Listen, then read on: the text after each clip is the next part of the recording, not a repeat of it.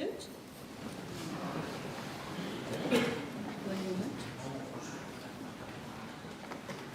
Yes. Announcements none. Papers have been laid. Question. Yes, Honourable Leader of the Opposition.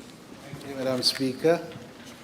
Madam Speaker, I've given notice of the following private notice question addressed to Dr. the Honourable Prime Minister, Minister of Defence, Home Affairs and External Communications, Minister of Finance, Minister for Rodrigues and Outer Island. Whether in regard to the pension reform announced in the 2026-2027 budget speech, bringing an end to the universal basic retirement pension by the introduction of the state age pension, he will, for the benefit of the House, obtain information as to the composition of the Commission of Experts set up to make recommendations to reform the various pillars of the pension system. Roman 1 indicating the allowances paid to the members thereof, and Roman 2 table the report thereof, recommending the means test, and B, Steering Committee on Pension Reform, tasked to examine the report of the Commission of Experts and table the recommendations and reports thereof. Thank you, Madam Speaker. Yes, Honourable Prime Minister. Yes, Madam Speaker. As I stated in the budget speech, it is an undeniable fact, and I think everybody agrees with this, that the BRP system in its current form has many flaws, some of them fortuitous and others structural, but both severely undermine its sustainability. First of all, being an unfunded pay-as-you-go system, it was financed totally by public funds. Second, it has become an increasingly weighty component of government budget, accounting for nearly 25% of expenditure in 2024-2025 fiscal year, more, in fact, and I said this before, more than the budgets for education, for health, and also social housing. Put together, we're spending more on pension than health, education, and social housing. Now, BRP expenditure has risen from 5.97 billion in 2010 to 13.1 billion in 2015-2016, 27.9 billion in 2020 to 2021, and approximately 55 billion in 2025-2026. In other words, it has almost doubled in 4 years. Without reform, it is estimated that it will reach 100 billion rupees in 2035. Many people escape this. They're just looking in front of the tip of the nose. They're not looking ahead.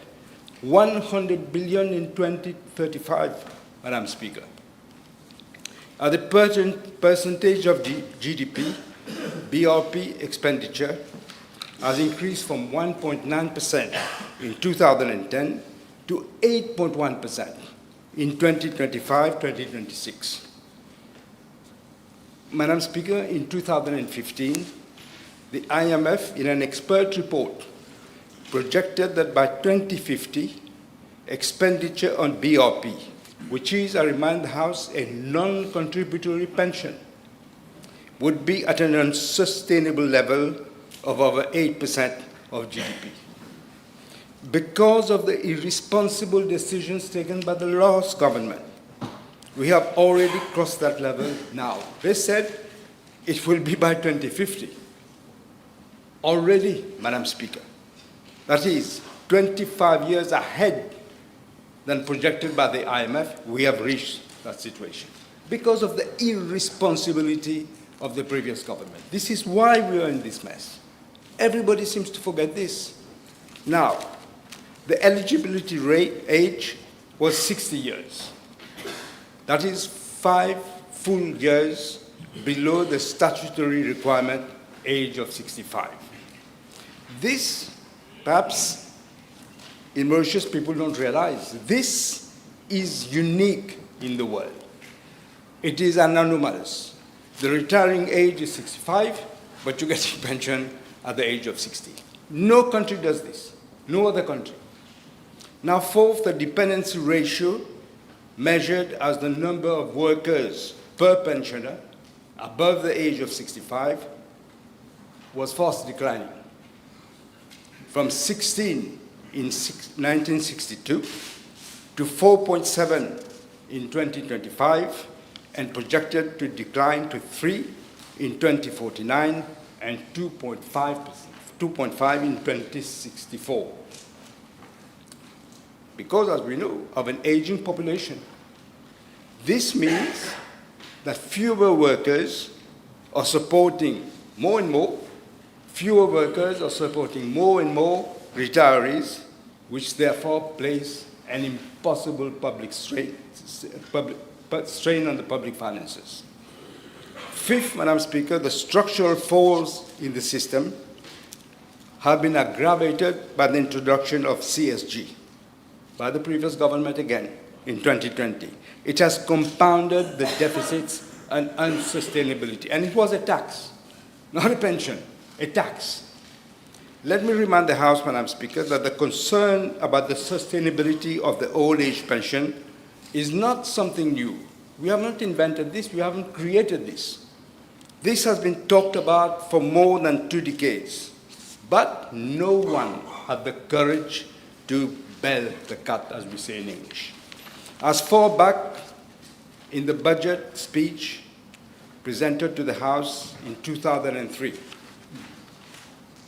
by the then Prime Minister, Honourable Paul Béranger, it was stated at paragraph 161, and I'm quoting, "An important component of our social welfare system is the basic retirement pension, which is both non-contributory and universal. The BRP in its present form from experts will exert severe pressure on the budget. The fast aging of the population will render the BRP unsustainable in the longer term. According to, I'm still quoting, according to projections, the proportion of those over 60 will double in 20 years' time and triple in the next 50 years. Therefore, reform of the BRP has thus become urgent." That was in 2003. Equally urgent, I'm still quoting, is the need to reform the other pillars of the Mauritian pension system, namely the National Pension Scheme, the civil service pensions, and private pensions. And he was right to have said what he said. Now, Madam Speaker, it would also be relevant to quote what the then Minister of Finance, Honourable Pravin Jagnnath, said in his budget speech of 2004-2005, and I'm quoting. He said, "The BRP is one item of government transfers that absorbs a lot of our resources. Presently, there are some 116 beneficiaries of basic retirement pension. A 1% increase in the BRP costs 28 million rupees. 1% costs 28 million rupees. I'm still quoting, "A number of reports have questioned the long-term sustainability of the basic retirement pension, especially as our population is fast aging and the BRP is fully funded out of government revenues. As the responsible government, we are studying the issues very carefully to map out our strategy on pension reforms. We are making a very special effort to increase the BRP rates in spite of the extremely difficult budgetary situation. but this will be accompanied by major change in the structure of pension rates. I continue. A second fundamental reform that this budget introduces is the targeting of government funds. Everybody seems to have forgotten this from the other side. Government transfers are simply, listen well, are simply not sustainable. May I, Madam Speaker? Yes. Sorry to interrupt you. Madam Speaker, my PNQ is very precise. I don't want to hear about what happened in the past. Can I ask? Because yesterday you ruled, Madam Speaker, that for a reply, there are only 15 minutes allocated for the reply. One moment. Can we, once more, if the leader of the opposition is on his feet, why do we need so much noise? I can't hear him. Okay? Now I know what he's saying. Prime Minister, bear in mind that he has put specific questions, little A, 1 and 2, and then B. I didn't stop you because I could understand you needed to make that introduction. But bear in mind that we have only 30 minutes for the whole exercise. Okay? I'm saying this, Madam Speaker, because if you have to put it in the context, je sais ça fait du mal. Je sais ça fait du mal au leader de l'opposition d'entendre ce que son propre leader. Oui, non, ça fait du mal. Because he introduced targeting. A big. But you were against it. Yes, I was. Yes, you're right. I was. It wasn't even that situation. You made the situation Don't worse. speak to me on a sitting position, please. You made the situation worse. It wasn't that situation then. And he says a second fundamental reform that this budget introduces is the targeting of government transfers. I'll refrain from saying more, Madam Speaker. But he says targeting for other basic pensions will be introduced as from January next year. And then what happened? He said all this. Okay, when the opposition, we were against it because the situation was not the same. He still reculé. He still went back. He was forced to go back, in fact, by the Honourable Prime Minister, then Honourable Béranger. But he went back. He was backpedaling. It was the budget. But this is how it is. You make proposals in the budget, and then you decide to correct a few things. This is exactly what has happened. I will skip all this because he doesn't like me saying this. In 2025, during the debates on the budget, I need to say this, Madam Speaker. Honourable Paul Béranger, in our government, then Deputy Prime Minister, summarized in a very concise way the challenges of the BRP on the public finances and the consequences for the future. This is what we are saying. And I quote, relever l'âge de la retraite de non-contributory pension à 65 ans est inévitable. Je demande à tout le monde,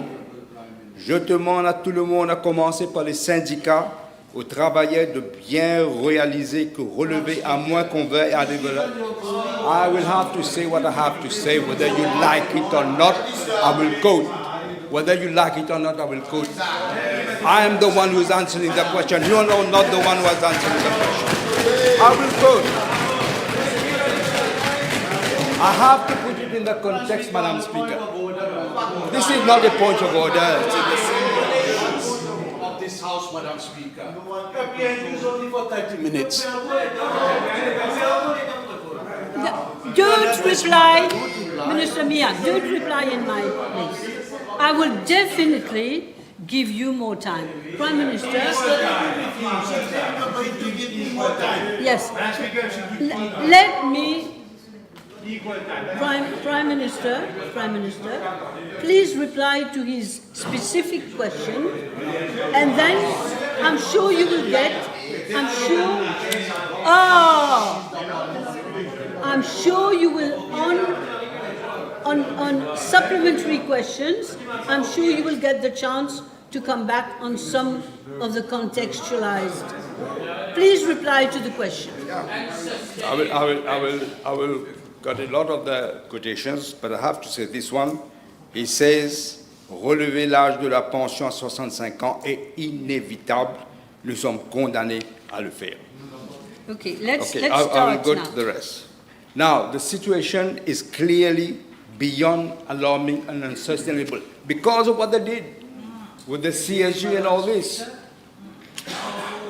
We therefore, Madam Speaker, took the decision to restore the fairness and sustainability of the BRP system, and in this regard, the reform process was initiated last year, guided by the fundamental principle that a pension system must be founded on the twin pillars of equity within and across generations. It will be recalled, Madam Speaker, that in the 25-26 budget speech, I announced the setting up of a commission of experts to make recommendations to reform the various pillars of our system, pension system, also including revamping the National Pension Fund to replace it by the notorious CSG. It was also announced that a steering committee would be set up to provide, inter alia, guidance to the Commission on the strategic direction and policy priorities of the reform of the pension system. Now, regarding part A of the question, the Commission of Experts was set up in September 2025 and is chaired by Mr. Naresh Kumar Prayag, who is an actuary. It includes experts from the actuarial, economic, and statistical fields. I'm tabling a copy of their CVs as asked by the Honourable. I think that you asked the leader of the opposition.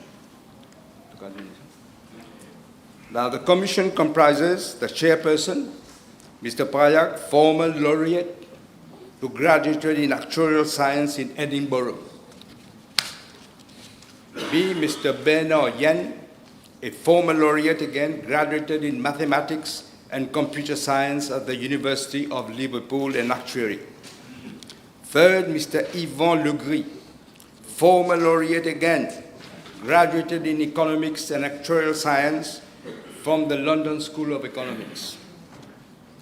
Fourth, Mr. Azad Jitan, economist, former director of the then Mauritius Employers Federation.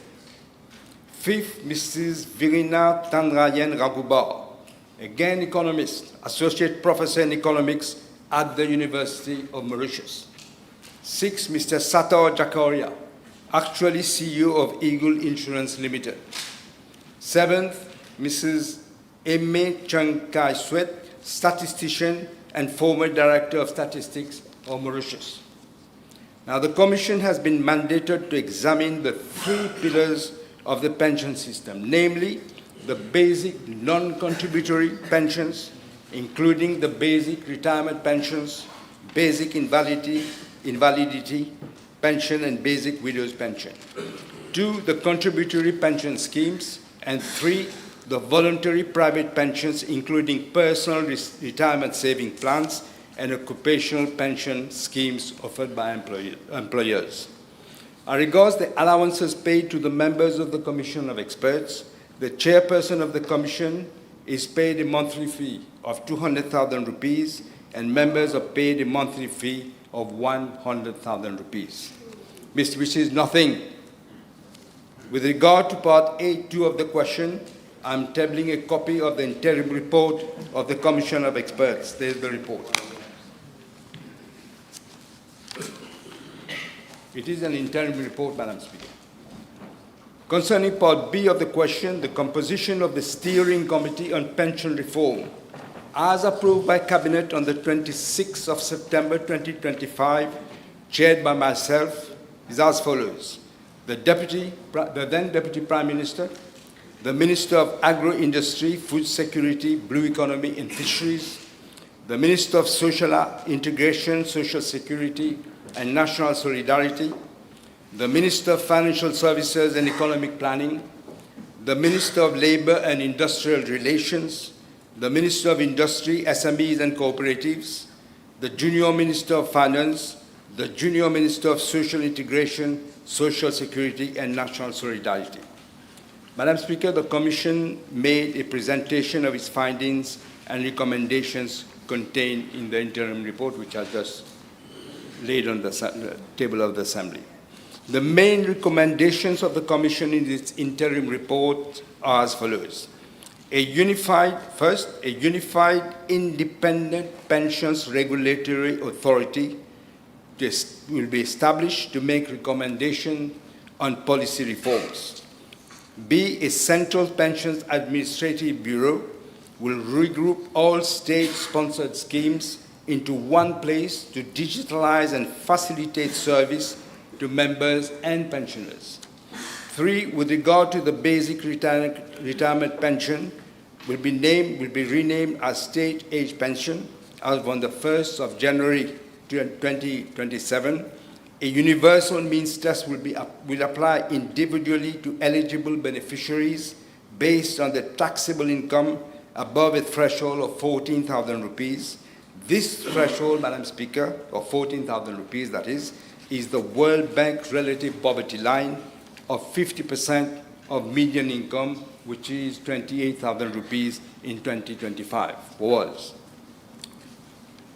Fourth, a person will be able to elect to receive the SAP from the age of 60 to 70.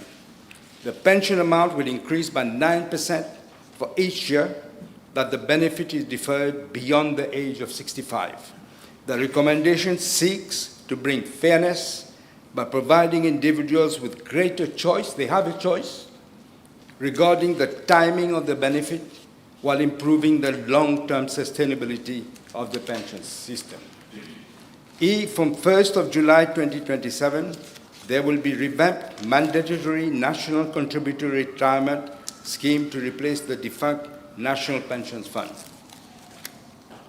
F, payment of pension benefits to members of the National Assembly as from the age of 65 years instead of having after serving 2 mandates. G, the delinking the increase in emoluments and retiring benefits of members of the National Assembly from the Pay Research Bureau report.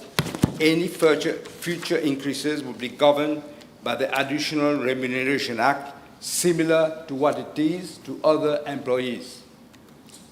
H, public officials, that is the President, the Vice President, the Prime Minister, and the Vice Prime Minister will no longer be eligible for multiple non-contributory state pensions. I, in respect of the President of the Republic, the delinking of the remuneration and pension arrangements from the report of the Pay Research Bureau and the application of future adjustments through the Additional Remuneration Act. You asked about the reform, I'm telling you about the reform. Now what else do you want me to say? I'm keeping the time. J, the emoluments of the serving President and Vice President and the pensions of retiring Presidents and Vice Presidents, and wherever applicable, the pensions of surviving spouses will become fully taxable. The Commission, Madam Speaker, took on board several of the comments and suggestions made by the members of the Steering Committee. Due to the fiscal situation, government decided to act immediately on the policy options recommended by the Commission in its interim report.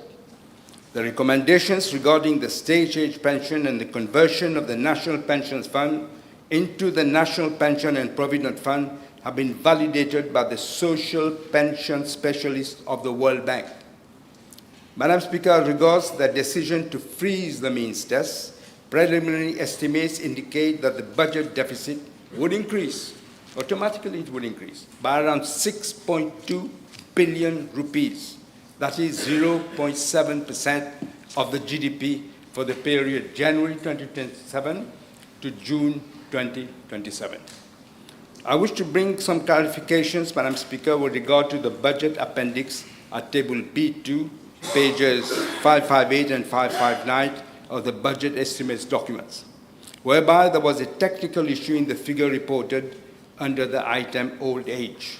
The figures have been updated and posted on the website of the Ministry of Finance. Madam Speaker, I would like to seize this opportunity to place on record my deep appreciation to the members of the Commission of Experts, which I should remind the House was set up in September of 2025. The composition of the commission was endorsed by the cabinet, and it comprises professionals who have excelled in their respective fields, not only locally but internationally. I consider it is totally unfair that they are being blamed for decisions announced in the budget relating to pension reform. It is a matter of deep regret that some people, both in this House and outside, have made totally unacceptable and disparaging personal remarks on these professionals. I should also say, Madam Speaker, that I have full confidence in my Chief Economic Advisor, the Financial Secretary, and his team at the Ministry of Finance. Among the members of the Commission, several have occupied important positions, as you will see in the CV, overseas, decided to come back to serve their country. We are doing our level best to attract the diaspora. We want to attract very competent people. I leave it to the appreciation of the population on how such vile attacks on these professionals will encourage the diaspora to come to Mauritius. I've been informed that following the unwarranted and baseless comments made against them, all the members of the commissions have intimated that they would want to resign. I have made an appeal to them not to take this decision and to complete this important task that has been entrusted to them. Thank you. Thank you. First, I will give you time. First question. You will give me enough time, Madam I Speaker. will do my level best. Start. Madame la Présidente, Honorable Premier Ministre, à la mémoire courte, he has forgotten how we canvassed against the means test back in 2004. I just said that. Et votre Deputy Prime Minister peut vous confirmer ce que vous aviez dit à l'époque. Now, the Honourable Prime Minister, in his statement to the House on Monday, Question. stated that he has taken the decision to freeze the means test. Will he inform the House for how long is he freezing the means test?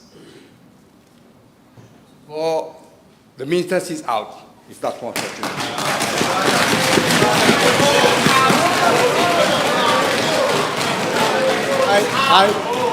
Everybody is happy if it is out. Not only you in this House, the whole population will be happy. I refer the Honourable Prime Minister to paragraph 302 of the budget speech, where he stated that after wide-ranging consultations with all stakeholders, can I ask the Honourable Prime Minister whether consultations were held with members of his government concerning the introduction of SAP, and if not, why not? Well, the answer is yes.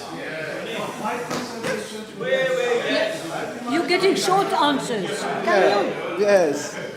Members.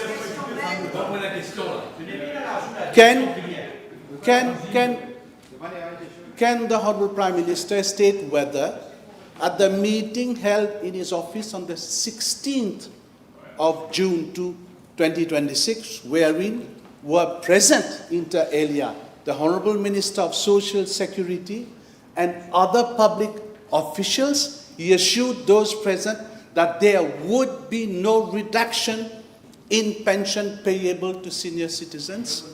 No, I did not. We discussed the issues that were being proposed. Honourable Minister Soubon, as you know, is a very caring minister. He wanted to know who will be affected, not be affected, the data and all this. That is what we discussed. Can the Honourable Prime Minister inform the House who are the members of the unelected clique denounced by the Honourable Minister of Social Security in the latter's press conference on the 22nd June 2026 as having an evil influence on the policies of government concerning Budget 2026? This is why this country, if they go back to government, this country is doomed. Because you need experts. We are not experts. Yes, that's what you're saying, unelected. But unelected, where do you get them? They are experts. They are experts in the fields. I just mentioned the names. There are people, many of them are laureates, former laureates. 3 of them laureates, economists, statisticians, actuaries. They presented their report because we need experts to look at this. Even your leader said that you need to reform the pension. How do you prefer I put you to reform the pension? Maybe he's still the leader. I'm not sure he's not the leader. I didn't know he wasn't the leader. So how do we do the reform? We take people from the street and say, yeah, come and look at the reform. Haji Abdullah, this is what you want me to do? You know, leader of the opposition. You know, leader of the opposition. You need to have experts. Experts don't decide policies. We decide policies, but they have to present a report. We have to see whether we agree or don't agree. And this is what happened. And then Honourable Su, one moment, Honourable Sumo is going to be speaking in a while. So wait. I have to put my questions. Yes. If he's speaking. No, but you can't put it to the Prime Minister. How Why not? Okay. He is a member of the cabinet, Madam Speaker. Okay, you do better. Allez, vous voulez venir à ma place encore? Mais je suis en...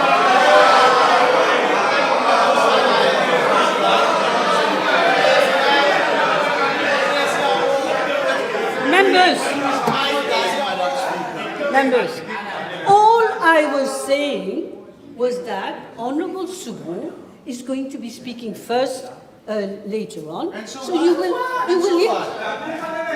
Okay, if you don't understand and somebody else who sits and speaks to me all the time in a sitting position, if you don't understand, the people who are listening to me will understand. They are also listening to me, Madam Speaker. Yes. Yes. Does the Honourable Prime Minister want us to believe that his cabinet minister had olfactory hallucinations of an evil clique in a public conference? If there is no such clique, Honourable Prime Minister, then the Honourable Minister is grossly incompetent for making such a grave accusation and should be sacked, Honourable Prime Minister. The Honourable Minister of Social Security did not say evil clique. You are inventing again, putting words in his mouth that he did not say. He never said evil. Ask him. Ask him. You see?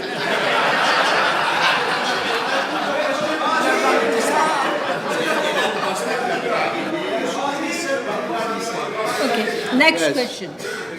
Can the Honourable Prime Minister inform the House why he has backpedaled on the budgetary measures on the pensions reforms following the meeting of Monday, the 22nd of June, and less than 72 hours after he has presented the budget to the whole nation? Madam Speaker, this is... Yes, that is a good question. Yes. Let him answer. Yes. Madam Speaker, this is what is called democracy and listening to the voice of the people. This is what it is called. Like I said, Madam Speaker, this is not listening. No, next This question. is called a humiliating retreat, Honourable Prime Minister.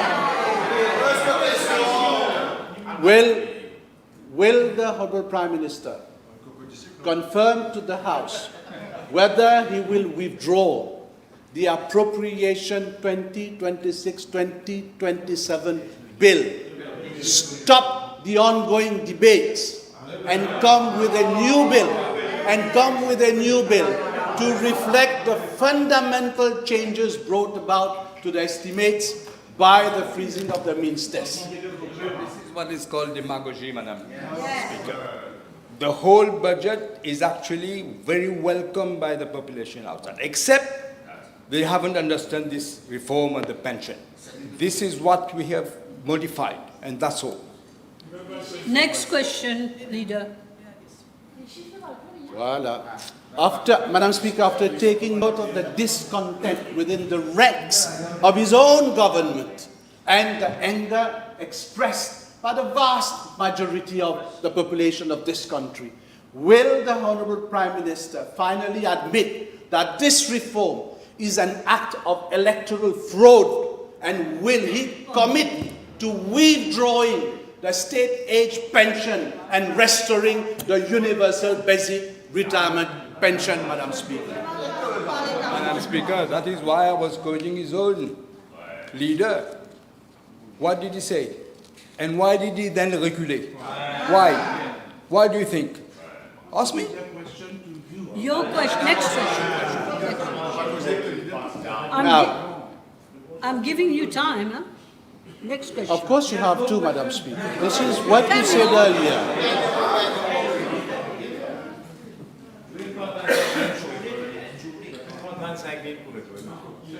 Can I ask the Honourable Prime Minister Honourable Duval. whether he does not find it cruel counted. and cynical to ask an elderly person to opt for an age at which he or she will prefer to get the SAP and be paid one single amount for his or her lifetime? This is why I said, Madam Speaker, earlier, that there's a lot of confusion. People haven't understood. First of all, there's a difference between contributory and non-contributory pension. We are the only country in the world where the statutory retirement age is 65 and you start paying pension at 60. You have said, your own leader, the former Deputy Prime Minister have also said, and rightly so, that it is unsustainable. Do you know what the word unsustainable means? Or should I bring a dictionary and show you? Madam Speaker, the confusion is there. Let me say something. The determination of net income, that has been a confusion. But I'm telling you, you want to know. You don't want to listen. You want just to ask questions. But I'm answering your bloody question. That's what you are replying, Honourable Prime Minister. I'm answering your question. If you don't want to listen, don't listen. There is a difference. It is relevant because what determines. When we spoke about means testing and the sum of 50,000 rupees, there has been confusion.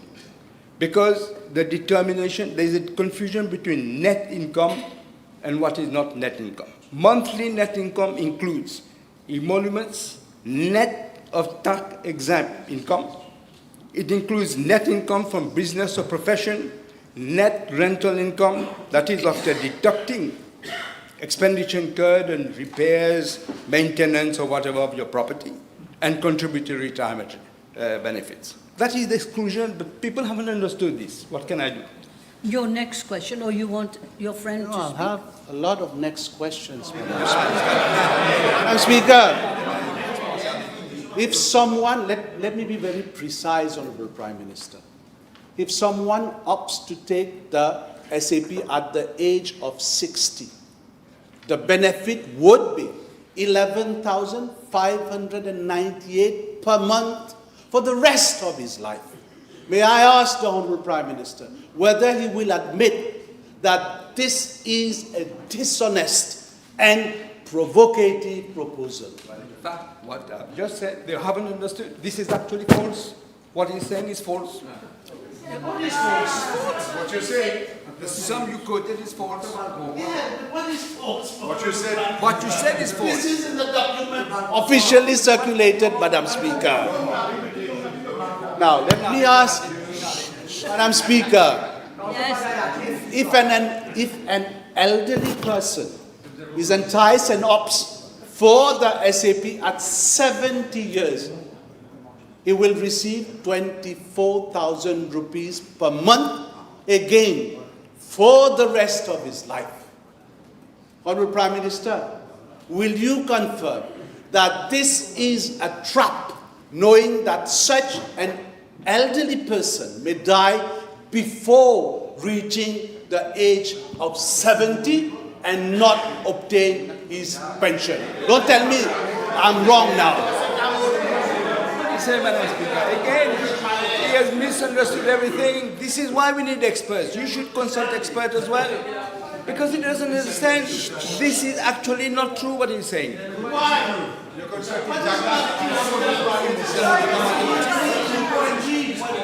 It is not a fact what you're saying. Honourable Leader of the Opposition, the Prime Minister. One moment, members. The Prime Minister took...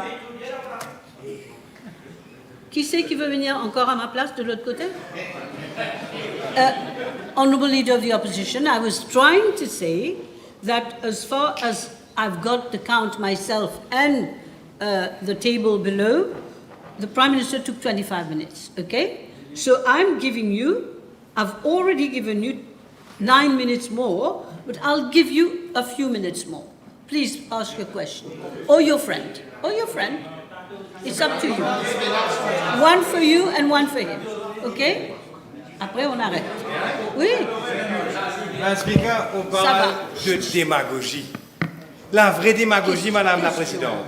Et ça, c'est la question. N'est-ce pas là? N'est-ce pas là la vraie démagogie? N'est-ce pas là la vraie démagogie? C'est une question.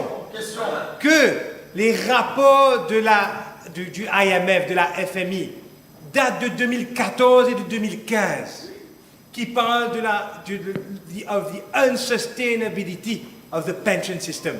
Et que ce gouvernement a promis à hausser, malgré ces deux rapports, la pension à 21 500 par mois et à supprimer l'income tax sur les pensions.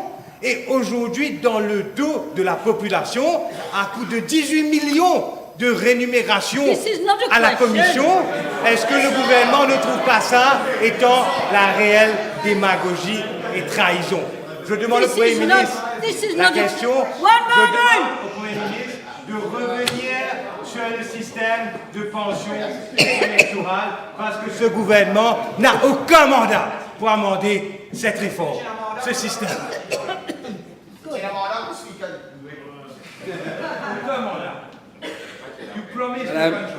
Madam Speaker, I know you decided to sit next to the MSM before then. You switch sides.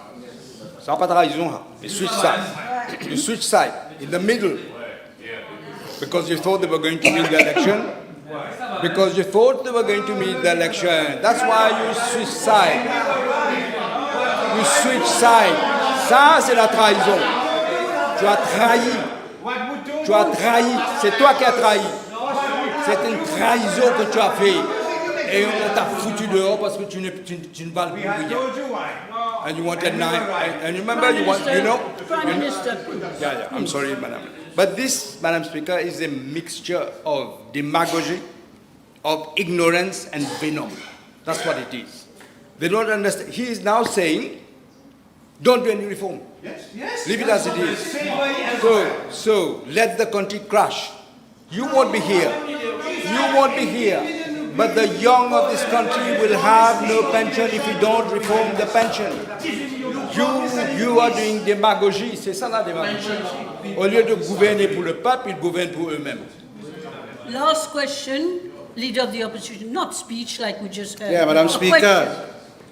I have taken cognizance of the documents circulated by the Honourable Prime Minister with regard to members of the Commission. Can I ask the Honourable Prime Minister to state whether any assessment was carried out regarding potential conflict of interest by members of that Commission? Because they're all in the private sector. We look at this, but it's a small country. You have very few experts. You have very few people with their abilities and their competency. Otherwise, what do we do? Where would you get the experts? I take experts from the UK, like we did before. You don't want Mauritians to work, now you want people from experts from the UK to come here to tell us what to do with the pension. We chose to have Mauritians who have expertise. But you yourself, Prime Minister, you don't believe that there is any, comment vous avez dit, conflict of Madam interest? Speaker, everybody has a conflict of interest in this country. You have somebody who's working there. Yesterday we heard about conflict of interest. Everybody has.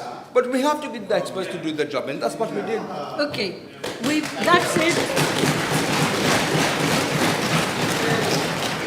Thank you, everybody. It wasn't easy, but thank you nonetheless for Motion. contributing. Yes, motion, Prime Minister? Prime Minister, motion, please. Yes, Madam Speaker, I beg to move that all the business on today's order paper be exempted from the provisions of paragraph 2 of Standing Order 10. And it is seconded. Question is that all the business on today's order paper be exempted from the provisions of paragraph 2 of Standing Order 10. Those in favour say aye. Aye. Those against say no. The ayes have it. Statements by Ministers none. Public Bill, second reading. Madam Speaker, I intervene today in this debate in a threefold capacity. First, as a proud, duly elected representative of the people of constituency number 4 of Port-Louis North, Mont-Island. Second, as the Minister of Social Security, Social Integration and National Solidarity. Third, and in parallel, as the main spokesperson of my party, Résistance et Alternative, a partner within the Alliance du Changement. Madam Speaker, what we are debating today in this Assembly is no ordinary annual budget. We are witnessing the birth of a new form of democracy, emerging rapidly in this digital and communication age. Today, citizens possess instantaneous tools to voice their views, their concerns, and their discontents. They are no longer passive observers. They have become active participants in our democracy and co-makers of public policy.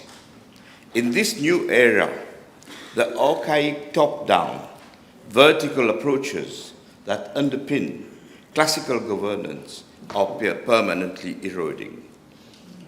The profound events of the past few days have forced every single member of this House to confront a fundamental question. How do we govern? More specifically, how do we decide on policies? In this case, a national budget and social protection frameworks that directly impacts the immediate and future lives of our people. My first lesson from this crisis is clear. Verticality is no longer the norm. It is being systematically replaced by an emerging horizontal democracy. This new age will simply not tolerate any authoritarian paradigm. The previous regime paid a heavy price for attempting to suppress dissent expressed through social media. They were decisively wiped out by the people in the last election precisely because they tried to muzzle dissenting voices. My second lesson is structural. Traditional rigid governance dictates that when laws and policies are tabled in this assembly, they must be presented as automatically flawless, pretending that nothing needs adjustment and that alternative social views or dissenting voices should be ignored. In reality, Madam Speaker, all laws and policies are brought to this National Assembly before the elected representative of the people to be fiercely debated and, if necessary, amended and even withdrawn. This has always been the very essence of parliamentary democracy. Today, this parliamentary democracy is compounded with the raw voices of the citizens on social media to forge a radical and participatory democracy model. A new model of governments rooted in co-governance and co-creation is being born. It is a complex model, one that requires immense courage and wisdom to navigate and evolve alongside social contradictions. Madam Speaker, over the last few days, a democratic Mauritius was actively at work. On one side, the people made their voices heard through their own creative expressions, alongside the elected members and ministers of this Assembly. On the other side, the Prime Minister, the Minister and Minister of Finance responded with courage and wisdom required to amend the pension reform that had been presented to this House and the nation. Only truly great leaders possess such courage and wisdom. For this, the Honourable Navin Ramgoolam Prime Minister must be highly commended. Others, placed in similar situation, have turned into dictators by simply and squarely banning dissents. Let us look at the facts. As soon as most of us finished commending the panoply of visionary, social and caring measures in the budget, to which I will return shortly, and after taking full cognizance of the finer details of the pension reform, we realized its implications. It pointed towards pension cuts within 6 months. Many Mauritians, including ministers and members of this Assembly, grasped the gravity of what was on the table. Within hours, the constituent parties of the alliance debated the matter. The Deputy Prime Minister contacted the Prime Minister. On Sunday, the Prime Minister made the decisive call to convene a meeting on the issue on the very next day. On Monday, June 22, after careful weighing of the views expressed by his ministers and MPs, the Prime Minister stood before this Assembly to announce that the means testing of the basic retirement pension has been completely frozen. The voices of our citizens were heard. Citizen dissent was respected. This was not only democracy at work, this was wisdom at work. The Prime Minister chose to co-govern and co-create alongside his nations. Reform of this magnitude, I believe, cannot be included within national budgetary process. I will explain. Budgetary processes are fundamentally constrained by strict rules of fiscal secrecy. My party has drawn the attention of our alliance partners to the systemic flaw, even since the basic retirement pension, BRP, entitlement age was raised to 65 last year. The volatile events unfolding after this budget presentation testify the absolute correctness of resistance and alternative humble proposal. Furthermore, we do realize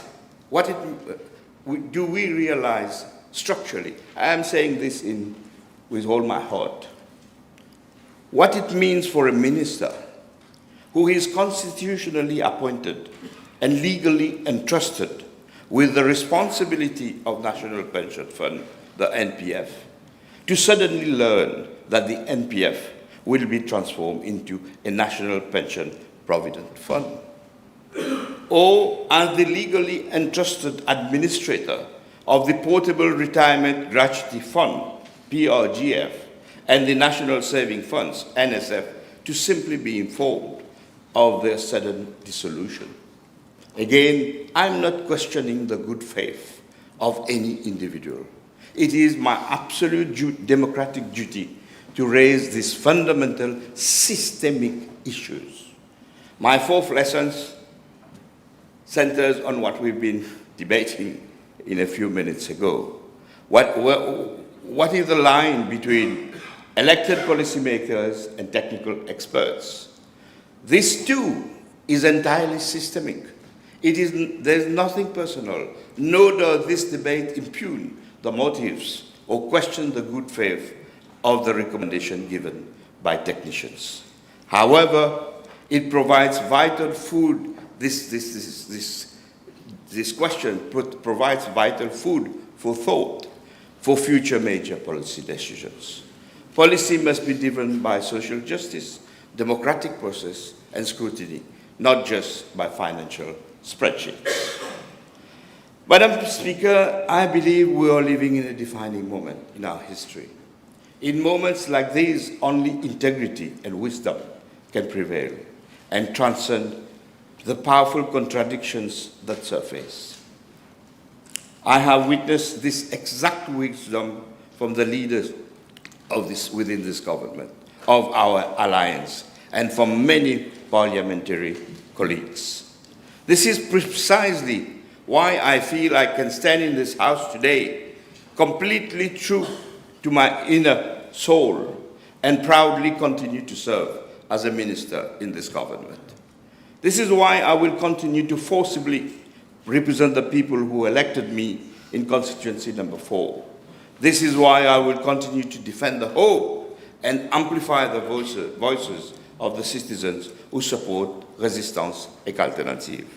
I remain the unyielding voice of the working class, of women, of the youth, of pensioners, of people with disability and the poor within this government, together with my colleagues. Now that the means testing of pensioners have been frozen, it will be up to the Cabinet to devise the new contour of our pension reform. This freeze has brought the structural element of the reform into public light, making them the subject of an open national debate.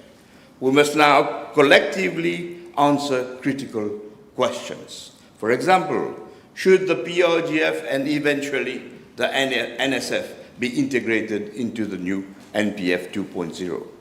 Will the NPF 2.0 be strictly mandatory for all employers, just as the original MPF was? Will all the benefits associated with the previous contributory NPF be fully reconducted under the new regime?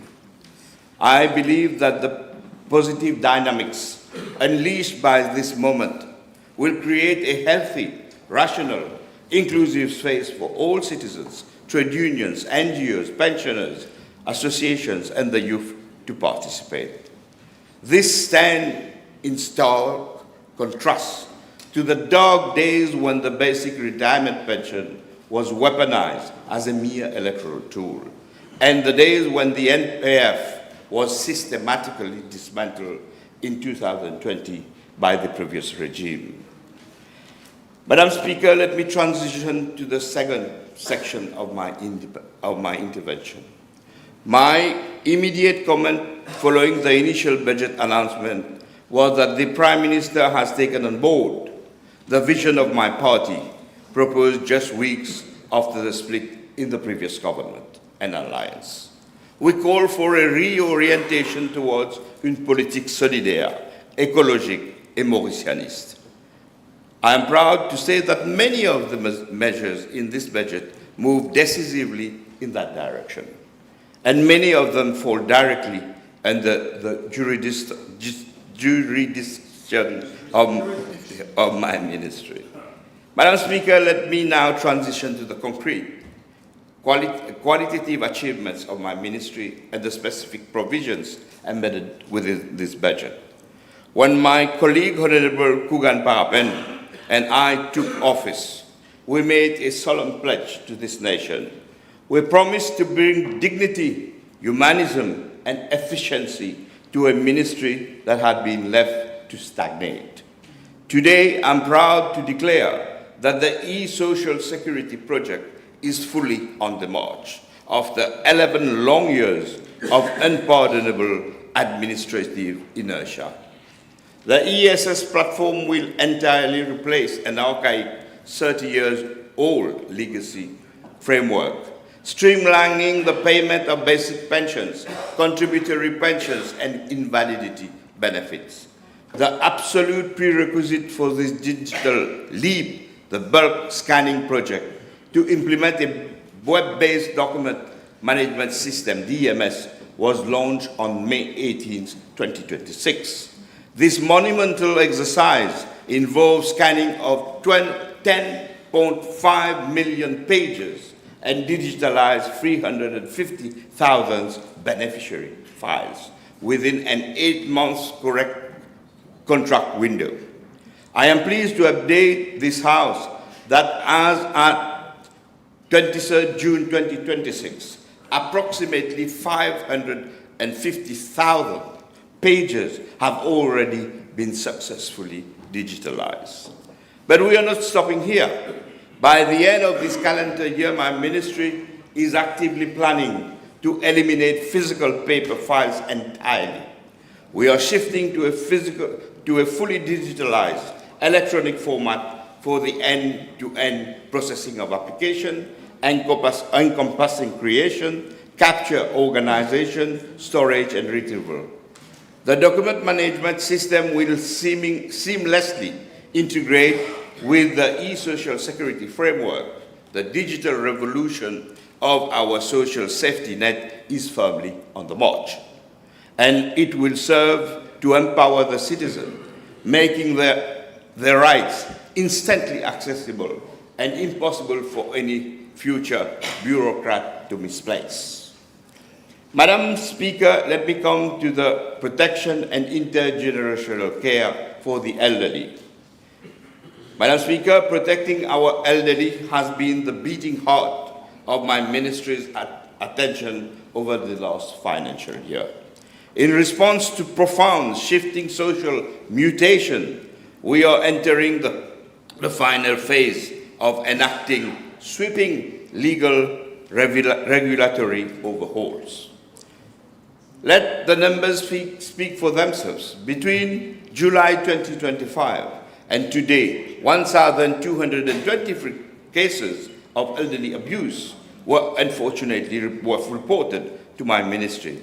But I'm proud to report that 963 of those cases have been actively resolved. However, a caring government cannot merely react to abuse. We must structurally prevent it.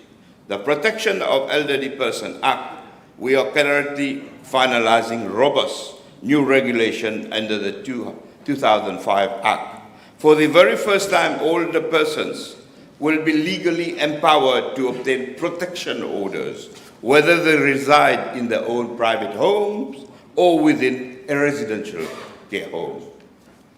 We are redefining abuses. We are drafting fundamental amendments to explicitly expand the legal definition of abuse to encompass not just physical harm, but all forms of physical, psychological, emotional, and financial abuse, as well as exploitation, neglect, and abandonment.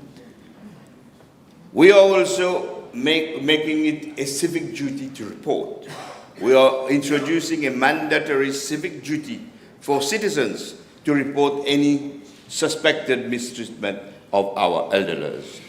The Ombudsperson for the Elderly Bill, a new legislation is being drafted to create an independent ombudsperson whose sole mandate will be to stand an unyielding wall against the mistreatment of our citizens. The residential care home reform is coming, following several deeply concerning cases of maltreatment. We are urgently reviewing the Residential Care Home Regulation 2005 to drastically strengthen the state-controlled supervision and protection of residents. This immediate intervention paved the way for a comprehensive, long-term overhaul of public policy regarding residential care facilities in Mauritius. To back these legal rights with fundamental material resources, this budget delivers concrete measures.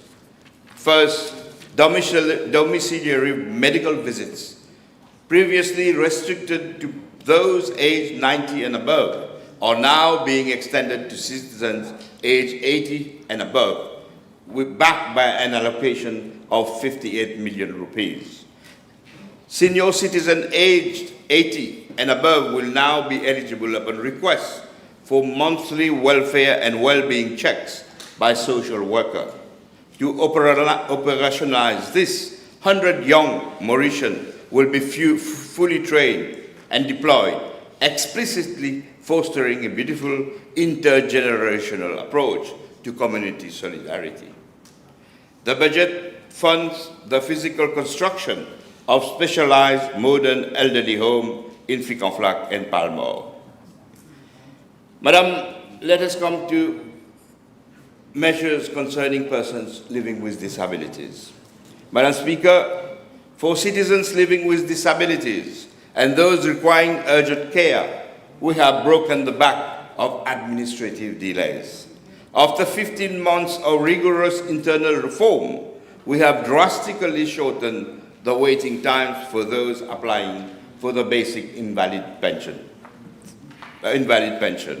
or the carer's allowance. The grueling delay for a medical tribunal evaluation, which used to drag on for over 4 months, has been slashed to 1.5 months and is falling lower day by day.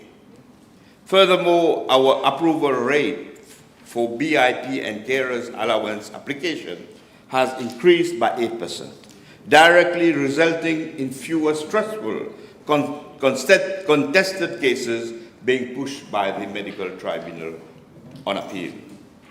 Most importantly, our comprehensive disability benefit reform have been officially endorsed in the budget. The Phase 1 and the Phase 2 will be subject of a high-level technical committee being established to oversee this transition. Crucially, following an agreement between myself and the Prime Minister, the updated medical guideline will be applied immediately without any negative financial implications for applicants and the government, pending the final recommendation of this committee. In addition, the new budget are delivering immediate material benefit. The monthly carers allowance for over 30,000 vulnerable beneficiaries is being increased from 3,500 to 4,250 rupees. Taxi fare refunds are being extended to children with disabilities attending registered pre-primary school to guarantee early child inclusion. We are breaking grounds on the landmark National Disability Empowerment and Supported Living Hub, our Mauritian enabling village. Concurrently, the Interministerial Committee is steadily advancing the Protection of People with Disability Act to be aligned with the United Nations Convention on the Rights of Persons with Disabilities. Let me now talk about poverty. Madam Speaker, our approach to poverty reduction over the last financial year has undergone a profound philosophical shift, moving far beyond the cold approach of merely handing out materials. My ministry has fiercely championed the introduction of multidimensional poverty index MPI. Our new phase targets the structural roots of inequality by focusing on integration, education, and genuine empowerment. To sustain this, the budget speech 26-27 drastically raises the monthly income threshold for eligibility under the Social Register of Mauritius from 14,650 to 16,400 for this the coming financial year, climbing further to 17,500 in 2027-2028. Let me inform the House of the scale of this social expansion. Eligible household under the SRM will jump from 5,196 to 7,470, a massive 43.8% increase in state protection. The number of individuals covered will expand from 12,019 to 27,000 citizens. The monthly subsistence allowance by the state will double, skyrocketing from 25.5 million to 51.1 million. I must add that the National Empowerment Foundation, falling under my aegis, with the newly appointed board last year, have performed a monumental cleanup task. They have successfully finalized and published the comprehensive financial reports that the previous regime was completely neglected for more than 5 to 6 years. They have successfully put our institutional foundation back on track. On the issue of National Social Inclusion Foundation, this budget re-established the structural wrong by restoring the 75% share of corporate social responsibility fund directly to the National Inclusion Foundation under my ministry. Under the previous disastrous 50% CSR regime, the NCIF would have faced an estimated shortfall of 500 million rupees. Had we not fought to reverse this, the negative impact would have been catastrophic for civil society. It would have crippled the annual funding of 163 major NGOs working hand in hand with the public services, starved overall 50 small grassroots NGOs operating in the heart of our working class communities, and severely undermined the operational budget of our 21 charitable residential homes. We have protected the financial livelihood of our solidarity network with this change. The National Solidarity Fund, I must say, has stood as an active shield for our people. Between July 2025 and May 31, 2026, the fund disbursed 71.2 million to provide financial assistance to 3,110 beneficiaries, including 1,856 brave citizens fighting cancer. During this financial year, we had specifically tailored one-off ad hoc schemes for victims of domestic violence and another one for providing immediate relief to the victims of the devastating floods of Rodrigues. The NSF continues to deliver unwavering, targeted aid across its core scheme. Finally, Madam Speaker, 2026 budget introduces a pioneering structural innovation that aligns perfectly with our electoral manifesto and the eco-socialist philosophy of resistance et alternative. The budget is officially instituting a Just Transition Commission under the direct preview of my ministry. As climate change accelerates, it is the poor, the working class, the coastal communities who are hit first and hardest by ecological disaster. My ministry is a central stakeholder in devising policies that protects these climate victims. As the Prime Minister and Minister of Finance so powerfully articulated in the budget speech, the internationally acclaimed Maurice project will be revived as part of our green transition strategy. It is undeniably clear that our country requires, the Prime Minister stated, that our country requires a profound, systemic socio-ecological transition. It is our historical responsibility in this House to create the material conditions conducive to make our green policies effective, ensuring we foster a more harmonious relationship between our economy, our people, and our environment. Madam Speaker, from the digital revolution and our social security system to the radical expansion of poverty alleviation, from the protection of our elders to the systemic integration of climate justice, this is the budget that belongs to the ordinary masses and the working people of Mauritius. I proudly commend this revised framework to this House. Thank you, Madam Speaker. Okay. I will suspend the sitting for 1 hour.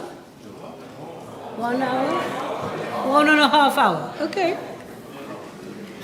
1 hour, ça me paraît logique, compte tenu des difficultés en termes de temps. Merci, bon appétit.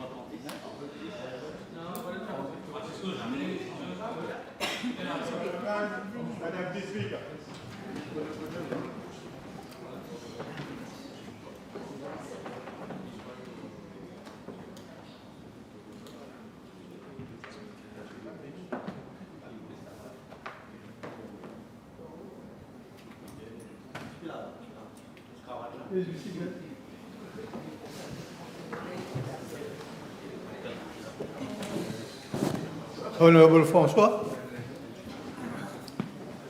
Merci, Monsieur le Vice-président. Lors des élections nationales 10 novembre 2024, l'OPA a porté le thème « Pour une Rodrigues autonome, affirmée et respectée ». Aujourd'hui, j'expose ma 17e réplique budgétaire consécutive depuis 2010 en tant qu'ancien PPS et député de Rodrigues à plein temps au service de la nation. À ce jour, j'ai déposé 113 questions et suis intervenu sur 7 projets de loi. La confiance avec le peuple s'est rétablie. Comme je l'ai dit, j'ai écouté, j'ai entendu, j'ai compris et nous avons tiré des leçons nécessaires pour progresser ensemble. Monsieur le vice-président, gouverner, c'est choisir à l'échelle de l'État mauricien. Choisir consiste à combiner détermination et ambition au service du peuple, car le peuple est souverain. Le peuple comprend mieux les idées simples que les concepts complexes. Et le peuple attend des résultats concrets, justes et rapides. Monsieur le vice-président, ma question est simple. Pourquoi faisons-nous de la politique? C'est pour le bonheur de la population et le progrès de notre société. Le peuple observe toujours attentivement et l'histoire jugera comment un gouvernement assume ses responsabilités. Monsieur le vice-président, avec votre permission, je tiens symboliquement un petit pot aigre-doux de limon de Rodrigues qui incarne les saveurs variées, sucrées, acides, salées, pimentées, aigres, doux, et rappelle l'importance de l'équilibre des goûts pour obtenir un produit juste et bon. Il faut maîtriser son art pour ajuster l'équilibre de ce produit afin qu'il soit goûté et apprécié. Un peu plus ou moins ne convient pas. L'exactitude fait la différence. Monsieur le vice-président, ce raisonnement me guide dans ma perception du budget 2026-2027 tel que présenté par le Premier ministre, Dr Angoula. Au paragraphe 261 de son discours, il souligne que malgré des chocs externes importants, nous poursuivons la consolidation budgétaire sans l'austérité. Monsieur le vice-président, une seule décision courageuse peut changer le cours d'une nation, d'une société ou d'une vie entière. Le courage est un panaché et un esprit de bravoure. Parfois, prendre des décisions difficiles implique un coût politique. Le budget national est la traduction stratégique de nos valeurs, le miroir de nos priorités et le moteur du destin commun. Sans prétention, j'observe que le peuple et l'opinion publique peinent à assimiler les technicités entre promesses d'un avenir meilleur et rigueur des sacrifices immédiats. Monsieur le vice-président, pour être franc, le peuple de Rodrigues n'a pas accueilli favorablement les propositions de réforme du plan de retraite. Et je le comprends parfaitement. C'est bien que le mean test mécanisme is out. Entre-temps, nous attendons le rapport final des experts et les consultations nécessaires afin de déterminer le concours nécessaire de cette démarche. Ce qui me fait penser à Abraham Lincoln qui a déclaré, je cite, « L'échec ou l'erreur est souvent le prix du progrès et la résilience compte plus que le succès immédiat. » Fin de citation. C'est précisément là que prend tout son sens sur le plan philosophique ce que je qualifie comme un budget aigre-doux dans notre jargon rodriguais. Le symbolisme équilibré des orientations aigres et doux illustre la nécessité d'un équilibre entre rigueur et sacrifice. Monsieur le vice-président, la part aigre du budget national traduit le principe de réalité qui guide les choix budgétaires et les contextes. C'est de la discipline fiscale qui exige l'effort de chacun, en commençant par nous, les parlementaires, la lutte contre les gaspillages, la maîtrise de la dette publique pour préserver la souveraineté des générations futures. Le Premier ministre nous rappelle la responsabilité, la solidarité, l'efficacité économique et la justice sociale. Monsieur le vice-président, l'aigre du budget est aussi la structure verticale et horizontale, comme si bien dit l'honorable Soubron, qui protège notre édifice national en anticipant l'avenir face aux avertissements de Moody's et du FMI. L'acidité du budget doit garantir notre crédibilité économique et sociale. La part douce représente le pacte social dont les mesures qui touchent l'ensemble de la population, telles que les finances des hôpitaux, la modernisation des écoles, le dossier de la sécurité sociale, l'investissement écologique, sécurité alimentaire et la protection des plus vulnérables. Le ministre Michael Sikien a proposé des mesures concrètes pour alléger partiellement le coût de la vie. Et le doux du budget incarne la justice sociale, oui, et la promesse que personne ne doit être marginalisé, afin de donner du sens à l'effort collectif et de garantir la stabilité sociale et l'unité. Je souligne l'effort du ministre Soubron pour les plus vulnérables sur la liste du SAM et de la NEF. Comment trouver l'équilibre entre une discipline fiscale rigoureuse et des objectifs ambitieux en matière de justice sociale? C'est difficile, vu que le budget tient compte d'une réalité économique mouvante et de l'incertitude de l'économie mondiale. Notre mission demeure de placer le peuple au premier plan. Quelle société, quelle république et quelle Rodrigues voulons-nous léguer à nos enfants de demain? Monsieur le vice-président, permettez-moi d'évoquer brièvement quelques mesures du budget. J'en appelle aux jeunes pour qu'ils s'impliquent davantage en patriotes pour la République. Je propose la création de cadres économiques forts pour la jeunesse, l'entrepreneuriat, compétences en affaires, informatique, là, sous le concept l'économie de la jeunesse. Notre jeunesse doit tracer son avenir, son chemin, et nous l'accompagnerons sur cette voie. Soutenir, par exemple, par l'annonce des bourses additionnelles. Je note la continuité de l'accès gratuit à l'Internet mensuel pour les jeunes de 18 à 25 ans jusqu'au 30 juin 2027. Monsieur le vice-président, je reconnais l'effort de la transformation numérique, IA, services publics numériques, cybersécurité, compétences numériques, l'innovation. Le défi n'est pas seulement d'outiller, mais de repenser la conception, la prioritisation et la mise en œuvre des politiques publiques. Si les ministères et les commissions restent cloisonnés, les plateformes numériques accéléreront les transactions sans améliorer les résultats. Il faut changer les pratiques internes. Le succès dépendra du changement des logiques opérationnelles de nos institutions, pas seulement de la numérisation. Je sais aussi que le Parlement, Monsieur le Vice-président, ne soit pas seulement une chambre législative, mais un acteur proactif d'initiative, de contrôle et d'évaluation avec l'introduction de l'IA et l'impact de la e-démocratie. Chaque innovation ouvre des perspectives nouvelles, mais soulève aussi des questions qui nécessitent une réflexion et une régulation adaptée. Il ne faut pas foncer à tête baissée. Ce n'est pas le changement qui détermine notre destin, mais notre capacité à y répondre avec résilience et créativité. Un mot sur Rodrigues, Monsieur le Vice-président.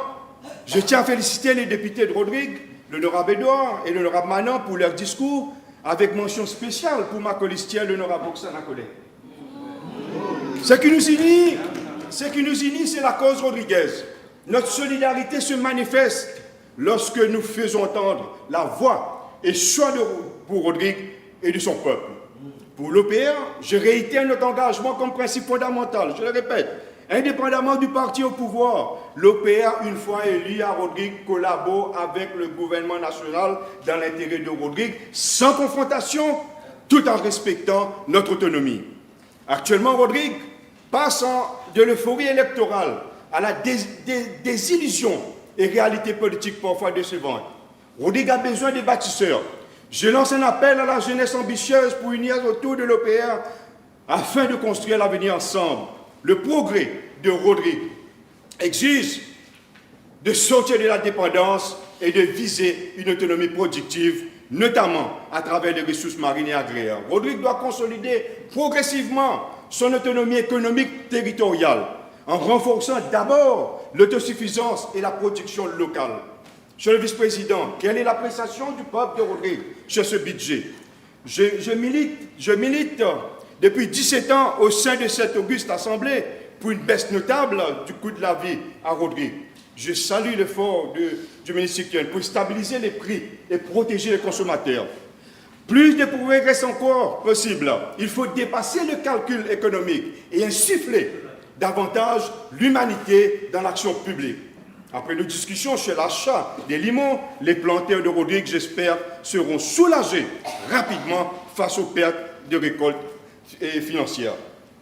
Samedi dernier, lors de la marche pacifique de l'OPA Gravier pour protéger la terre contre la dilapidation au festival et l'abus des terres de l'État avoir brûlé, j'étais écœuré de voir des centaines de milliers de limons qui pourrissent sous les limoniers.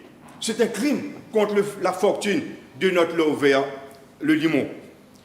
Dans la même foulée, je sollicite le ministre de l'Agro-Industrie, l'honorable Boulel, pour soulager les éleveurs de porc de Rodrigues. C'est urgent, M. Boulel, aider ces éleveurs de porc à Rodrigues. Nous bannons porc et non plus croc. Face à la kleptocratie politique et les désordres environnementaux, une nouvelle lutte s'annonce. L'OPA ne tolérera pas les spéculations foncières sur le bien du peuple, qui d'ailleurs gagne du terrain avec la réforme constitutionnelle pour protéger la terre de l'État dans toute la République. Monsieur le vice-président, durant ce mandat, j'ai soutenu 2 budgets de développement pour Rodrigues, 1,4 milliard de roupies pour 2024-2025, 785 millions de roupies pour 2025-2026. Je constate une faible capacité de dépenses qui freine le rythme du développement. Des fonds importants restent dans la caisse centrale de l'État autour d'1 milliard. Est-ce que ce recul est-il politique ou administratif? Le directeur de l'audit souligne avec clarté que le projet voté dans les budgets pour Rodrigues doit être mis en œuvre comme des investissements structurants afin de renforcer les infrastructures socio-économiques et de favoriser une croissance durable à l'avenir. Quel mécanisme efficace devons-nous adapter et instaurer pour garantir l'exécution réussie de ces projets et éviter les retards récurrents? Gouverner sans vision, c'est naviguer sans gouvernail ni boussole. C'est de l'anarchie. J'appelle à une structure de gouvernance ordonnée et respectueuse. Pour 2026-2027, le ministre des Finances prévoit 5,5 milliards pour le budget courant et 825 millions de roupies pour le budget de développement de l'Assemblée régionale de Rodrigues, totalisant 1,6 milliard de roupies pour Rodrigues. Les projets phares sont la construction de l'aéroport de Plaine Corail, 1,6 milliard de roupies prévus, et d'ailleurs l'OPR soutient à 200% le projet de l'aéroport dans l'intérêt de la population de Rodrigues et surtout le développement du tourisme. La construction des drains par la NDU, 82 millions de roupies pour finaliser les travaux à pistage, bétopage et Dandaris 80. Rehaussement des radiers à Baie du Nord et Rivière-Coco, 20,4 millions de roupies prévus pour lancer les travaux. D'autres projets de drains et ponts approuvés pendant mon mandat comme PPS pour Rodrigues ont en phase de finalisation des documents. Pont à Mourouk 1 et D, Diamant 1 et D, drain à Grand B, Anses Anglais, Acacha et Pont Maturin, phase 3. Merci au ministre Adjourned, mais j'insiste pour l'accélération de l'implémentation de ces projets afin d'améliorer ces infrastructures et de réduire les retards observés depuis 2022. Je souhaite l'achèvement rapide des 250 mètres de route menant au technoparc de Baladirou, en suspens depuis 2022, afin de rendre le projet fonctionnel et de créer des emplois pour nos jeunes. Il est utile aussi de souligner, Monsieur le ministre Shervaden, Two minutes to go. Yeah, thank you very much, Mr. Speaker. L'énergie renouvelable, extension de fermes solaires à Grenade, rénovation du parc éolien, je vois 95 millions de roupies et 50 millions de roupies prévus.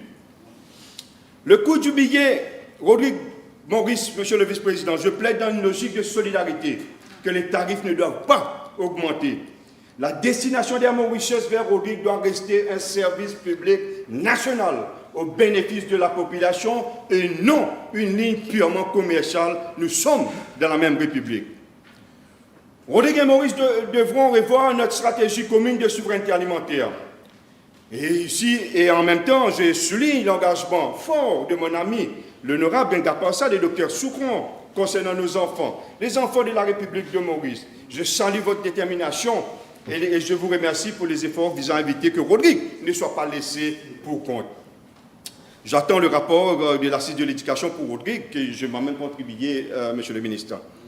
La police à Rodrigues nécessite un renforcement, des formations continues, de nouvelles infrastructures, des équipements adaptés, et je note l'augmentation du budget national de la police.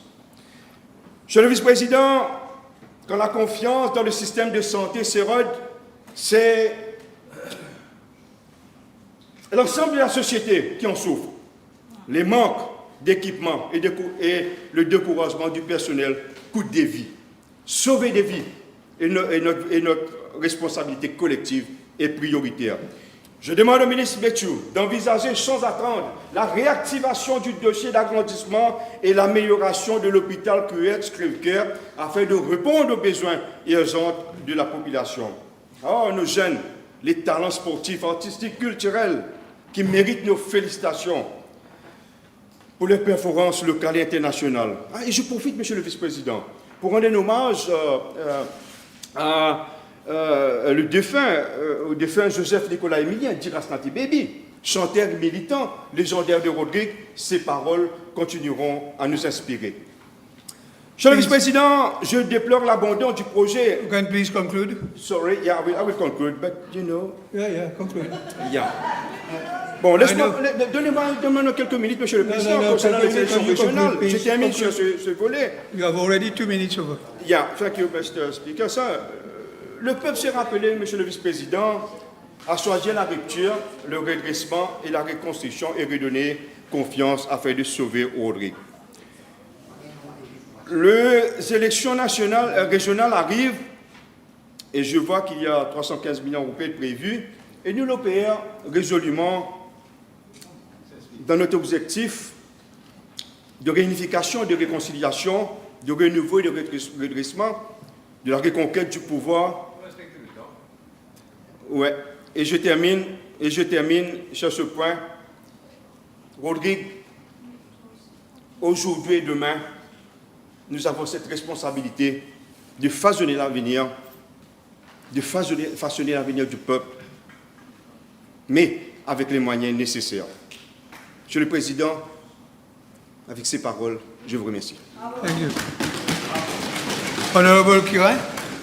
Merci, Monsieur le Vice-président. Sans tarder, je vais entrer dans le vif du sujet, car le temps qui m'est alloué m'oblige à faire une course contre la montre.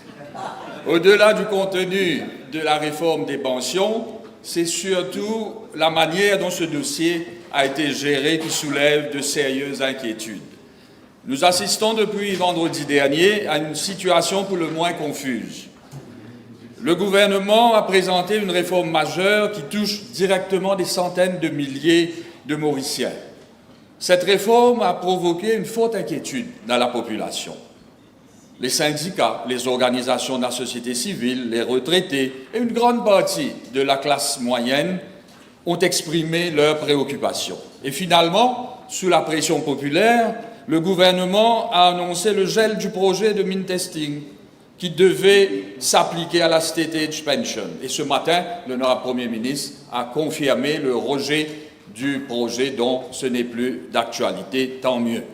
Mais la question, Monsieur le Vice-président, qu'on devrait se poser est comment une mesure aussi importante a-t-elle pu être intégrée dans le budget sans consultation suffisante et sans que son impact social n'ait été pleinement évalué. Un budget national n'est pas un brouillon, un budget national n'est pas un laboratoire d'essai. Un budget national est l'expression de la politique économique et sociale d'un pays. Chaque mesure qui y figure doit être sérieusement étudiée, correctement chiffrée et largement concertée. Ce qui est encore plus préoccupant, c'est que la population vit désormais dans l'incertitude. L'année dernière déjà, Monsieur le Vice-président, les Mauriciens ont dû s'adapter au relèvement progressif de l'âge de la retraite à 65 ans. Cette année, une nouvelle formule de pension a été proposée. Aujourd'hui, cette formule est suspendue. Mais personne ne sait réellement ce qui va suivre. Le gouvernement a-t-il définitivement abandonné cette réforme? Prépare-t-il une nouvelle formule? Une autre version sera-t-elle présentée dans quelque temps? Personne ne peut répondre à ce jour avec certitude. Or, les citoyens ont besoin de visibilité, ils ont besoin de stabilité, ils ont besoin de savoir comment préparer leur retraite, organiser leurs épargnes et planifier leur avenir. On ne peut pas continuellement modifier les règles du jeu, puis revenir en arrière au gré des réactions.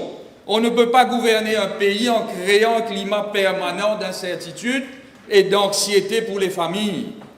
Monsieur le vice-président, un autre élément a profondément troublé l'opinion publique.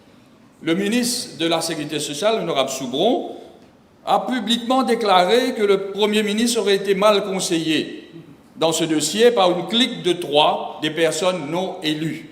Je ne vais pas entrer dans les polémiques personnelles, mais si de telles affirmations sont fondées, elles soulèvent une question institutionnelle extrêmement grave.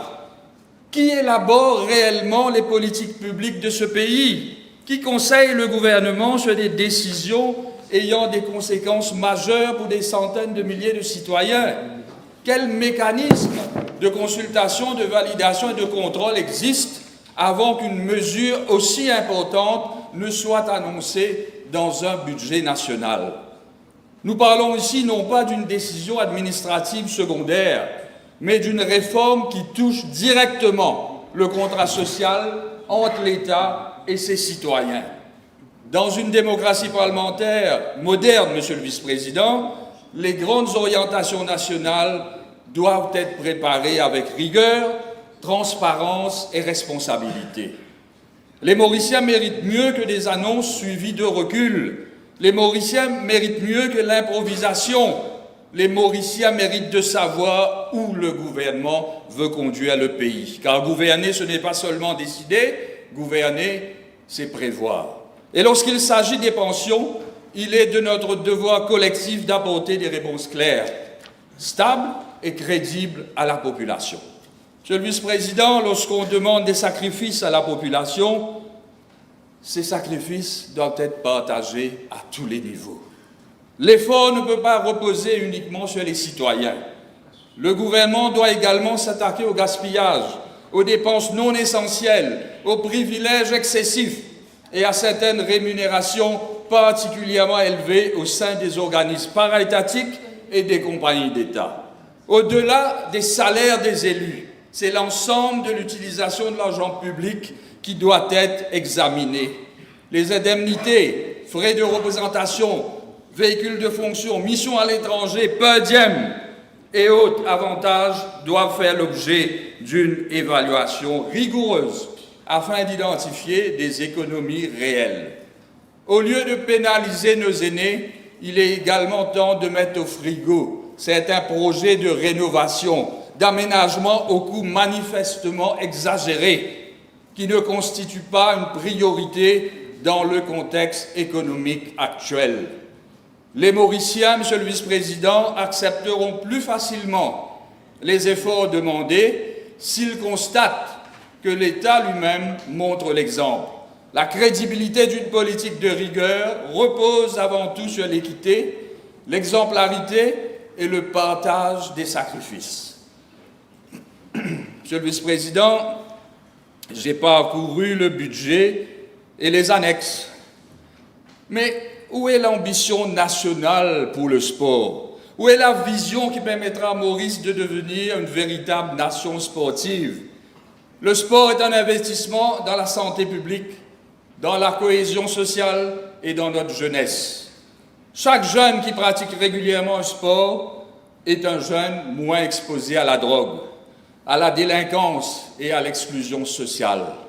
Chaque roupie investie dans le sport peut permettre d'économiser plusieurs roupies dans les dépenses de santé de demain. Je note également que les 125 millions additionnels alloués au secteur de la jeunesse et du sport seront principalement consacrés à la construction de 2 nouvelles piscines, ainsi qu'à la rénovation et à la modernisation des infrastructures sportives existantes, un investissement nécessaire pour offrir de meilleures conditions à nos sportifs et à notre jeunesse. Mais le problème n'est pas uniquement de construire, le problème est aussi de gérer, d'entretenir et d'animer. Une infrastructure vide ne produit aucun champion. Une infrastructure vide ne protège aucun jeune contre les fléaux sociaux. Nous applaudissons nos athlètes lorsqu'ils remportent des médailles. Nous les célébrons lorsqu'ils portent haut le drapeau mauricien, à l'image de nos cyclistes et de nos handisportifs récemment. Mais sommes-nous prêts à investir durablement dans leur préparation? Combien de fédérations peinent à financer leurs déplacements? Combien d'athlètes doivent recourir au soutien de leur famille pour poursuivre leur carrière? Combien abandonnent faute d'accompagnement? Monsieur le vice-président, je suis triste quand je vois des sportifs qui peinent à trouver le financement nécessaire pour des déplacements à l'étranger. Dans l'élaboration du manifeste électoral de l'Alliance du changement, j'avais personnellement fait inclure la création d'un fonds spécial provenant des recettes du loto pour le sport d'élite. Cela aurait permis de financer la participation de nos athlètes ou équipes dans les compétitions régionales et continentales. Malheureusement, ni le ministère des Finances ni celui des Sports n'ont jugé nécessaire d'appliquer cette mesure à ce jour. Nous ne pouvons pas exiger des résultats internationaux sans fournir les moyens nécessaires. Monsieur le vice-président, la lutte contre la drogue demeure aujourd'hui l'un des plus grands défis auxquels notre pays est confronté. C'est un fléau qui touche toutes les régions, toutes les communautés, toutes les familles et plus particulièrement notre jeunesse. Je salue le fait que le gouvernement reconnaisse la nécessité d'une approche globale reposant sur 3 piliers: la prévention, la répression et la réhabilitation. Cette approche traduit une compréhension de la complexité du problème, car il est évident qu'aucune stratégie fondée sur un seul volet ne pourra apporter une solution durable. Cependant, si nous voulons réellement obtenir des résultats, nous devons nous interroger sur l'équilibre entre ces 3 piliers. Et le budget met fortement l'accent sur les mesures de sécurité, le renforcement des capacités d'intervention et les actions répressives. Ces mesures sont importantes et nécessaires. Nos forces de l'ordre doivent disposer des moyens nécessaires pour lutter contre les trafiquants et démanteler les réseaux criminels. Mais soyons lucides, la répression elle seule ne gagnera jamais la guerre contre la drogue. Elle peut perturber les réseaux, elle peut permettre des arrestations, elle peut réduire temporairement l'offre, mais elle ne s'attaque pas aux causes profondes de la consommation. Et tant que la demande existera, l'offre trouvera toujours le moyen de revenir. C'est pourquoi la prévention, le traitement et la réhabilitation doivent bénéficier d'une attention et de ressources au moins équivalentes. Le gouvernement a lui-même reconnu que les personnes souffrant d'addiction doivent être considérées comme des victimes ayant besoin d'accompagnement, de soins et d'une véritable opportunité de réinsertion. Et je partage pleinement cette approche. Mais un principe n'a de valeur que lorsqu'il se traduit concrètement dans les politiques publiques et dans les choix budgétaires. Cela soulève donc une question légitime.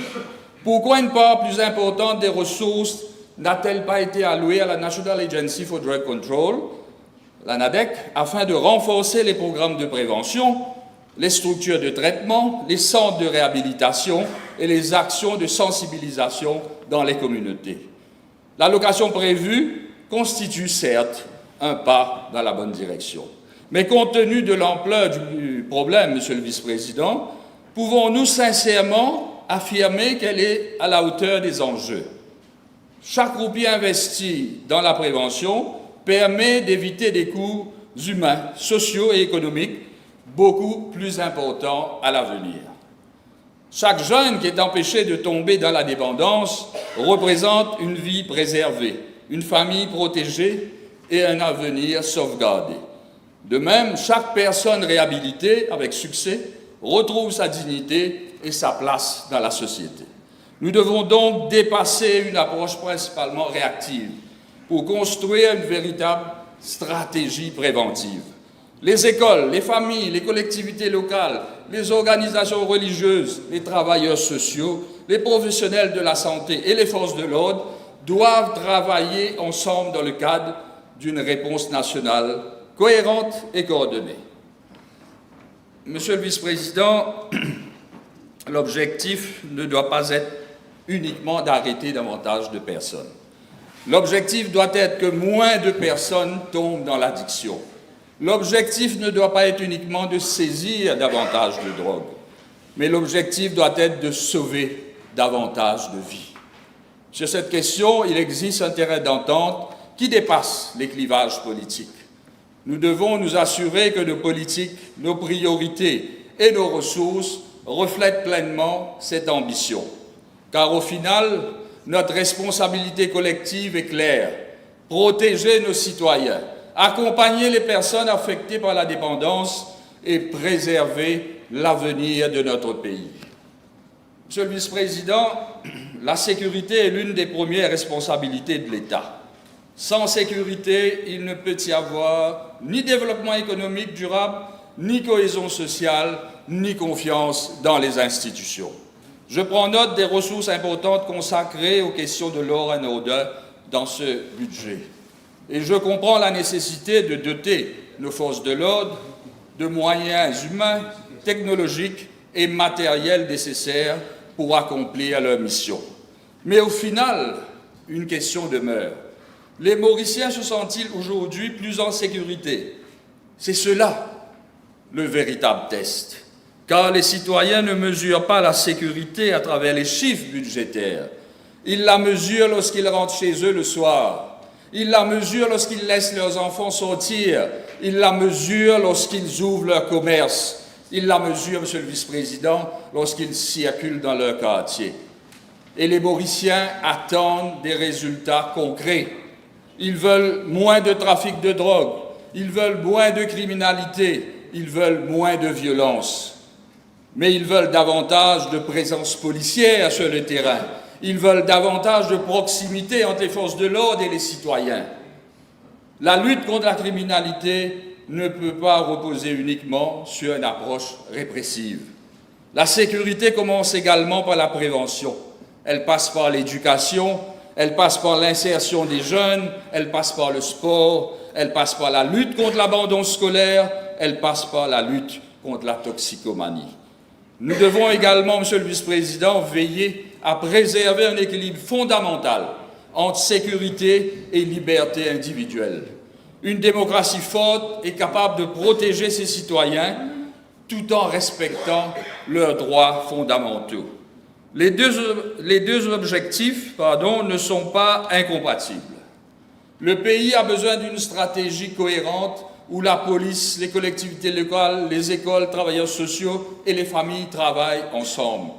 Car la sécurité ne se construit pas uniquement dans les commissariats. Elle se construit aussi dans les quartiers, dans les écoles, au sein des familles. Je soutiendrai donc toutes les mesures qui améliorent réellement la sécurité des Mauriciens.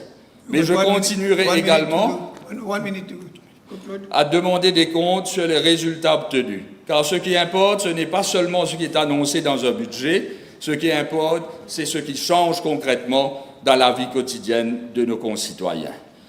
Monsieur le vice-président, dans ma course contre la montre, je m'arrête un moment aux courses hippiques. Je dois saluer la mesure qui consiste à aider les apprentis jockeys mauriciens à avoir une assurance et recevoir une formation. J'avais suggéré cela au Premier ministre lors d'une de mes questions dans cette Assemblée. Je demande au gouvernement d'étendre cette mesure aux track riders, jockeys locaux et palefreniers. Ce sont les principaux artisans de l'industrie hippique mauricienne. Ils sont à pied d'œuvre de janvier à décembre pour garder cette industrie vivante. Ils méritent toute notre attention et notre considération. Par ailleurs, le gouvernement annonce la création d'un horse racing fund. Mais à bien y voir, il n'y aura pas de grands changements sur cette nouvelle relation. Please conclude. You have 2 minutes over. 1 minute, please. Please, 1 minute. 1 more minute. On change simplement de nom. les activités de la Gambling Regulatory Authority et de sa Horse Racing Integrity Division se font à travers la Responsible Gambling and Capacity Building Fund. Il passera désormais sur le nouveau Horse Racing Fund. Je rappelle à la Chambre que la GRA fait déjà les frais des analyses de contrôle antidopage pendant la saison et hors compétition également. Donc rien de nouveau en ce qui concerne cette annonce. Je vais conclure, Monsieur le Vice-président, en disant quelques mots rapidement sur le volet culture du budget 2026-27. Quelques secondes. Je note les intentions positives annoncées de la culture. Je note les intentions positives annoncées en faveur de la culture et de nos artistes. Toutefois, je regrette l'absence d'un projet concret pour doter le pays d'une véritable infrastructure permettant à nos artistes de se produire dans des conditions professionnelles et devant un large public. Monsieur le Vice-président, la culture n'est pas un luxe, elle fait partie de notre identité nationale et mérite des investissements à la hauteur du talent de nos artistes. Je prends acte des mesures annoncées dans ce budget, mais au-delà des déclarations d'intention, je serai particulièrement attentif à leur mise en œuvre. Nos artistes ont entendu beaucoup de promesses au fil des années. Il est temps, Monsieur le Vice-président, de passer des annonces aux réalisations concrètes. Je vous remercie. Thank you. Honourable Lakiman.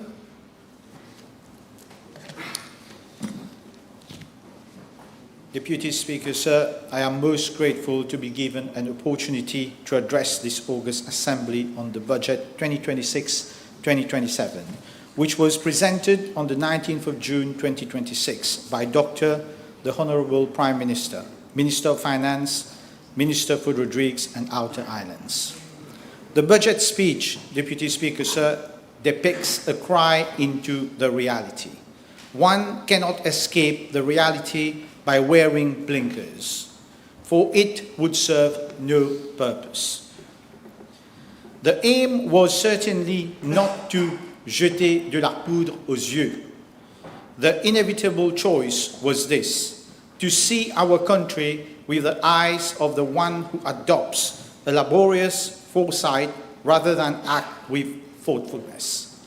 Deputy Speaker, sir, I am moved by the term candid, which was used by the Honourable Prime Minister when he referred to the reconstruction of our nation, which is firmly on track. I believe that to reconstruct, it demands bold decisions, for we must not forget a reconstruction necessarily implies that there was a chaos. But when hardship strikes, this begs for this question: are we of those who would evade our responsibility? Or are we of those who would work meticulously towards stability? I shall come back to this question later on. Deputy Speaker, sir, our country should preserve as a safe haven. Its richness lies in the people, in our culture, in our diversity, in our authenticity, and also in our ability to fight together. We have to recognize that our country was not spared, in that our resources have been siphoned off over the years. Let us not come back on the past.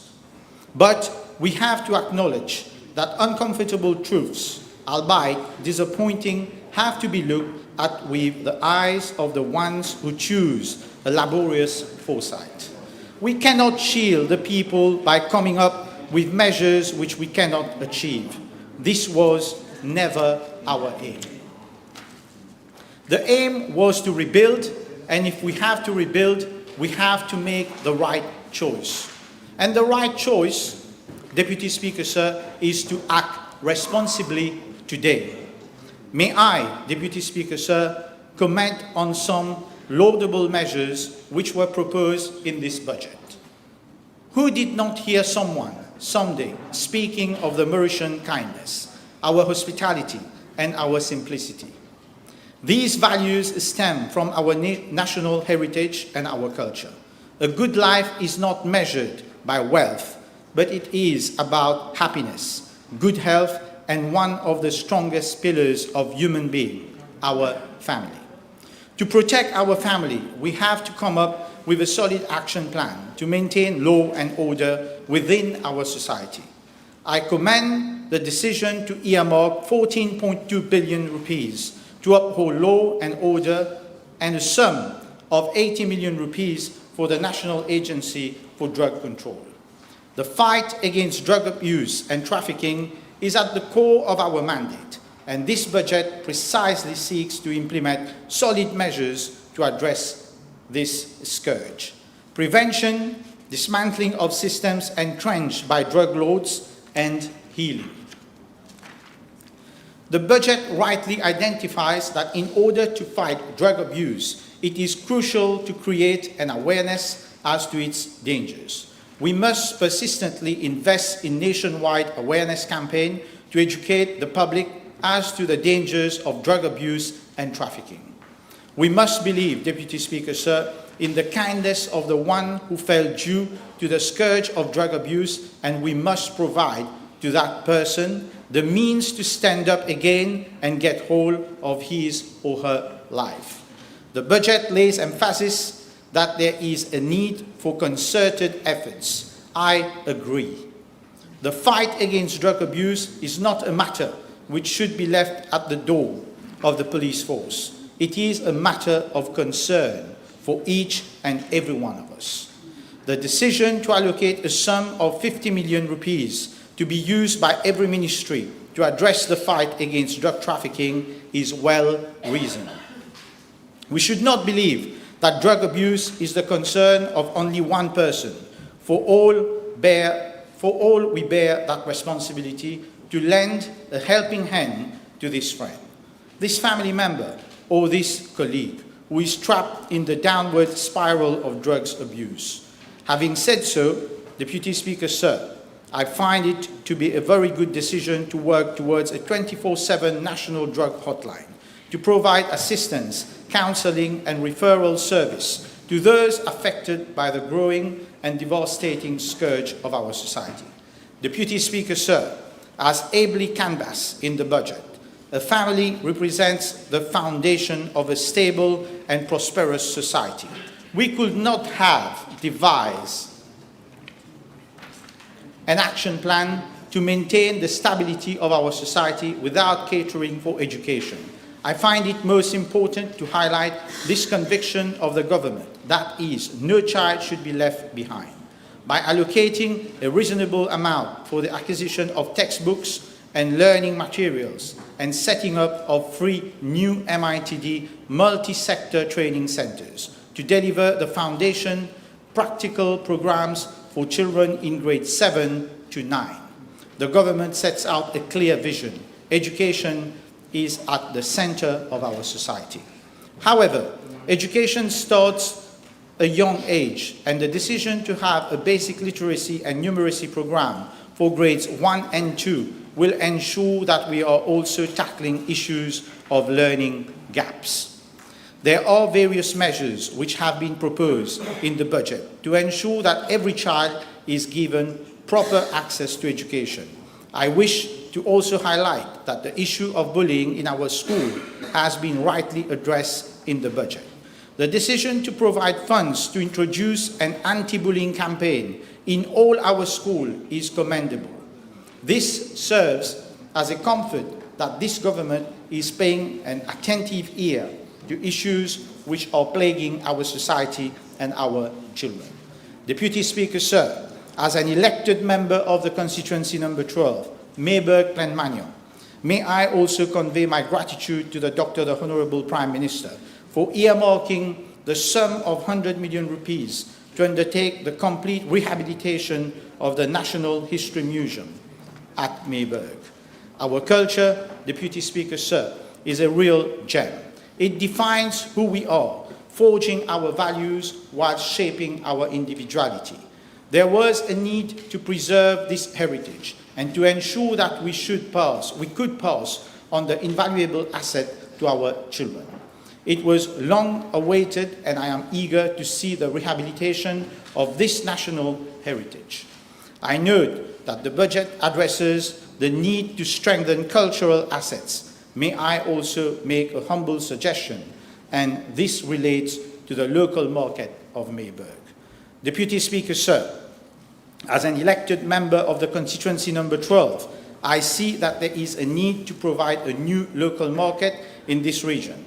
The present one requires extensive refurbishment, but due to the nature of these renovations and for health and safety considerations, not only me, Deputy Speaker, sir, but also my two honourable colleagues, Honourable Ramphel and Honourable Apollon, we are all unanimously of the view that it would be more appropriate to build a new state-of-the-art market, which will not only encourage the diversification of tourism products, but it will also act as a means for local sellers, producers and farmers to earn their living whilst allowing the residents to have better access to local food.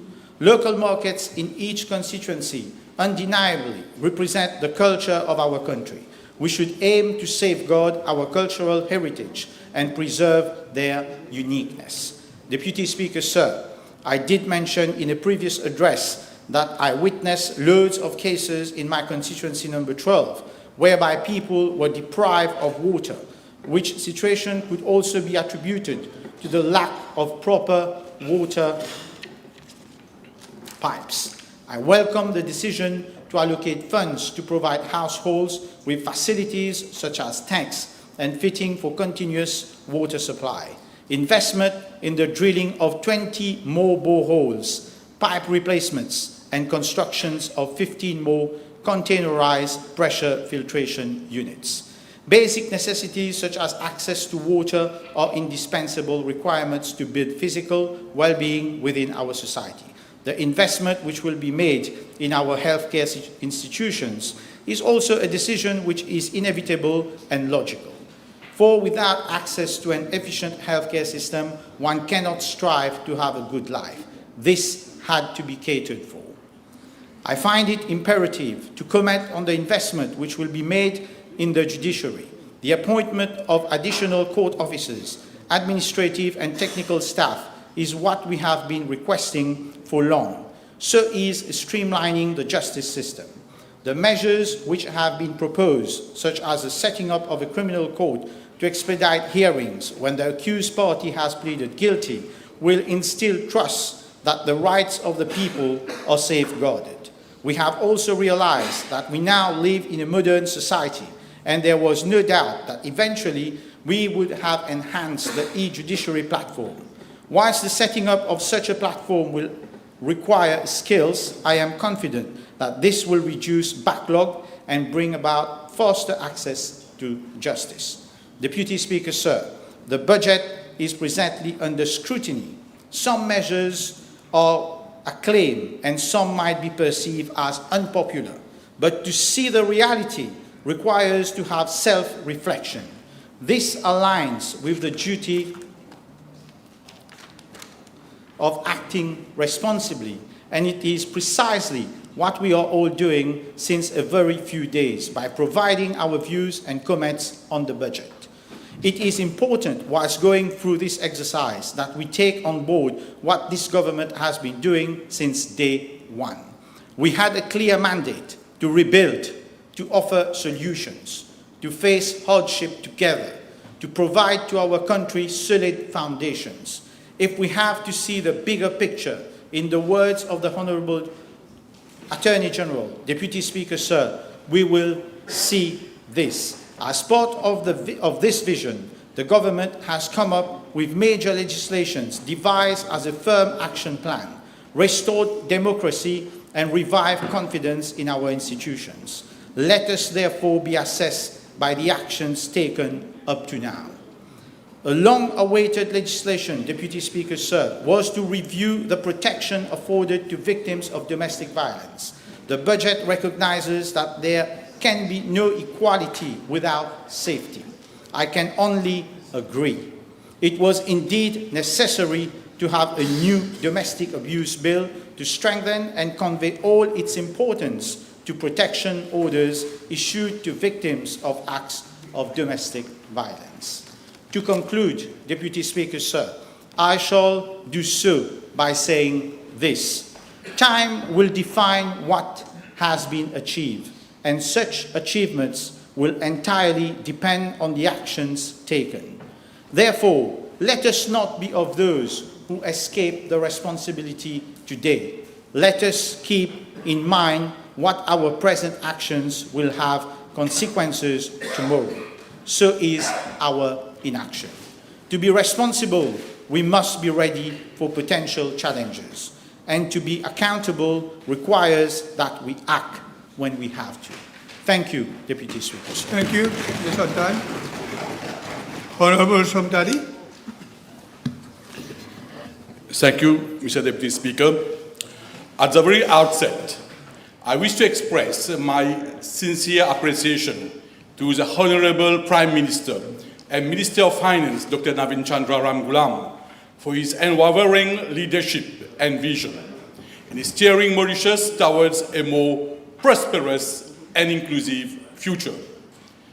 Mr. Deputy Speaker, this budget has been formulated in a challenging global economic environment marked by slowing growth, geopolitical uncertainties, inflationary pressures, and fiscal constraints.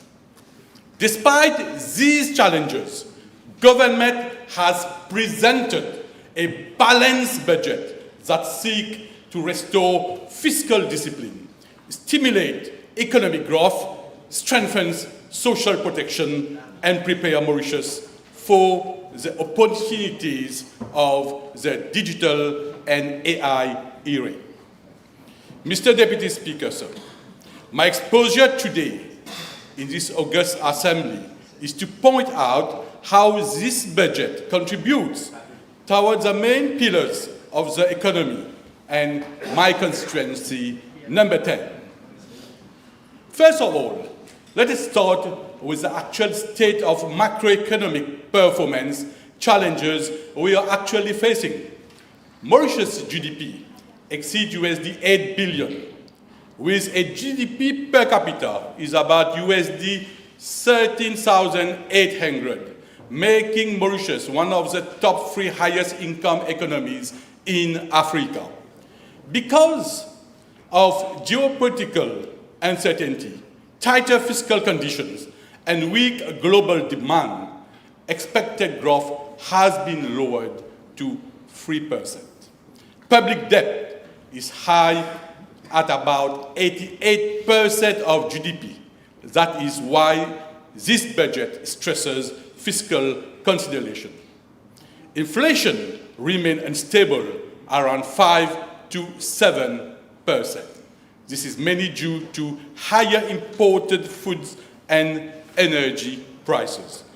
Unemployment is around 6% to 7%.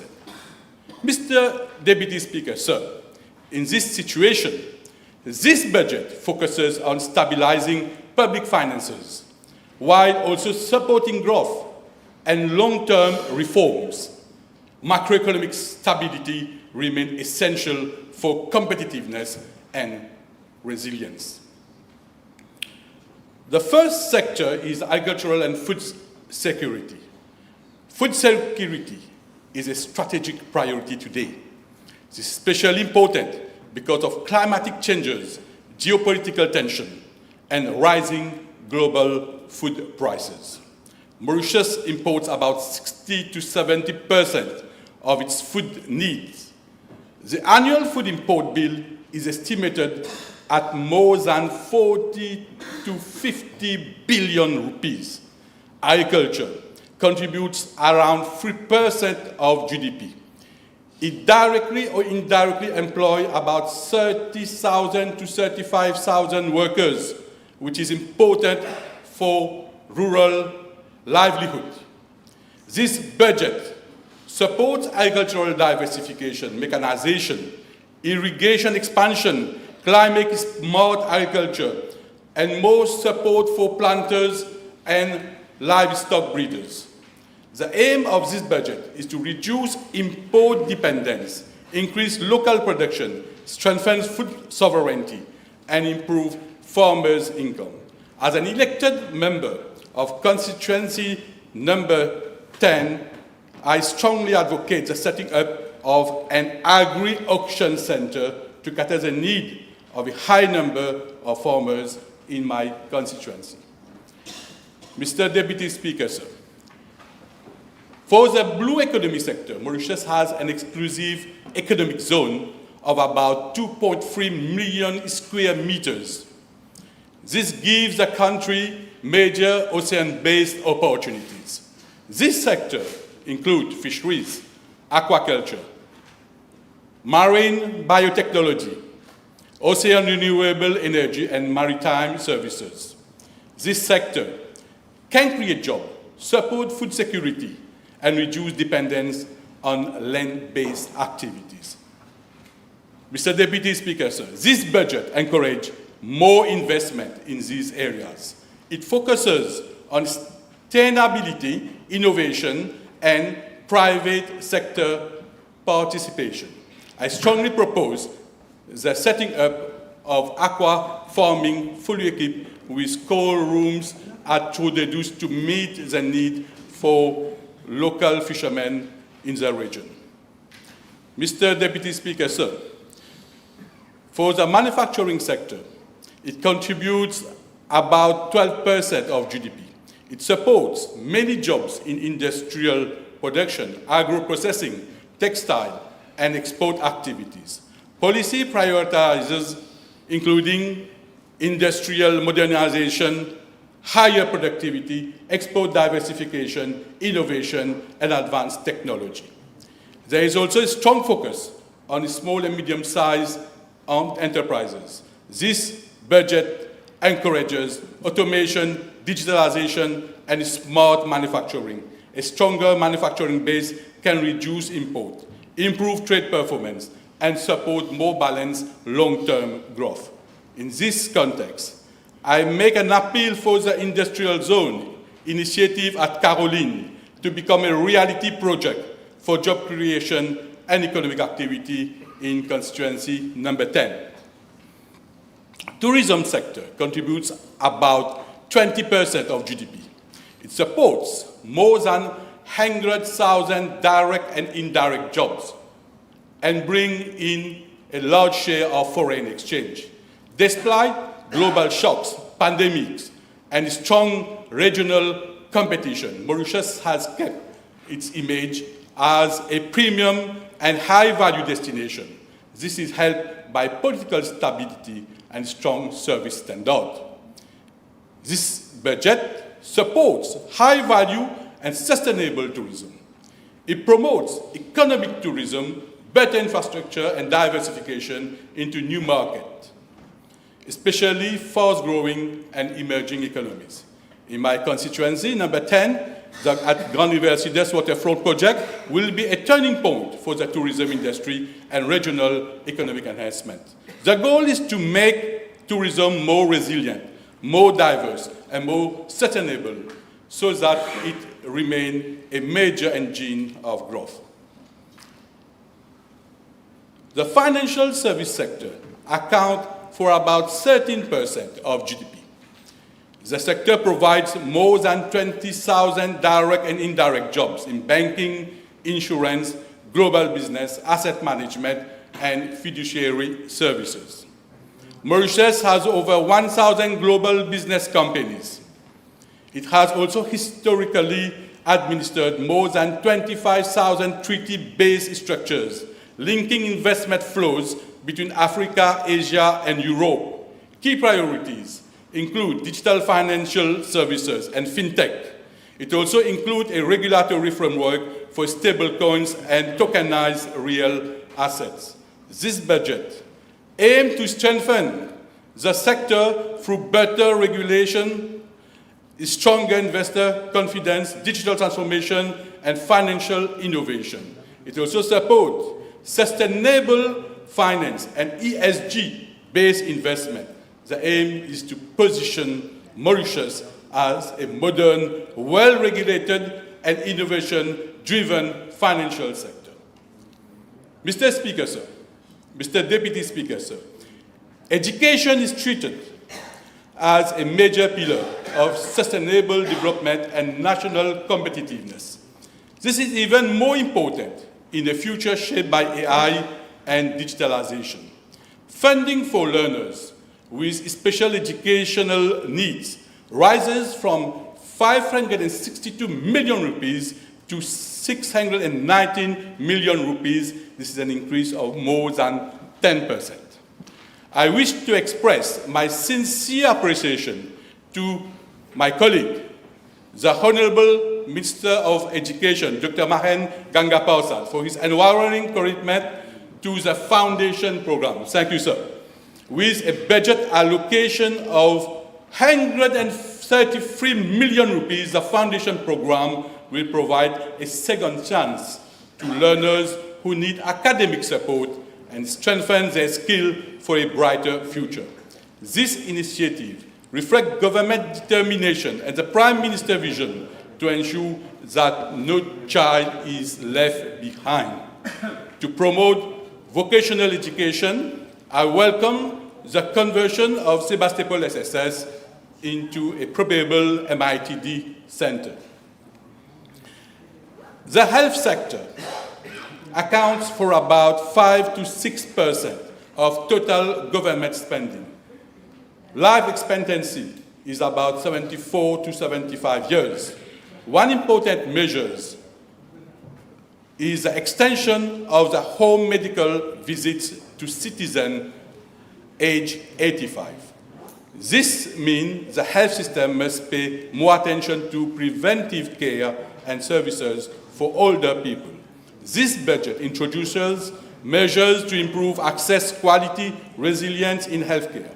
Around 58 million rupees is allocated for elderly healthcare support. This budget also plans to recruit more doctors, nurses, and allied health professionals. In this context, I welcome this initiative for making the Bel Air Mediclinic fully operational for a better health service in my constituency. Mr. Deputy Speaker, sir, infrastructural investment is described as a major driver of growth, productivity, and structural transformation. The construction and infrastructure sector contributes about 6 to 8% of GDP. It provides about 35,000 to 45,000 jobs.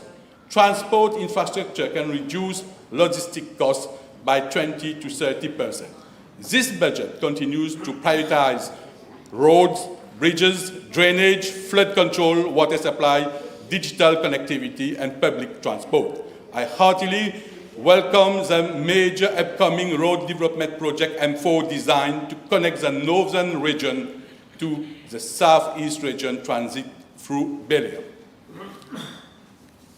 In conclusion, Budget 2026-2027 is framed as a coherent and forward-looking roadmap in the 4 main sectors to a more inclusive, competitive, and resilient Mauritius.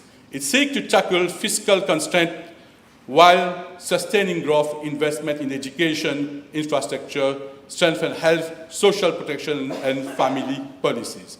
Mr. Deputy Speaker, I therefore commend this budget, and I extend my sincere appreciation to the Prime Minister and Minister of Finance, Dr. Navin Ramgoolam, for presenting a strategic and future-oriented vision aimed at securing prosperity to the present and future generation. Thank you for your attention. Thank you, Honourable Samdari. Honourable Venkateswamy. Mr. Deputy Speaker, I rise today to participate in the debate on the Appropriation 2026-27 bill presented by the Honourable Prime Minister and Minister of Finance, Dr. Navin Ramgoolam. This budget is not merely a financial document, it is a roadmap for a stronger, fairer, and more resilient Mauritius. Any budget exercise is a balancing act. On one hand, government has to secure sound finances, and other hand is to ensure the welfare of its citizens. This budget addresses today's global challenges, difficulties, while preparing our nation for the opportunities of tomorrow. Let us not forget that the economy was in free fall when we took office, facing significant pressures, rising public debt, global economic uncertainty, inflationary challenges, and the need to modernize key sectors rather than avoiding difficult decisions. This government has chosen responsibility, vision, and action. This budget reflects those values. Mr. Deputy Speaker, we need to understand that we are living in a period of uncertainty and very unstable geopolitical environment. Wars in the Middle East, war in Ukraine, problems of food chain, supply, increased cost of oil and petroleum products. We are not immune to what happens outside our country. This is an environment within the government has now to operate to protect the country and the well-being of our citizens, Mr. Deputy Speaker. The central theme of this budget is clear: building a future-ready economy while protecting the most vulnerable members of our society.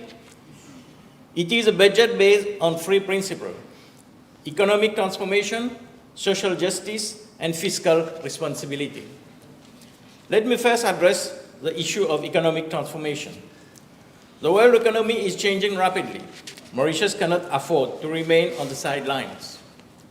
This budget therefore places strong emphasis on AI, digitalization, innovation, and the development of new economic sectors. Investments are being made to encourage technology-driven businesses, startups, and modern industries that can create high-quality jobs for our youth. For years now, Mr. Deputy Speaker, we have spoken about diversifying our economy. This budget delivers concrete measures to make that happen. It strengthens the support of entrepreneurship, promotes research and innovation, and encourages both local and foreign investment. It creates the necessary condition for Mauritius to become a competitive regional hub for technology, financial services, healthcare, and innovation. Mr. Deputy Speaker, another key pillar of this budget is strengthening our infrastructure. Modern economies require modern infrastructure. The budget contains measures aimed at improving port facilities, logistic capabilities, strategic public investments. Such investments are not expenses.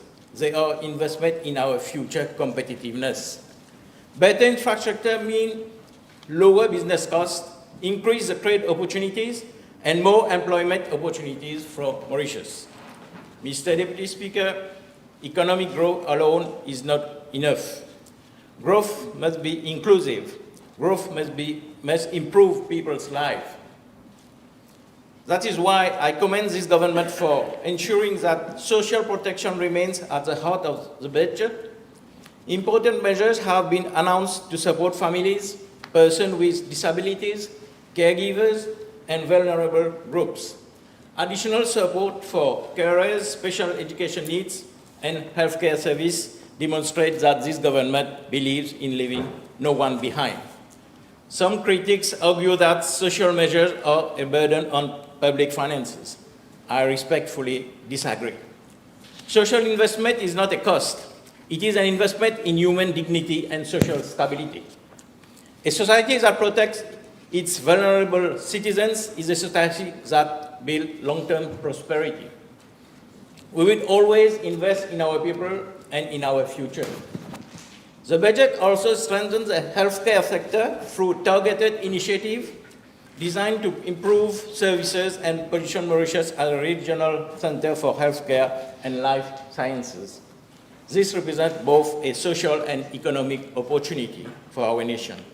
Mr. Deputy Speaker, I would also like to highlight the budget's commitment to our people. The future of Mauritius depends on the opportunities available to our youth today. Through investment in technology, skill development, entrepreneurship, and innovation, this budget creates pathways for young Mauritians to succeed in a rapidly changing world. The focus on digital transformation and emerging industries is particularly important because it aligns our economy with global trends. Instead of preparing our youth for yesterday's job, this government is preparing them for tomorrow's opportunities. Mr. Deputy Speaker, environmental sustainability and climate resilience is also featured prominently in this budget. As a small island development state, Mauritius is particularly vulnerable to climate change, rising sea levels, extreme weather events, and environmental degradation pose serious threats to our economy and our way of life. The budget recognizes realities and incorporates measures aimed at strengthening climate resilience and supporting sustainable development. Protecting the environment is not a luxury. It is a necessity for future generations. Mr. Deputy Speaker, a responsible government must also ensure sound public finances. One of the strengths of this budget is its combined ambition with fiscal discipline, while supporting economic growth and social protection. The government remains committed to restore fiscal sustainability, improving public financial management. This balanced approach sends a strong message to investors, international partners, and the Mauritian people that our economic future is being managed responsibly. But we also do listen to our people's needs and urgencies. Mr. Deputy Speaker, leadership is not about making easy decisions, but it is about making the right decision, even when they are difficult, as shown by the Honourable Prime Minister and Minister of Finance. The budget takes courageous steps to address structural challenges while laying the foundation for future prosperity. Some measures may require adjustment, but they are guided by the long-term interests of our nation. Mr. Deputy Speaker, let me say a few words on my constituency number 8, Moka Kochi Militaire. It has been, a lot have been done in our constituency, but still have a lot to be done also. I would like to address my words to the Honourable Minister of Public Utilities, who is not here. And would make a special request to address the problem at the pipeline project at Saint-Julien-d'Outemont, B24 by the CWA, while the project is at stop for more than 1 year now and causing a lot of inconvenience for the users of road over there and inhabitants. And also, I have a second request to make for him, but for the installation of buffer water tanks, storage tanks at Nouvelle-Découverte, Upper Nouvelle-Découverte, to address the severe water issue supply over there. And I will make a special request also to the Minister of Health and Wellness, Honourable Anil Bechu.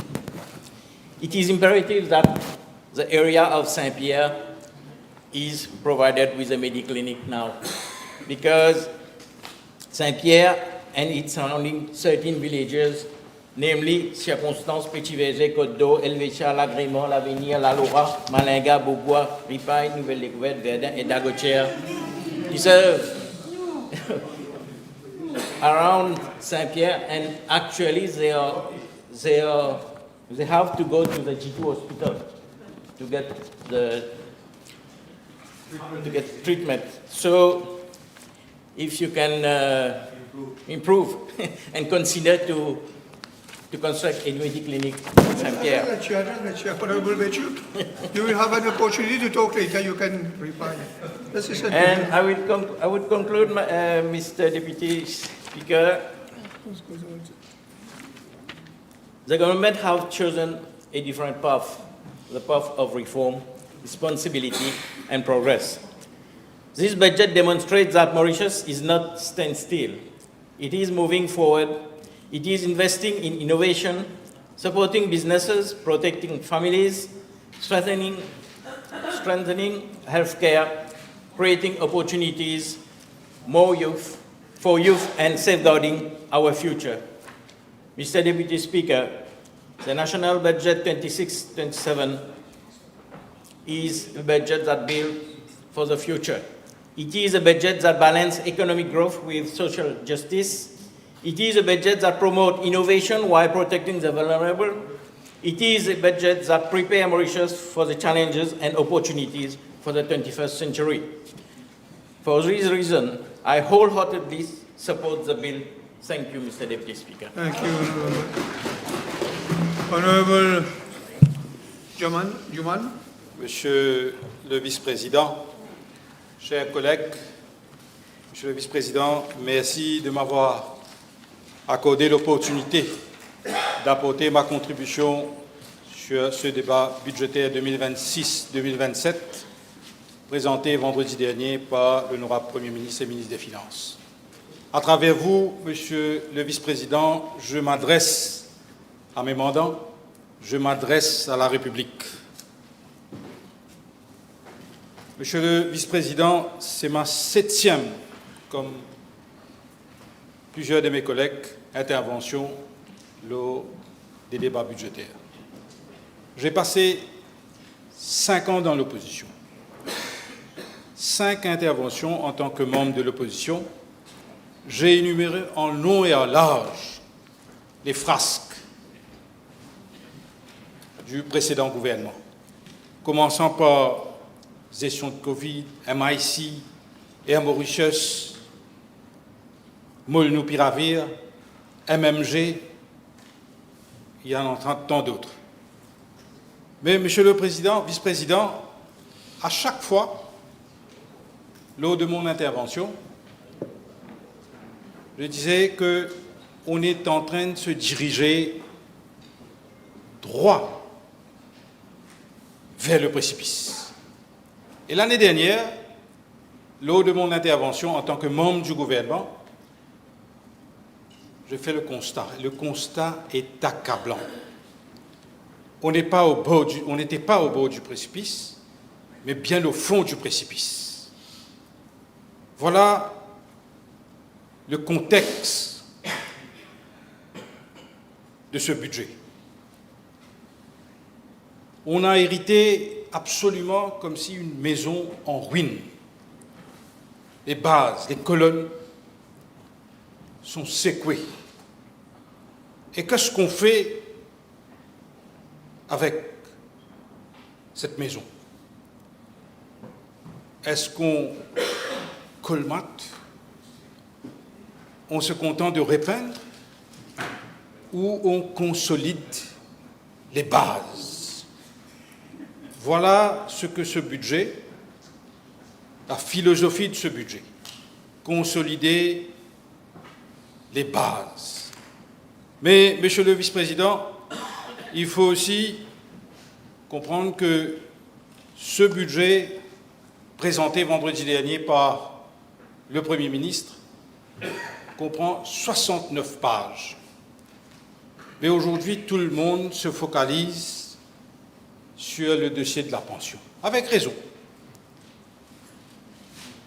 Monsieur le Vice-président, pour réussir les transformations dont le pays a besoin, un gouvernement doit pouvoir compter sur la confiance de la population. Et cette confiance se construit par l'écoute. Elle se construit par le dialogue. Elle se construit aussi par l'humilité.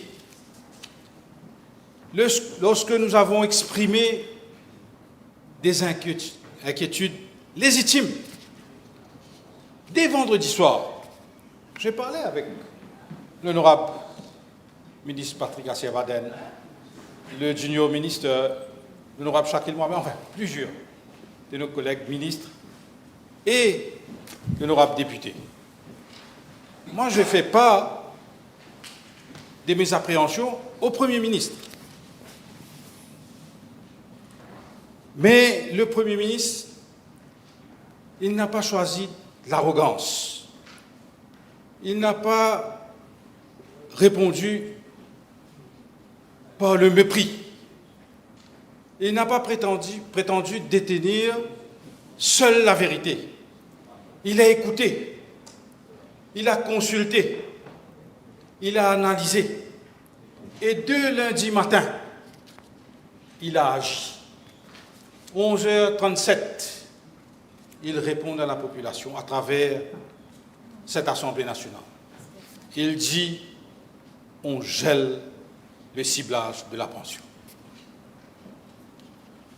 Il est allé beaucoup plus loin. Hier, j'étais avec le Premier ministre hier après-midi.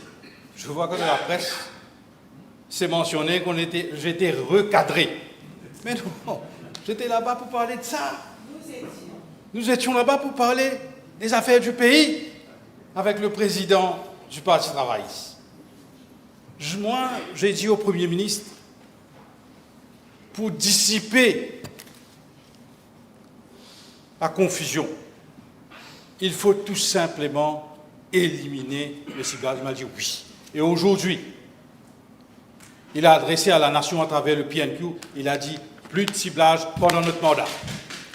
Pas de ciblage. C'est ça qu'on appelle un gouvernement à l'écoute.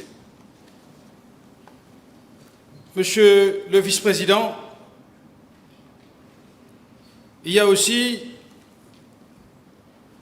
le maître mot de ce budget, c'est la solidarité.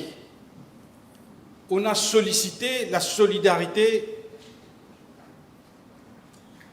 de la population. Mais on est aussi, moi, mes collègues, on est solidaires avec la population. On a commencé le budget, le discours du budget fait mention, parce que vous vous souvenez peut-être, il y a quelques semaines de cela, moi-même, j'avais, avec d'autres collègues, après l'effet de la crise, pendant l'effet de la crise au Moyen-Orient, l'effet se faisait sentir. Il y avait l'augmentation de prix de carburant, l'électricité, le prix des produits de base, parce que la plupart de nos produits sont importés. Mais qu'est-ce qu'on a fait? Moi, je dis, moi-même, je suis solidaire, s'il faut baisser, pas s'il faut. J'ai demandé à prélever 20% de mon salaire pour être en solidarité avec la population. Peut-être, oui, la méthode n'était pas correcte, mais le Premier ministre, il a écouté et il a agi. Dans le budget, il a dit, il a proposé, il dit, nous devons commencer par nous-mêmes. La solidarité, la rupture. Comment on peut demander à un éboueur, un chauffeur de camion, un laboureur de repousser son âge de pension à 65 ans, et moi, l'honorable Adjourned, en tant que député, 50 ans, 2 mandats passés, je dis je dois toucher mon pension jusqu'à la fin de ma vie, ma pension. Éliminer. C'est ça la solidarité. C'est ça la rupture. On a demandé, j'ai demandé, l'honorable Patrick Abaden l'avait fait, privilégier l'honorable Ousmane Mohamed, ministre Ousmane Mohamed, privilégier le covoiturage. On a augmenté taxes sur les véhicules pour diminuer le nombre de véhicules sur nos routes. Mais comment on peut demander à la population de ne pas acheter de voiture, et nous, à chaque 3 ans, on change de voiture? Éliminer maintenant. C'est ça la rupture. Pourquoi le président de la République, le vice-président de la République, doit être exempté taxes, alors que toute la population, tous les salariés doivent payer? À partir de l'année, le budget qui vient de se présenter, ils auront à payer leurs taxes. Hier, j'étais avec le Premier ministre. Je lui ai dit, Monsieur le Premier ministre, on avait promis, il faut abolir le poste de vice-président. Le vice-président est en train de faire un travail formidable. Je dis oui, ça va venir. Peut-être, c'est le dernier. Je fais un appel au Premier ministre. Peut-être c'est le dernier vice-président de la République, de notre République. Mais c'est ça le changement. C'est ça gouverner avec la population, pour la population. Monsieur le vice-président, il y a aussi, je vous ai dit, on est en train de poser les bases solides, pas pour 2029, pas pour les élections, pas pour être populaire. C'est pour ça que j'ai dit, je suis en train de m'adresser à la population directement. On est en train de projeter d'investir 47 milliards de roupies dans un port, rénover notre port, de le rendre plus moderne et plus sophistiqué. 47 milliards de roupies avec la collaboration de l'Inde. Vous savez ce que ça représente? Vous savez combien d'emplois ça va créer? Est-ce que vous savez géographiquement, on est situé sur la route maritime reliant l'Asie, l'Afrique et le Moyen-Orient? Vous savez quelle opportunité que ça représente pour les jeunes? Peut-être pas 2029, on est en train de pas regarder pour 2029, peut-être pour les générations à venir. Et c'est ça qu'on est en train de parler. 2 milliards de roupies, l'autoroute, est-ce qu'on peut appeler ça bat-baté? 47 milliards de roupies pour un port moderne? Est-ce que vous réalisez 2 milliards de roupies pour une autoroute reliant le nord, Forbach, à l'aéroport? 2,7 milliards de roupies pour rénover, moderniser notre aéroport? Avec l'objectif, le ministre du Tourisme vient de nous parler il y a 2 jours de cela. 1,4 million de touristes. Est-ce qu'on va rester avec 1,4 million de touristes? Dans 10 ans, dans 12 ans, dans 15 ans, on ne peut pas viser 5, 6 millions de touristes? Qu'est-ce qu'on fait? On n'a pas de connectivité à ce moment-là? On est en train de moderniser l'aéroport avec Smart Gates. Si un touriste, un passager débarque, le premier pas qu'il met à l'aéroport, dans 15 minutes qui suivent, avec ses bagages, ils doivent quitter l'aéroport. C'est ça ce qu'on veut. Est-ce que c'est ça ce qu'on appelle bat-baté? Augmenter l'âge pour visite à domicile pour les personnes âgées. Diminuer. De 90 ans à 85 ans. Convertir l'hôpital de Flac. On est en train de parler combat contre la drogue. Il faut commencer par le commencement. Il faut voir combien de toxicomanes est en train de souffrir aujourd'hui. Qu'est-ce qu'on fait avec eux? Il faut vivre la souffrance des parents.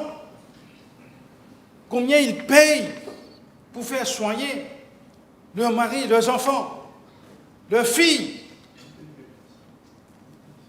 On est en train de convertir l'hôpital de Flac pour ça. Il y a un mois de cela, moi et mes collègues, on avait eu une rencontre avec là-dessous, la police, avec le soutien du Premier ministre. Dans une semaine, on a un bureau de là-dessous à la Plaine Verte, dans la semaine prochaine. C'est ça qu'on appelle combat contre le fléau de la drogue. Mais, monsieur le vice-président, je peux aller comme ça. Il y a beaucoup de mesures que je peux énumérer qu'il y a de ce 96 pages que la population n'a pas eu l'occasion d'aller en détail. C'est ça, c'est pas pour demain, c'est pas pour après-demain, c'est pour les générations à venir. Rendre l'accessibilité, rendre l'accès aux infrastructures sportives gratuit à tout le monde. Merci au junior ministère aux Finances. Mais c'est pour qui? C'est pour nos sportifs. C'est pour nos sportifs. C'est pour tout le monde. Pour pratiquer l'exercice physique, il faut demander à l'honorable Anil Béchou. Je vois qu'il y a une liste de le coco sucré. Bonbons, chocolat. Ce n'est pas de gaieté de cœur qu'on est en train d'augmenter la taxe. Il faut aller à l'hôpital voir combien de diabétiques on a. But 2 minutes to conclude. 200 000 diabétiques. Il faut aller voir là-bas combien d'amputations il y a tous les jours. Il faut voir le nombre de dialysés. C'est ça le problème. Il faut comprendre, ce n'est pas pour gagner de l'argent, c'est pour décourager à prendre sucre. C'est ça ce qu'on veut. Mais il faut comprendre le contexte et ce qu'on vit. On a une population vieillissante. Monsieur le vice-président, avant de terminer, je fais un appel avec l'honorable ministre Assia Baden. Je lui demande, il y a un problème à Galega concernant l'électricité. On a un seul générateur. Si on peut avoir un générateur en plus, si c'est possible. Et monsieur le vice-président, avant de terminer, je veux demander de solliciter le soutien de tout le monde, tous les membres de la Chambre, que ce soit l'opposition, le gouvernement, fédération football, la presse. Vous savez, aujourd'hui, on est en 2026. Je veux qu'on fixe l'objectif que Maurice soit aux phases finales de la Coupe du Monde 2042. Et aujourd'hui, je sollicite le soutien du Premier ministre, le ministre des Finances, le ministre Sport, le Junior Minister. C'est possible. On a toutes les qualités, on a les infrastructures. Ensemble, on peut réussir. Merci pour votre attention, monsieur le président. Honourable Fokiun Bacha. Merci.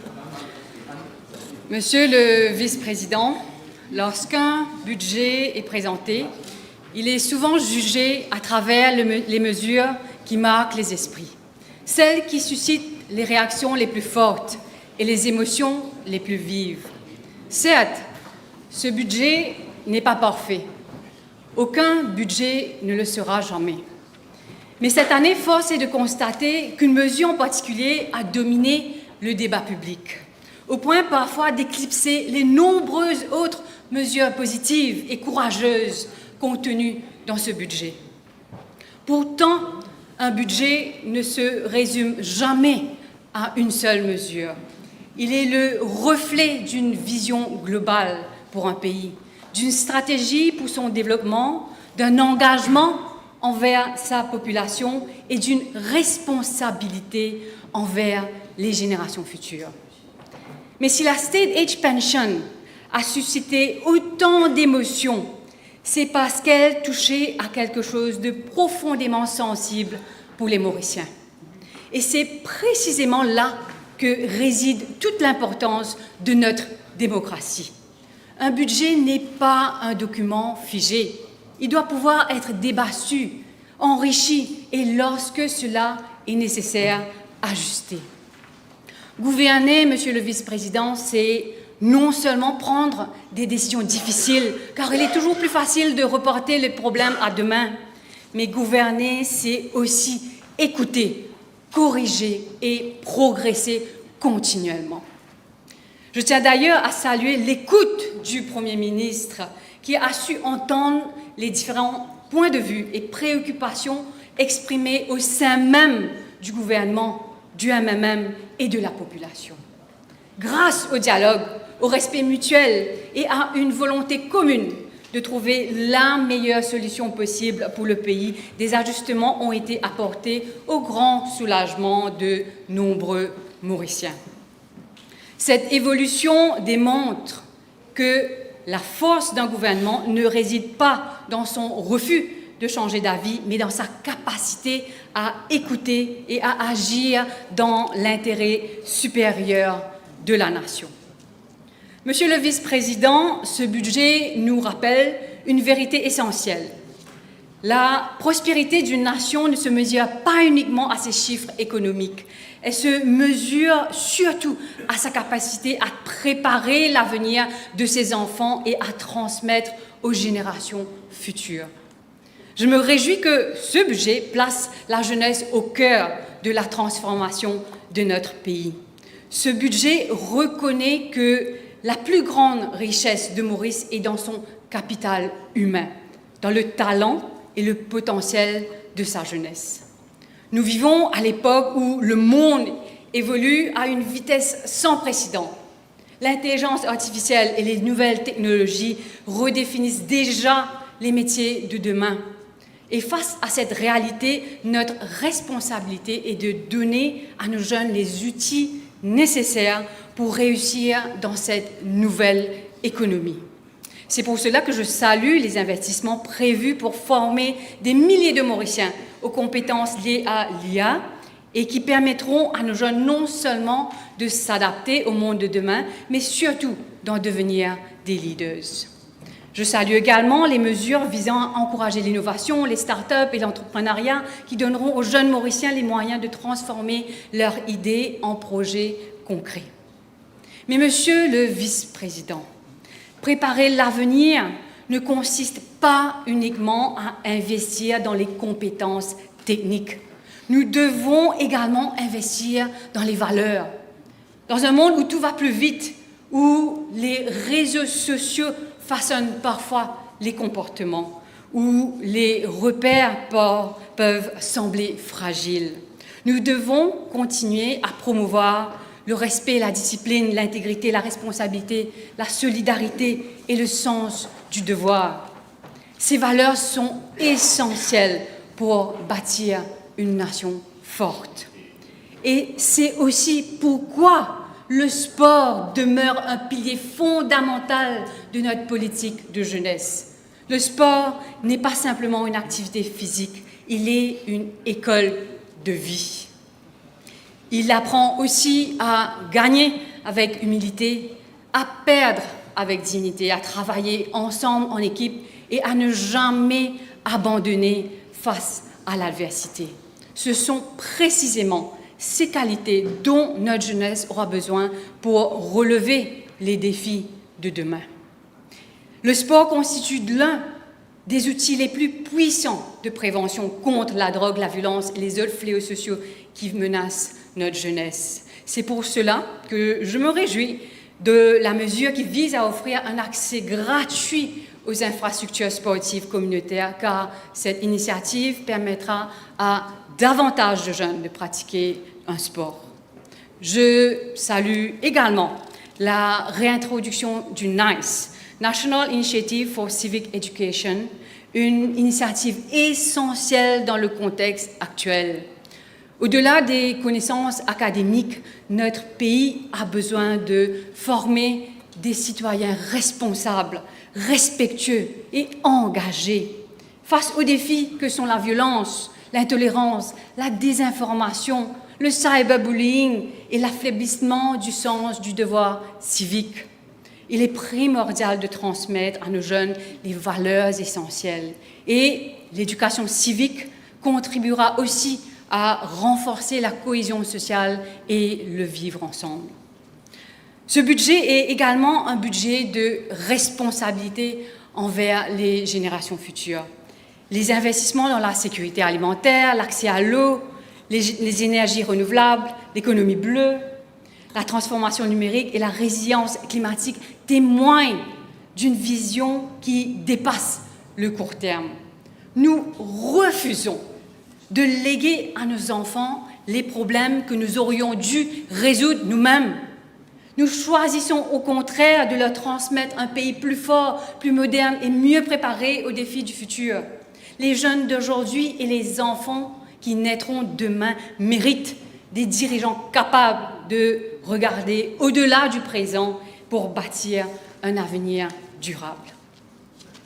Monsieur le Vice-président, je tiens à saluer les mesures de ce budget en faveur du sport mauricien et surtout de nos sportifs, en prévoyant une plus grande enveloppe dans cette année-ci pour le ministère de la Jeunesse et des Sports, ministère qui me donne l'opportunité et l'honneur de servir les sportifs et la jeunesse mauricienne, et en prévoyant 110,5 millions de roupies pour la préparation et la participation de nos athlètes aux grands rendez-vous internationaux, le gouvernement envoie un message clair que nous croyons en nos athlètes, Nous respectons leur sacrifice et nous voulons leur donner les moyens de porter haut le quadricolore et nous reconnaissons leur rôle comme ambassadeurs de notre pays. Je sais par expérience que derrière chaque performance se cachent des années de discipline, de douleur, de doute, de sacrifice et d'efforts invisibles.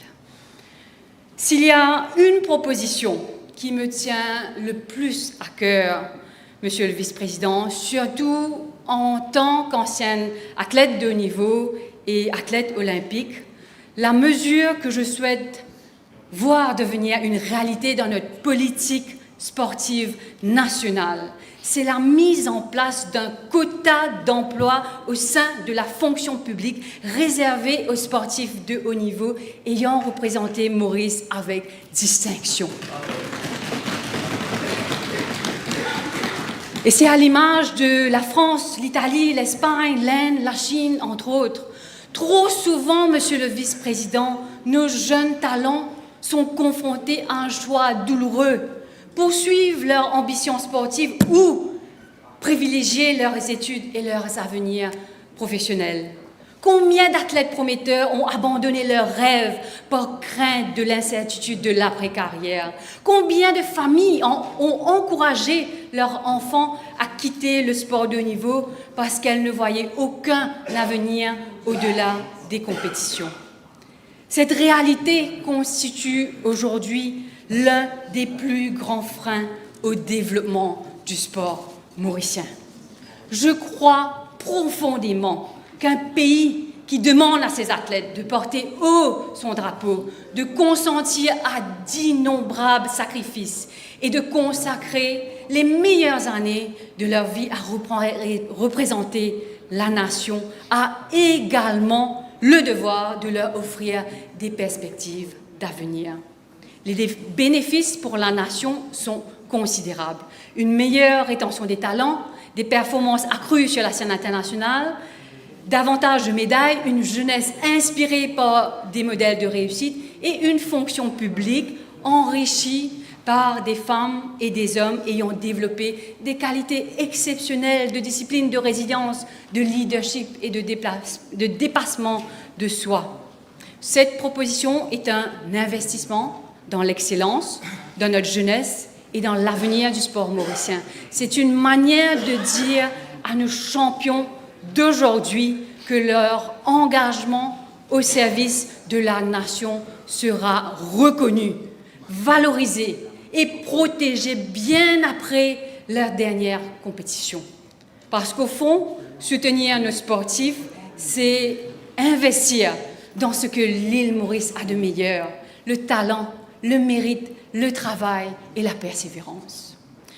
Monsieur le Vice-président, je me réjouis particulièrement des avancées importantes contenues dans ce budget en faveur des femmes et des familles mauriciennes. L'introduction du menstrual leave, qui constitue une reconnaissance concrète d'une réalité que vivent des milliers de Mauriciennes chaque mois. C'est une mesure de dignité, de compréhension et de respect envers les femmes qui contribuent chaque jour au développement de notre pays. L'allongement du congé de maternité et de paternité. Trop souvent, Monsieur le Vice-président, nous sous-estimons les défis que vivent les femmes durant la grossesse et après l'accouchement. Oui, je parle certes en connaissance de cause quand je vis moi-même une grossesse en ce moment même, mais je parle surtout au nom de toutes les mamans mauriciennes. Derrière la joie d'accueillir un enfant se cachent parfois des mois de fatigue intense, de douleurs physiques, de bouleversements hormonaux, d'inquiétudes, des sacrifices et parfois même des complications médicales. Après l'accouchement, les mères doivent non seulement récupérer d'un véritable bouleversement physique, mais aussi s'adapter à de nouvelles responsabilités, à des nuits sans sommeil, à l'allaitement, aux soins constants du nouveau-né et aux défis émotionnels qui accompagnent cette période de transition. L'allongement du congé de maternité est donc une mesure de justice, de dignité et de reconnaissance envers toutes les mères. Toutefois, Monsieur le Vice-président, nous devons également être conscients qu'une telle réforme, aussi noble soit-il, peut avoir des effets indésirables. Certains employeurs pourraient être tentés de considérer les jeunes femmes en âge de procréer comme un risque financier, ce qui pourrait accentuer les discriminations à l'embauche. C'est pourquoi que je suis d'avis que cette réforme doit s'accompagner de mesures complémentaires. Premièrement, nous devrons progressivement évoluer vers un système de congé parental partagé entre les deux parents et un congé et une partie de ce congé pourrait être transférable ou réservée au père afin que la responsabilité familiale ne repose pas uniquement sur les femmes. Lorsque les hommes et les femmes peuvent tous deux s'absenter pour s'occuper d'un enfant, les employeurs auront moins tendance à considérer les femmes comme un risque à l'embauche. Deuxièmement, envisager un mécanisme de financement partagé à travers un fonds national d'assurance sociale où l'État, les employeurs et les travailleurs contribueront collectivement au financement d'une partie du congé. Et enfin, au-delà des lois et des mécanismes financiers, nous devons encourager un véritable changement de mentalité. Tant que la société considérera que les enfants sont principalement la responsabilité des mères, les femmes continueront à subir des désavantages professionnels. La parentalité est une responsabilité partagée et la maternité ne doit jamais être perçue comme un obstacle à l'emploi ou à l'évolution professionnelle. Permettez-moi, avant de conclure, Monsieur le Vice-président, d'avoir une pensée particulière pour les habitants de ma circonscription Beaubassin-Petite-Rivière qui ont accordé à mon collègue l'honorable Rajesh Bhagwan et moi-même leur confiance et dont je porte chaque jour les espoirs et les préoccupations. Mon engagement n'a jamais été motivé par des intérêts personnels, mais par la volonté sincère d'être utile, de faire avancer les projets qui comptent pour ma circonscription et de contribuer à bâtir un avenir meilleur pour les générations futures. Chaque décision prise hier, aujourd'hui et demain, chaque décision a été et sera guidée par cette même conviction, celle de travailler sans relâche pour améliorer le quotidien des habitants de ma circonscription, défendre leurs intérêts et honorer la confiance qu'ils m'ont accordée. Pour conclure, Monsieur le Vice-président, l'histoire ne retient pas ceux qui ont choisi la facilité. Elle retient ceux qui ont eu le courage d'agir pour l'avenir. Ce budget est un acte de responsabilité envers notre nation et de solidarité envers les générations futures. Il porte une vision, une ambition et l'espoir d'un avenir meilleur. Car le véritable courage politique, ce n'est pas de penser aux prochaines élections, c'est de penser à la prochaine génération. Et c'est ce courage qui bâtit les grandes nations. Je vous remercie. Thank you, Honourable. Honourable Damri. Monsieur le Vice-président, j'éviterai les répétitions et j'irai tout droit au but. Notre gouvernement a reconstruit la confiance économique qui a été sévèrement ébranlée par l'UMSM et l'ancien Premier ministre Pravin Jagnat, qui sont les véritables fardeaux du peuple. MSM, fardeau, les peuples. Monsieur le Vice-président, permettez-moi de démontrer comment le MSM et son leader sont les véritables fardeaux du peuple, chiffres à l'appui. Je vous réfère aux indicateurs macroéconomiques. Budget balance. Et dans le budget balance, il y a un autre indicateur qui s'appelle primary balance. Regardez l'année financière 2027, 2026, 2027. le primary balance est négatif 0,1. Budget balance, c'est ce qu'on appelle le déficit budgétaire. Et le déficit budgétaire, il y a deux éléments dedans. Le primary balance, c'est-à-dire les dépenses, les revenus moins les dépenses, plus les intérêts. Or, nous avons un déficit budgétaire de 3,7%. Ce qui veut dire que le déficit budgétaire est constitué presque que des intérêts. Maintenant, d'où proviennent ces intérêts? C'est ça la grande question que le peuple doit se demander. Ces intérêts proviennent des dettes qui ont été accumulées pendant les années précédentes, principalement par le MSM. Je vous donne deux exemples, que deux exemples, sinon je prendrai toute une journée. Premier exemple, Maradiva. Maradiva a des dettes impayées de plus de 3 milliards de roupies. Et qui paye les intérêts sur ces dettes aujourd'hui? C'est vous, le peuple admirable. Donc le MSM est le fardeau, mais le fardeau des intérêts de sa famille sur vous, le peuple admirable. Deuxième exemple. Les 181,5 milliards de roupies que le MSM a injectés, a injecté dans différentes institutions financières du pays. Et ces grosses sommes d'argent ont été partagées parmi les petits copains et copines qui n'ont pas remboursé ces dettes et qui ne payent pas les intérêts. Cher peuple admirable, qui rembourse ces intérêts aujourd'hui? Vous, le peuple admirable, nous, le peuple admirable. Encore une fois, c'est le MSM et Pravin Jagnat qui sont le véritable fardeau, les peuples. Et ils ont l'audace de venir dire le contraire. Monsieur le vice-président, ils ont même parlé d'escroquerie budgétaire.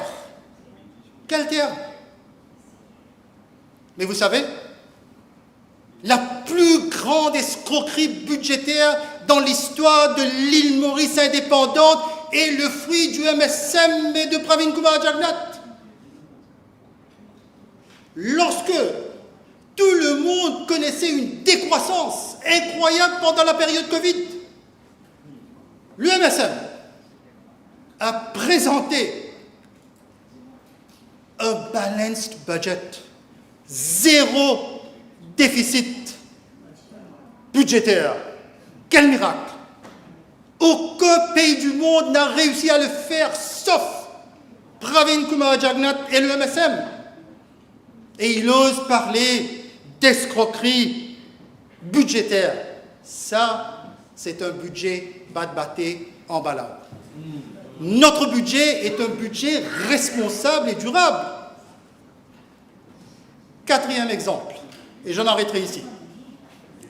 Malheureusement, le leader de l'opposition est absent de la Chambre. Mais il avait posé une question au Premier ministre. Kitne admite Navin. Je lui pose la même question. Kitne admite Joe. Et là, j'ai besoin de l'aide de mon collègue, l'honorable Patrick Assiavana. Il y a deux schemes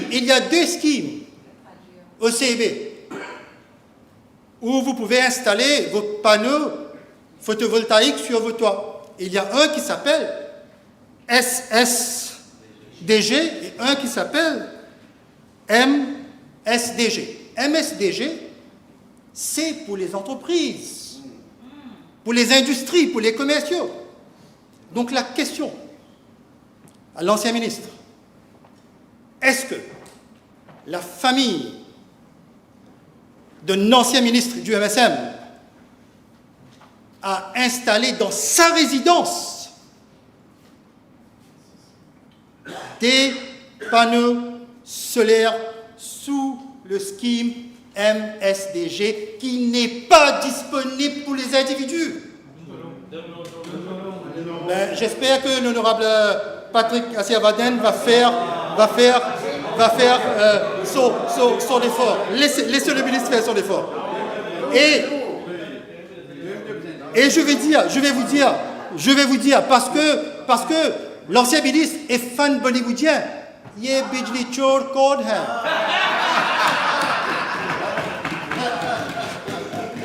Qui est ce voleur d'électricité? Je laisserai à la population de juger. Mr. Deputy Speaker, sir, the former Prime Minister also in the social media today said that the Prime Minister announced seven measures in our budget, but he listed only 6. But the most important measure of any budget is the macroeconomic stability. So he announced the macroeconomic stability plus 6 measures. That's 7 measures in all. And I will bore the House a little bit with a little bit of technicity now. The Prime Minister will respond tomorrow, will give the overall macroeconomic principle, but I will just elaborate on the framework.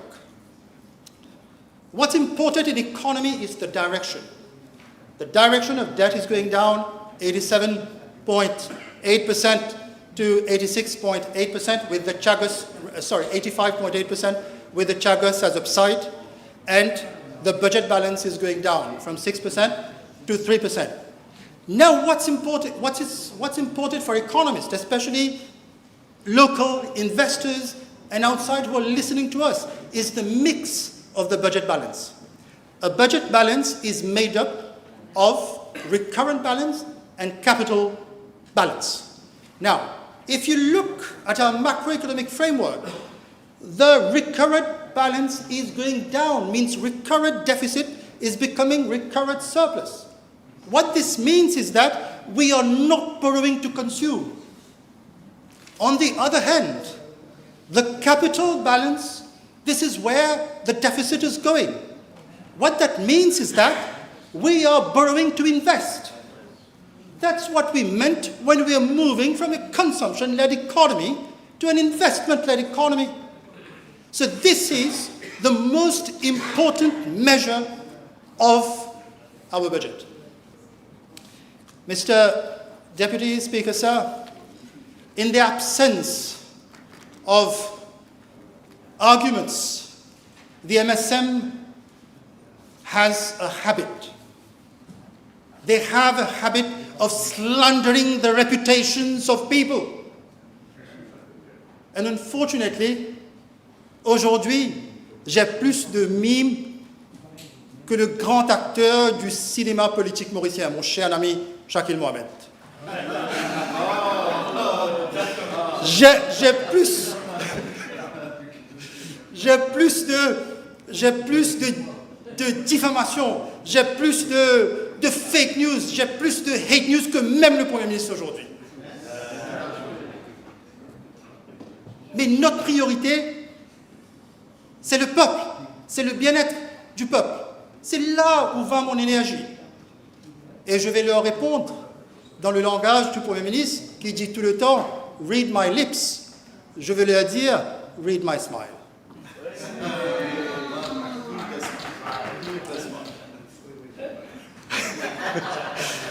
Tous ces allégations, toutes ces diffamations sont fausses, dénuées de tout fondement, Monsieur le Vice-président. Je vais aussi essayer d'emmener un peu de clarité sur comment nous allons financer nos projets. C'est très important parce qu'en dehors du Parlement, vous avez toutes sortes de grands discours. Nous allons faire ceci. Il y a des génies en mathématiques qui présentent des chiffres et qui vous disent « nous allons faire ceci, nous allons faire cela ». Et Monsieur le Vice-président, these people have no track record in delivery. These people were part of a system that first created the problems. How on earth will you resolve problems created by a system with the same system? You need track record. And if time permits, I'll give you 2 track records of the Prime Minister and 1 track record of me. Well, no one says about me, so I'll say about me too. The Prime Minister. I'll speak about future economies. I don't know how many of you know about the TDB group. The TDB group. It's a large African group. In 2012, they met with the Prime Minister. They were a small group at the time. They wanted to set up a trade finance bank for the continent. And the Prime Minister listened to them. And you know what the Prime Minister did? Out of the $11 million seed capital that they required, the Prime Minister convinced the government to invest $2 million in that seed capital. And the Prime Minister gave them incentives to be in Mauritius. Fast forward today, the TDB group has a capital of $11 billion. It finances $51 billion of trade finance in the continent of Africa. And it employs over 50 Mauritians directly, and it has an indirect impact over 200 Mauritians. This is called track record. Now, speaking of Africa, I personally believe that Mauritius will not succeed in our economic growth forecast of 4%, 5%, 3.5 and 4%, if we are not integrated with Africa. Unfortunately, the previous government, at best, had a long-distance relationship with Africa. In the language of Gen Z, maybe they had a situationship. But they never had a proper relationship with Africa. And I'm making an appeal to this whole House today, because this year marks a very important year. Let's go back to 1976. The then president of OUA, l'Organisation de l'Unité Africaine, was the father of the nation, Sassou Sakara. He is the one who transitioned OUA into the African Union, 1976 to 1977. And I will make a request to this House that the Prime Minister said 2026 is the year of the economy. I will make a request that to celebrate this achievement, this anniversary, this great moment, 2026, 2027 should also be the year of integration with Africa. Mauritius has only 1.2, 1.3 million people. Our median age is 40. Africa has 1.4 billion people. The median age is 19.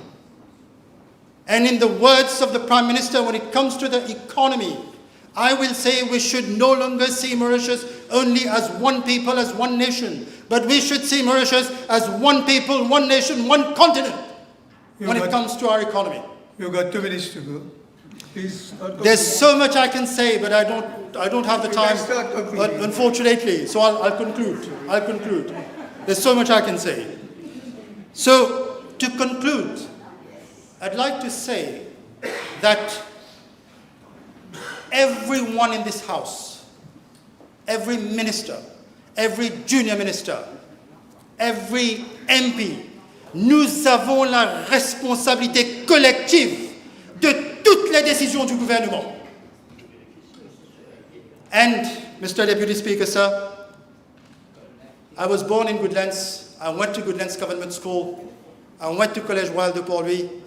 When I fell ill, I went to the dispensaire, as we say it. I traveled by bus. My grandfather had his pension. My father had his pension. We all went to the hospital when we fell ill. These are the ideals of the father of the nation.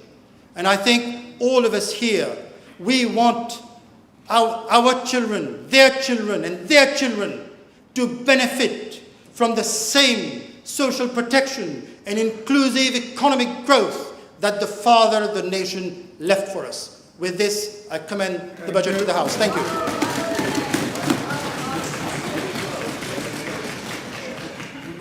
Honourable Asia Baden.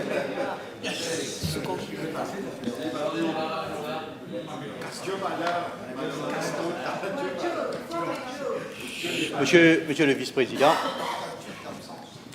je salue l'absence du leader de l'opposition pour ne pas changer, puisque le leader de l'opposition m'a demandé des éclaircissements concernant le LNG. Je répondrai à ce siège vide, mais je suis sûr qu'il entendra. Le leader de l'opposition, dans ses commentaires sur le budget, Monsieur le vice-président, avait estimé que l'allocation de 65 millions de roupies pour une étude détaillée sur le LNG, qui est quand même la base même de notre stratégie énergétique, risque d'accroître la dépendance du pays aux importations énergétiques. D'abord, permettez-moi, Monsieur le vice-président, de préciser que cette réflexion sur le LNG, on l'a fait dans le passé. Des études de faisabilité, de préfaisabilité ont été réalisées par des firmes, des consultants internationaux de renom, Worley & Parsons, Poten & Partners, PwC India. Donc nous avons eu des études générales concernant les masses critiques, concernant si le pays peut accueillir. Ce que nous faisons actuellement, c'est bien de le préciser, c'est que le CEB envisage de mettre en œuvre progressivement 3 centrales à cycle combiné au gaz LNG d'une capacité de 150 à 180 MW chacune. Donc, pour arriver à 500 MW. Donc, nous discutons actuellement avec le Japon, le ministre des Affaires étrangères est là, nous discutons avec le Japon, nous discutons avec le Qatar, nous discutons avec l'Inde. Et donc, la question de masse critique n'est plus un obstacle. Donc, ceci dit, je remercie le Premier ministre d'avoir introduit dans le budget une étude pour financer, dans ce présent budget, un objectif clair, développer un projet à Fort William, en phase, qui a été identifié déjà, un plan directeur pour des futures infrastructures de production, afin de déterminer l'investissement, le coût d'exploitation, ainsi que de préparer l'ensemble des démarches réglementaires nécessaires à la réalisation de ce projet. Donc ce que nous faisons, ce n'est pas la même chose que ce que le leader de l'opposition disait l'autre jour. Donc nous faisons une étude à Fort William précisément pour voir si nous pouvons implanter une centrale de 150 MW à 500 MW. Monsieur le vice-président, je devais au départ me concentrer que sur mon ministère. Les circonstances du budget, les circonstances du débat, et m'a forcé à amender le temps que j'ai, 30 minutes, pour dire quelques mots sur le contexte dans lequel ce budget est préparé. Il faut bien que la population qui nous écoute comprenne quelque chose de très important. Le contexte dans lequel nous faisons ce budget, d'abord, le report de la compensation de 10 milliards de roupies des SACOS, qu'on aurait dû avoir, que malheureusement, cela n'est pas arrivé. 10 milliards de roupies attendus dans le cadre de la ratification de l'accord sur l'île Sagos, intervient à un moment particulièrement délicat pour les finances publiques. C'est un fait. C'est un fait, monsieur le vice-président, que nous sommes sur le radar de Moody's. Je suis sûr que ma collègue, un peu plus tard dans la soirée, expliquera à la population que nous sommes surveillés, que nous sommes sur le radar. L'agence Moody's souligne que Maurice poursuit un redressement graduel de ses finances publiques, malgré un environnement difficile, marqué par des incertitudes, notamment, surtout l'accord sur les SAGOS, ainsi que les tensions inflationnistes provoquées par les conflits internationaux. Donc, pour vous dire, Moody's, SAGOS, la guerre au Moyen-Orient, c'est un fait. Donc la population qui suit sur les réseaux sociaux, la presse, réalise que nous faisons face à des déficits budgétaires, à des défis budgétaires, surtout dans les situations de ce qui s'est passé au Moyen-Orient, où Maurice, il faut bien le dire, en étant un importateur d'énergie comme Maurice, nous subissons tout de suite les conséquences de ce qui se passe ailleurs. Et c'est un gouvernement responsable. Il aurait été plus facile pour le Premier ministre, il aurait été si simple pour le Premier ministre et ministre des Finances de jouer le même rôle que l'ancien Premier ministre Pravin Jagnat a joué pendant 10 ans avec le MSM. Non! Ce que le Premier ministre fait actuellement, c'est quelque chose de responsable. C'est pour cette raison que personnellement je suis sévère avec ceux qui m'entourent, mais aussi sévère avec mes collègues de la Chambre. Faisons pas comme l'opposition d'aujourd'hui, qui essaye de manger la banane dans 2 bouts, mais de bout en bout. Donc, ceci dit, je reviendrai sur le CEB un peu plus tard pour dire qu'une cargaison de l'huile lourde nous coûte 500 millions de roupies supplémentaires. Supplémentaires. Donc, une cargaison nous coûte 1,2 milliard par cargaison, qui aurait dû être 700 millions de roupies. Vous réalisez? Nous avons 12 cargaisons par an. Faites le calcul. 12 cargaisons, 4,8 milliards, si mon mathématique est encore bon. 4,8 milliards. Vous réalisez quelle est la pression sur les finances du pays? Quelle est la pression sur le gouvernement? Mais nous devons, mes amis, collègues, monsieur le vice-président, je suis sûr que la population comprendra. Je suis sûr, convaincu. Nous devons avoir également le courage de reconnaître une réalité qui s'impose à nous. Le système de pension non contributif est aujourd'hui arrivé à un point où sa durabilité, sa pérennité est mise sérieusement en question. Si nous continuons à appliquer le même modèle sans adaptation ni réforme, que laisserons-nous aux générations futures? Ce que le docteur Amgoulam fait aujourd'hui, ce n'est pas pour nous, ce n'est pas pour nos enfants, c'est pour les enfants de nos enfants. C'est pour la génération à venir. Ce n'est pas pour nous. C'est pour cette raison que je dis que gouverner, ce n'est pas facile. Certains d'entre nous, peut-être, trouvent la gestion du pays difficile. Certains trouvent la gestion du pays difficile. Ils essayent, tant bien que mal, de bien se présenter dans l'opinion publique à travers les TikTok et tout. Mais, quand vous avez la responsabilité d'un pays, vous devez être responsable. Qu'est-ce que c'est important que la population comprenne une chose, monsieur le vice-président? Qu'est-ce que le MSM nous a légué? Il n'y a pas que la pension dont on parle ici dans ce budget. Je suis le ministre responsable du CEB.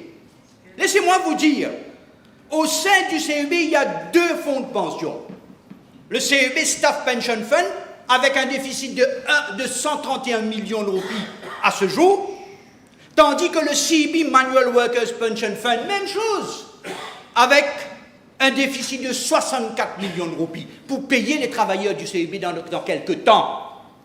Les 2000 travailleurs du CEB dans quelques temps. Il n'y aura pas un sou. Ça, c'est le MSM. Ça, c'est l'ancien ministre Jolie Jongar. Ça, c'est le MSM de Pravin Jagnat. Aujourd'hui, la population doit savoir, 74 organismes publics enregistrent des déficits de leur fonds de pension.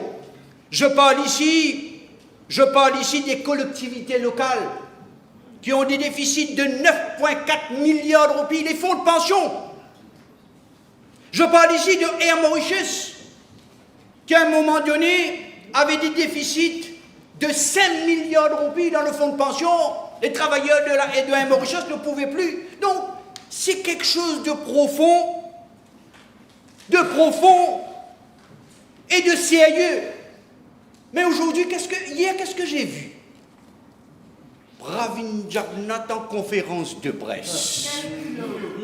Pravin Jagnat en conférence de presse, le fossoyeur devient le sauveur. Celui qui a mis ce pays dans la situation qu'on est aujourd'hui, pendant que le pays s'enfonçait avec Silverbank, 3 milliards de roupies.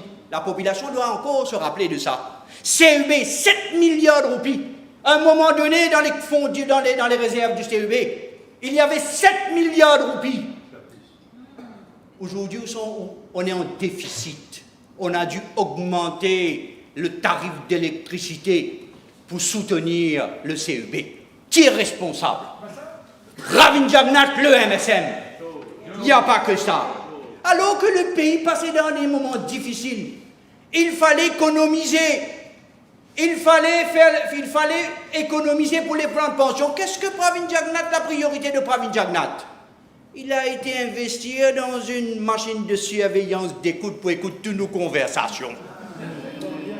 Plusieurs millions, enfin, je n'ai pas le chiffre, j'ai entendu le Premier ministre répondre que c'était plusieurs milliards de roupies.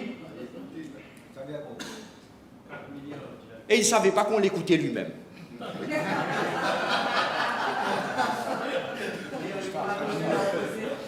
Le MIC, c'est Pravin Jagnat. Le MIC, c'est Pravin Jagnat. D'abord, le MSM. Ils ont commencé à prendre des billets, c'était facile pour le Premier ministre. La population doit savoir cela. Ça aurait été facile pour le docteur Amgoulam de dire « Allez, ok, on va prendre les billets, tout le monde va sourire, mais qu'est-ce qui va se passer dans 10 ans, dans 15 ans, dans 20 ans? Qu'est-ce qui se passera? Même pas. Vous réalisez? Donc, il faut se dire que ces gens, hier, quand je les ai vus hier, entourés des tchol, même Mahachol, hein? Padayachi, l'autre la serve, comment ça s'appelle là? Gobin.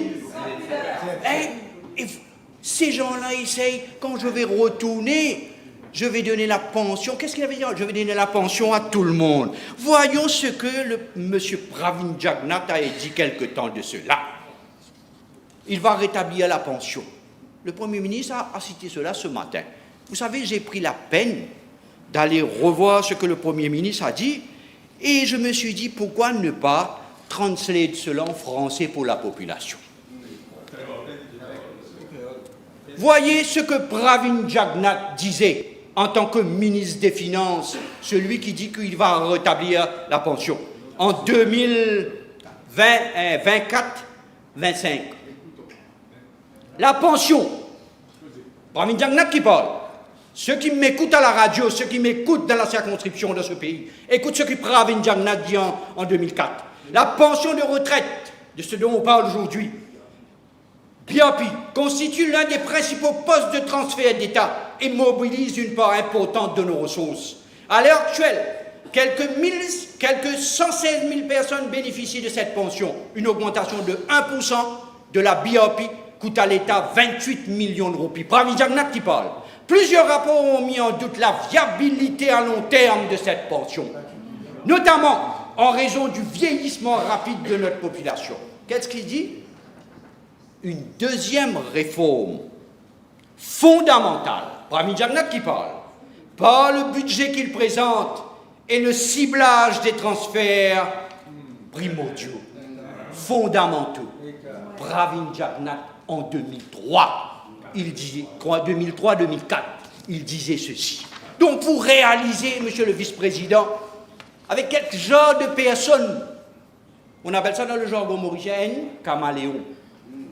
Il change de couleur, de peau. Donc, pour vous dire, monsieur le vice, il n'y avait pas que ça. Vous réalisez, l'ancien DPM, l'honorable Paul Béranger,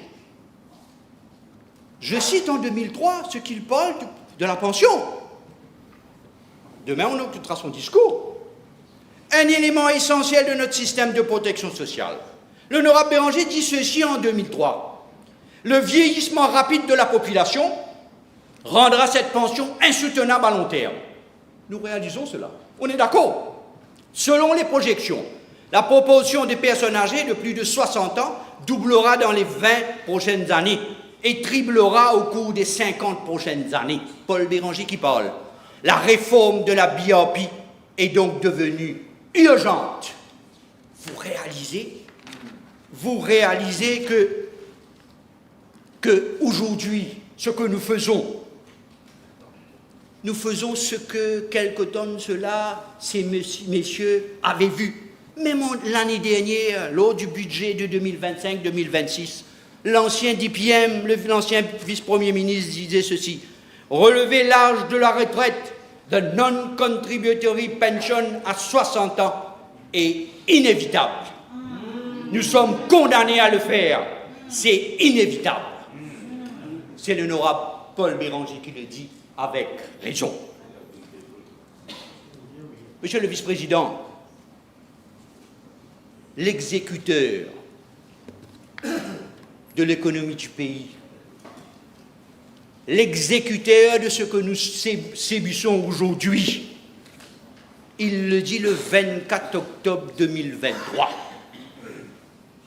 Hier, il était assis à côté de Pravin Jagnnath dans la conférence de presse. L'honorable Padayati disait ceci le 24 octobre 2023 à l'Assemblée nationale. J'étais assis juste à côté, juste là où se trouve l'honorable Eshan Djouman, juste en face du bureau de l'ancien bourreau, l'ancien loudspeaker, le bourreau. Et en passant, j'ai été étonné ce matin de voir la latitude du leader de l'opposition de poser des PNQ de 48 minutes. Je me rappelle quand on était assis juste là, poser des questions, la population doit se rappeler de cela. On n'avait pas l'occasion de 30 minutes, 29 minutes, 30 secondes, il vous arrête. Le PR répondait à une seule question. Exactement. Oui, et monsieur le vice-président, il n'était pas assis là où vous êtes, il se mettait ici sur l'escalier. Vous réalisez? Donc, pour vous dire, monsieur le vice-président, écoutez ce que l'ancien ministre Padayati disait. Monsieur le président, il parle. La contribution sociale généralisée CSG est un système progressif et équitable qui a pour but de financer le paiement des prestations sociales. Conformément à la promesse faite par son gouvernement, le gouvernement MSM, notre objectif est d'assurer à tous les retraités une pension décente. C'est à juste titre qu'a été mise en place la CLG de Pravin Jagnnath et de Padayati. La NPF n'est absolument pas viable à long terme, notamment parce qu'il ne générait pas un retour sur l'investissement. Ce jour-là, le 23 octobre 2023, Padayati, assis ici, disait cela. Monsieur le Président, le montant déboursé pour le paiement de ces prestations est d'environ 25 milliards. Il ne reste donc rien aux contributions de la CSG, rien. Tout l'argent récolté a été utilisé pour augmenter le pouvoir d'achat de nos aînés. Il ne reste pas un sou dans le CSG et ils ont aboli le National Pension Fund. Aujourd'hui, on se retrouve dans cette situation pour les pensionnés de ce pays. Heureusement que nous avons un Premier ministre qui quand même a du cœur. Un Premier ministre quand même qui a été à l'écoute. Imaginons une minute, une seconde, que c'était Pravin Jagnnath qui était à la place du docteur Navin Ramgoolam.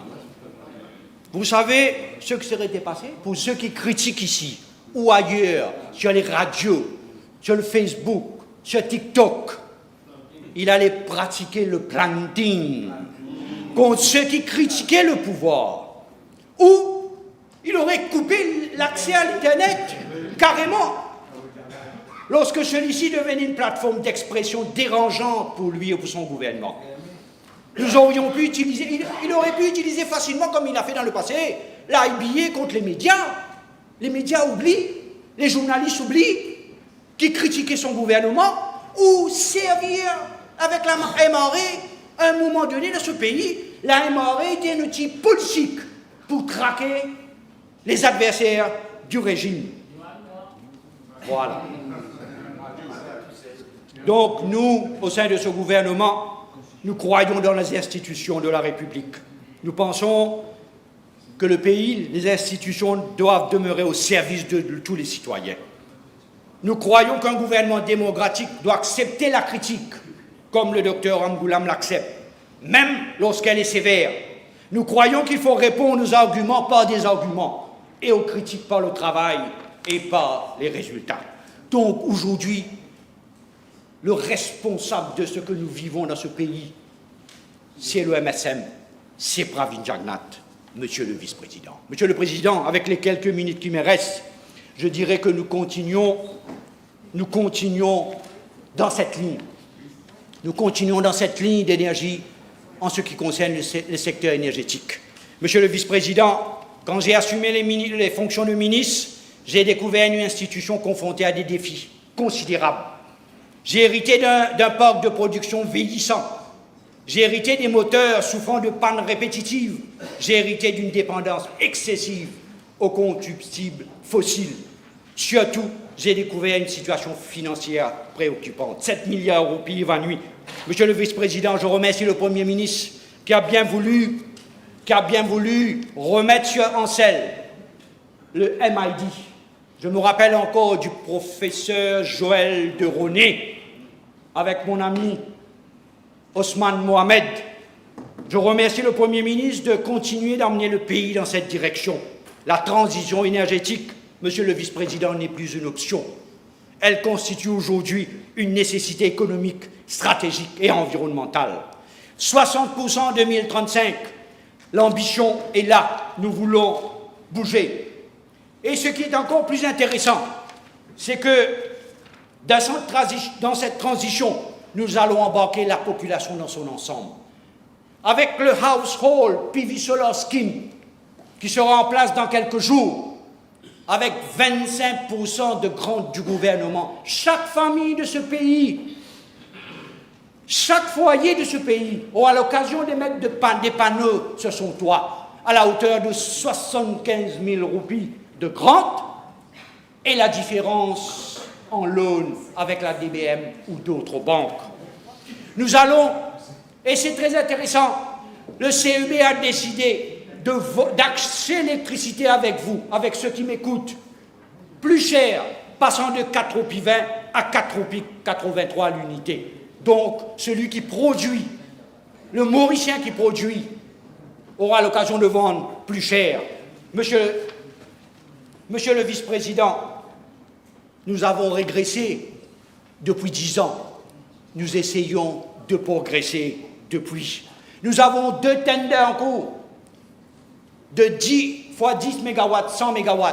Nous avons 3 projets de 40 MW chacune, 120 MW. On aura les résultats au début du mois d'août pour vous dire que nous bougeons. Je remercie le Premier ministre. Après avoir discuté avec le Premier ministre Modi, nous avons eu à Tamarine Fall un floating PV de 20 MW.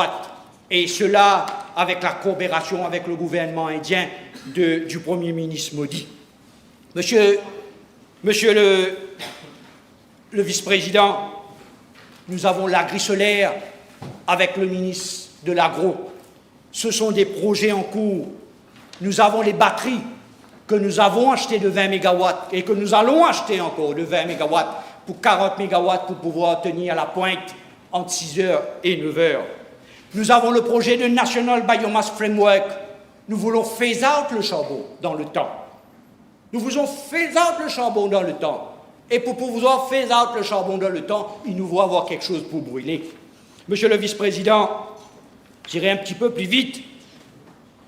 Je dirais que nous aurons au mois de septembre,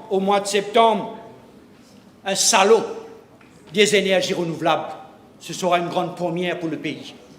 Un salon d'énergie renouvelable où l'île Maurice va se retrouver, où tous les stakeholders, nos partenaires seront présents sur un même toit. Nous avons en septembre, nous aurons en septembre de cette année-ci une loi sur l'énergie renouvelable pour structurer ce marché, pour légaliser ce qui n'a pas été légalisé jusqu'ici, pour donner de la forme à ce que nous voulons faire et avancer. Quelques mots, monsieur le vice-président, avant de terminer. Il me reste une dizaine de minutes. 5 minutes, 5 minutes, 5 minutes. 5 minutes. Ça me coûte rien de tenter. 5. Ouais. Il vous reste Alors, 3, je vous donne 5. les 5 minutes qui me restent, monsieur le secteur de l'eau, en quelques mots. J'ai entendu ici pas mal de mes collègues parler du secteur de l'eau. Monsieur le Président, monsieur le Vice-président, je serai assez franc. Vous savez, monsieur le Vice-président, on se retrouve avec un réseau de 62% de pertes. Vous mettez 100 mètres cubes d'eau sur le réseau, il n'y a que 40 mètres cubes qui arrivent chez la personne, les 60%, les 62% se perdent. Il ne suffit pas que de réformer la CWA, réformer le secteur de l'eau. Nous avons un problème. Là, actuellement, le changement climatique, la pluie ne tombe pas. Le réservoir de Marovacqua est à moins de 43%. Certaines régions sont affectées. Si nous sommes obligés, si rien n'est fait, nous serons obligés d'arrêter la distribution dans les Hautes-Plaines-Williams. Si Marovacqua continue de baisser à la hauteur de 20% ou de 17%, il n'y aura que la boue. C'est un fait. Donc nous avons hérité de cela. Et cela ne prendra pas 1 année ou 2 années pour être changé. Non, cela prendra du temps. Vous réalisez, je vous donne un chiffre. Nous avons 5300 km de tuyaux de la CWA. 1500 km, ce sont des vieux tuyaux. 1500 km. Plus de 50 ans. Hein. Vous savez combien cela va coûter pour changer les 1500 km? 37,5 milliards de roupies. Et là, heureusement que nous avons l'aide de l'Aisne, 2,9 milliards de roupies, pour le Pipe Relevement Programme en 2 phases, qui comprend différentes régions que je peux donner après. Tout pour vous dire que on a eu le Pipe Relevement Programme dans le temps. Vous vous rappelez de Prakash Mantora, 700 millions de roupies. Comment? Exactement. Le Premier ministre a raison. Les tuyaux un peu partout. À Rivière-Noire, à Montchoisy, un peu partout. Exactement. Où les 700 millions de roupies ont disparu. Disparu. Vous réalisez donc aujourd'hui, le leader de l'opposition, il parle très peu de l'eau. Il parle très peu de l'électricité. Il a passé son temps dans le discours du budget à parler de AI. Pas de l'eau. Et je me suis posé la question, je me dis, mais tout ce PNQ, il n'y a pas une PNQ pour l'eau, l'électricité? Pour vous réaliser, donc tout cela a été dilapidé, a été bangolé. Donc nous avons ce Pipe Reinvestment Programme. Je vous ai parlé de ce que nous faisons en ce qui concerne le captage de l'eau. Nous allons drill 20 boreholes, si je ne me trompe pas, 20 boreholes. Le ministère des Finances nous a donné de l'argent pour le CPF. La rivière des Anguilles sera allouée en août et la construction va commencer en décembre de cette année-ci. Vous réalisez. Pour terminer, monsieur le vice-président, pour terminer sur quelque chose de aigre-doux. Monsieur le vice-président, il y a une réflexion à mon ministère. À ce stade, chaque mètre cube d'eau produit par la CWA revient à environ 24 roupies. Chaque mètre cube d'eau. Alors qu'il est actuellement vendu à 14 roupies mètre cube. Sur chaque mètre cube d'eau vendu, la CWA perd 10 roupies. Cet écart structurel soulève une question de soutenabilité à moyen terme, comme la pension, et à long terme pour le service public d'eau. Dans ce contexte, je suis un ministre responsable. Je ne regarde pas 2029 ou après. Je regarde la responsabilité que j'ai aujourd'hui. Dans ce contexte, il devient nécessaire de revoir cette équation tarifaire afin d'assurer un meilleur équilibre entre le coût réel de production et la tarification appliquée. Des travaux en matière de tarifs est en cours à ce sujet. Il est important de souligner ici et de préciser, monsieur le vice-président, que dans cette réflexion qu'on aura à partir de septembre en ce qui concerne les tarifs non domestiques de la population ne sera pas impliqué, ne sera pas affecté. Les tarifs domestiques ne seront pas affectés dans ce que nous allons faire. Il y aura bien sûr les tarifs commerciaux, résidentiels, industriels. Comme je l'ai toujours dit, ceux qui peuvent payer doivent pouvoir payer. Pour vous dire, Monsieur le Vice-président, je n'ai pas grand-chose à ajouter, sinon que dire que je fais totalement confiance au Premier ministre. Je fais totalement confiance au Premier ministre, pas parce que je suis le président du Parti travailliste ou pas parce que je suis ministre aujourd'hui. Je peux le dire aujourd'hui que le Premier ministre connaît ma sincérité envers le Parti travailliste et envers le leader du Parti travailliste. Mais quand j'ai des choses à dire au leader du Parti travailliste, je le dis pour l'intérêt de notre parti et pour l'intérêt du pays. Je suis totalement confiant que la population mauricienne trouvera dans quelques années le fruit de ce travail que nous entamons aujourd'hui. Merci, Monsieur le Vice-président.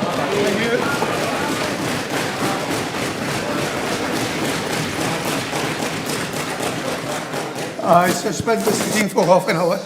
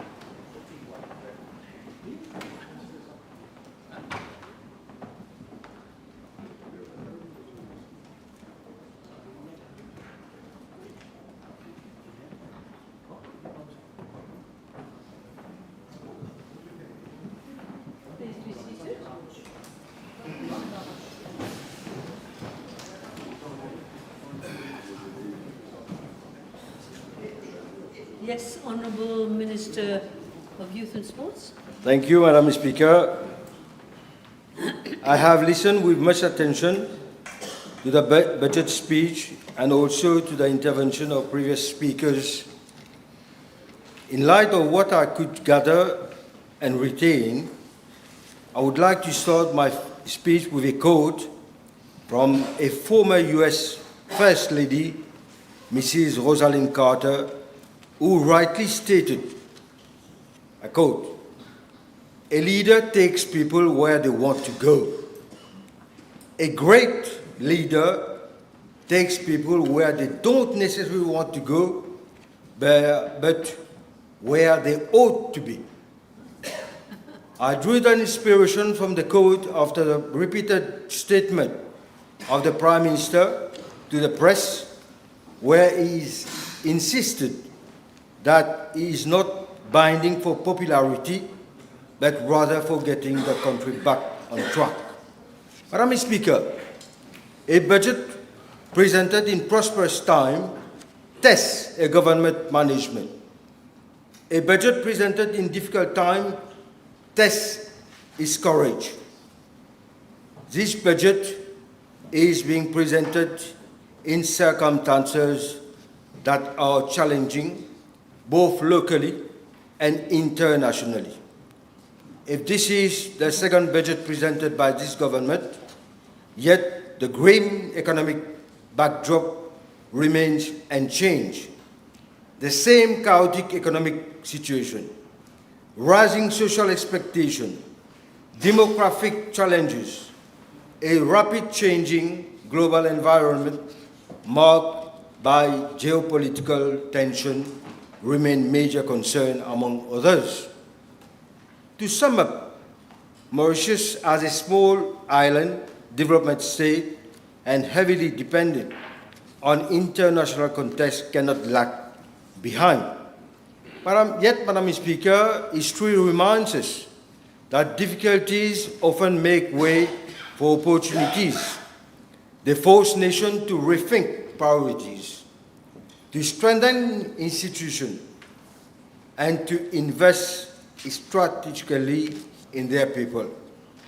After having carefully listened to the budget speech and gone through the various accompanying documentation, I am convinced that this budget perfectly reflects the value upon which this government was elected, namely responsibility, economic efficiency, social justice, and solidarity. Madam Speaker, a nation cannot be reformed unless its youth is reformed. It is in this spirit that my Ministry of Youth and Sport has pursued an ambitious youth policy and program of action since July 2025.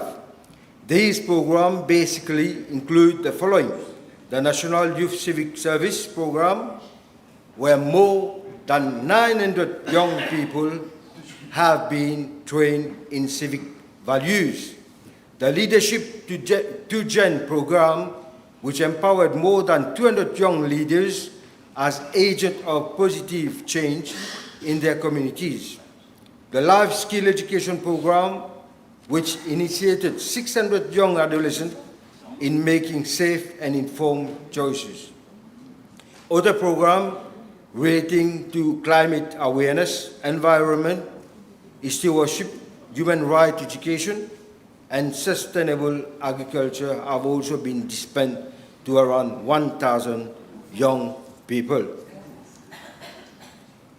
Madam Speaker, a healthy young policy must also provide opportunities for recreation, creativity, and social integration. In a period of economic distress, rising social ills, and drug addiction, my ministry has deemed it fit to devise programs and projects allowing the population, from the youngest to the eldest, to enjoy stress-free moments through target, innovative, recreational activities, all of which were resounding success. My ministry believes that policies affecting young people should be developed not merely for the youth, but with the youth. It was in this context that I took the initiative to organize a national consultative meeting focusing on drug addiction, mental health, brain drain, social media, and its impact on the society. The recommendation of the said meeting, expected shortly, will be taken on board for future formulation. Madam Speaker, I'm pleased to note that an additional effort has been made to this budget. A Smart Youth Program has been a significant increase from 60 million to 25 million. Our efforts are being recognized. Madam Speaker, despite all effort to support our young people with various projects and programs, yet we must concede that these same young people in Mauritius and around the world alike are exposed to an evil that is corroding our society, that is drugs. No nation ever developed is immune from this threat. Drugs destroy life. It tears family apart. It undermines communities, and it compromising the future of our youth. In Mauritius, the issue of drug proliferation is not new. The fight against it requires collective effort, irrespective of political affiliation. Without turning this debate into a political issue, Madam Speaker, history will nevertheless recall that whenever the MSM has been in power, drug trafficking has been a thriving business. Need I point out the Tractopelle saga, where 1.6 billion worth of drugs was discovered in a Tractopelle in 2022. Should I also remind the House of l'épisode Bonbon Gaz in 2017, where roughly 2 billion worth of drugs were discovered in gas cylinders? How can I leave out the well-documented case of that famous drug lord currently serving his sentence in Réunion Island, but who in Mauritius enjoyed almost absolute immunity? Madam Speaker, the list is quite long, but it is an undeniable fact that the upsurge in drug proliferation become very palpable in Mauritius since last 10 years. But while on the one hand we had an exponential proliferation of drugs, on the other hand, the same MSM government was dismantling the NATRESA. Through its action, the MSM government demonstrated to us where its interests lie. On our side, as soon as we assumed office, we made the fight against drugs as one of our foremost priority. To make up for the dismantling of NATRESA, this government established the National Agency for Drug Control, which recently released a drug control master plan. Action speaks louder than words, Madam Speaker. In parallel, the National Drug Control Commission has been set up under the chairmanship of none other than the Honourable Prime Minister himself. This is not merely symbolic, it is a formal pledge. The NDCC bring together 11 ministers whose portfolio are directly concerned with the multifaceted challenges posed by drug abuse and illicit trafficking. This top-level commitment demonstrates that the fight against drug transcends individual ministries and required concerted action in prevention, treatment, rehabilitation, law enforcement, education, youth development, and social integration. As a contribution towards this collective effort, my ministry integrated substance abuse awareness into the National Youth Civic Service Program and other numerous youth development initiatives. Furthermore, the organization of la Course de l'Unité, an island-wide marathon involving all local authorities under the theme Mauritiens mobilisés contre la drogue, sent a powerful message that the fight against drugs is a matter of national concern. I'm pleased to announce that a second edition of that Coup de l'Unité, even more spectacular than the first one, is underway. Madam Speaker, I also note that provision of 2 million has been made under my ministry budget allocation to support our effort in the fight against drugs. At this stage, I cannot fail to mention the Prime Minister's interest in this pressing issue, namely drugs. The allocation of 2 million rupees to all ministries as part of a national initiative to combat drugs is well inspired. This important measure is a strong testimony to the government's unwavering commitment to combating the scourge of drugs and protecting our communities, particularly our youth, from its devastating consequences. Madam Speaker, sports is an essential component of the fight against drugs. It is precisely in this context that I so warmly welcome and commend the bold measure aimed at waiving payment for the use of public sports infrastructure. Our promise to the population is becoming a reality. This measure will certainly help us in our fight against drugs. I sincerely hope that our citizens, especially our youth, will seize this opportunity with a strong sense of responsibility and make full and meaningful use of these facilities. Madam Speaker, on a separate note, allow me at this point to go back to November 2024. We secure a historic electoral mandate with an overwhelming victory of 60-0.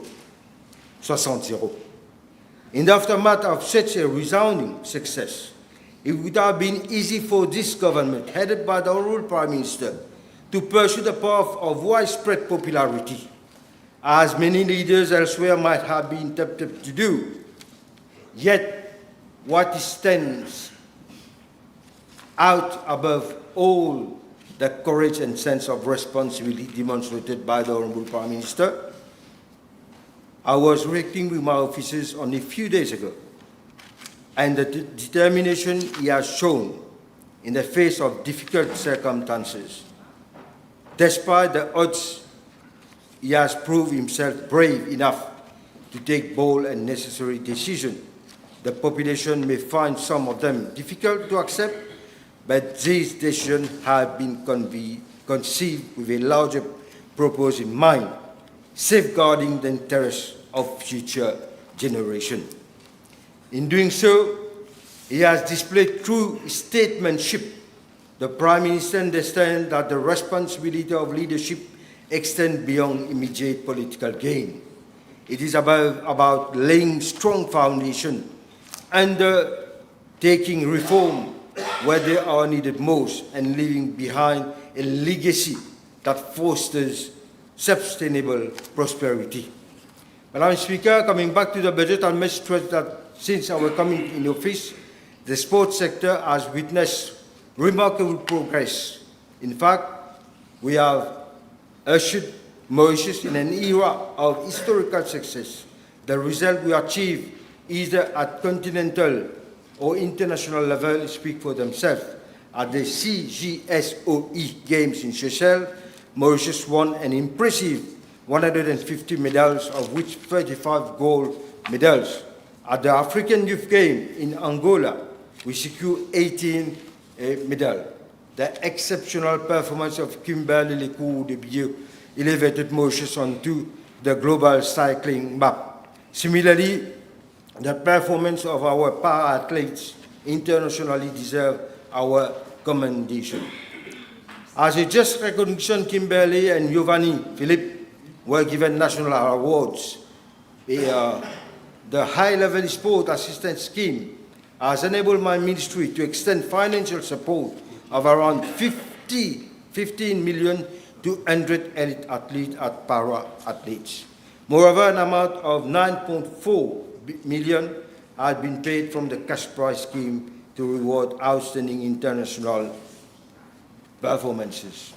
Madam Speaker, the 2026-27 budget provides 65 million as allocation to National Sport Federation and 110 million for various items, including preparation for the Indian Ocean Island Game 2027 and other major regional, continental and international sport events.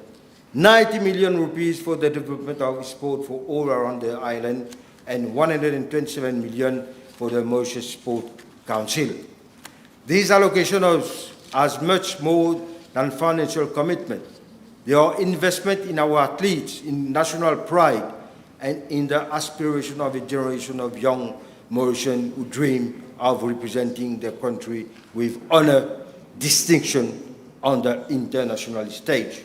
Apprehensions have been raised earlier today in this House as regards funding of our athlete participation in international events.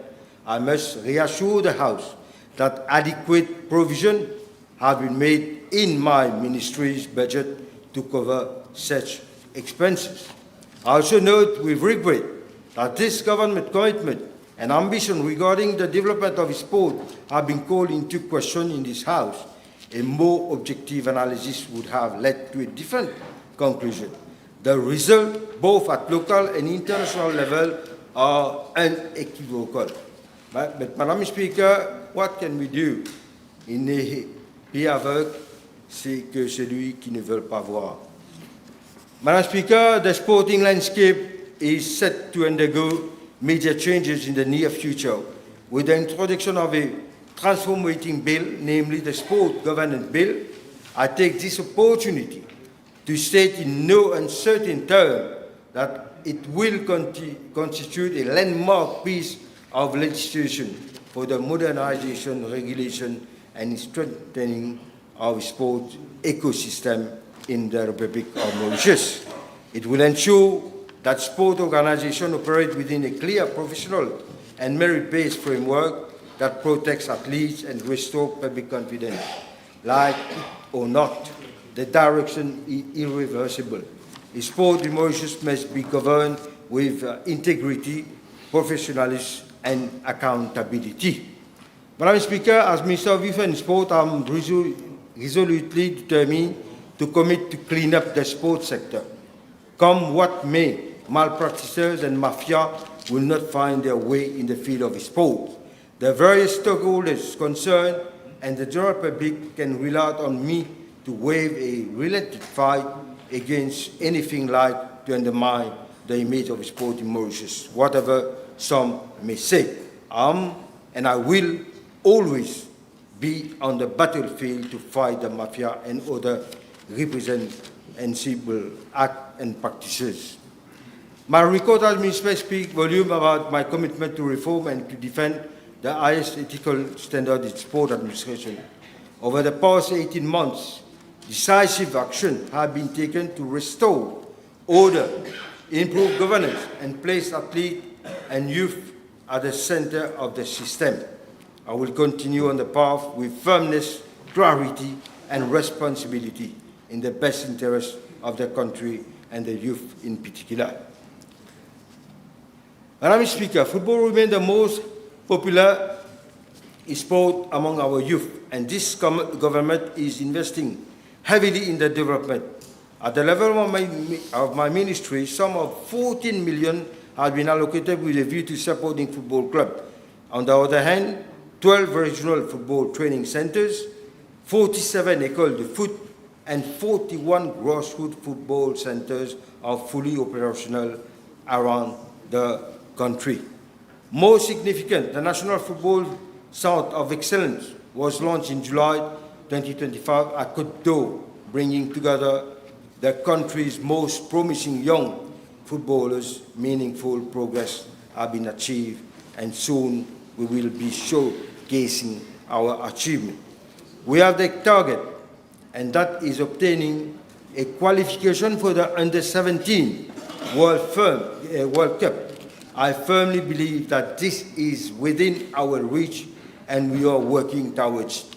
Similarly, many Mauritian football fans, and rightly so, ask a justified question: will Mauritius one day qualify for a continental championship or even the FIFA World Cup like a Curacao or Cape Verde? We share this aspiration and ambition. We believe that Mauritius possesses the talent, the determination, and the potential to compete at the highest level. In line with international best practices, my ministry is presently working on a policy framework that would enable us to tap into the immense reservoir of talent within our diaspora. Once this policy is finalized and implemented, Mauritians born and living abroad will meet the eligible criteria, will have the opportunity to represent their country of origin and strengthen our national team. However, this will not be done at the expense of our local sportsmen and sportswomen. Madam Speaker, no sport policy can secure without quality infrastructure. This government is investing significantly in upgrading and modernizing sport facilities across the country. Despite our difficult economic condition, funds have still been allocated to the renovation and maintenance of those facilities. In this budget as well, an amount of 100 million has been provided for the renovation and upgrading of 5 major sport infrastructure. Similarly, an initial provision of 80 million have been made in this year's budget for the construction of 2 additional swimming pools, one at Triolet and one at Flac. Over the last years, a major achievement was the inauguration of the South-East Sagor Ramglang complex at Triolet, representing an investment of approximately 200,000 million and creating a new sport hub in the north of the country. I'm also delighted to note that the provision of 20 million has been made for the setting up additional Center of Excellence in Côte d'Or. 2 are already operational. 1 more for swimming is in the pipeline.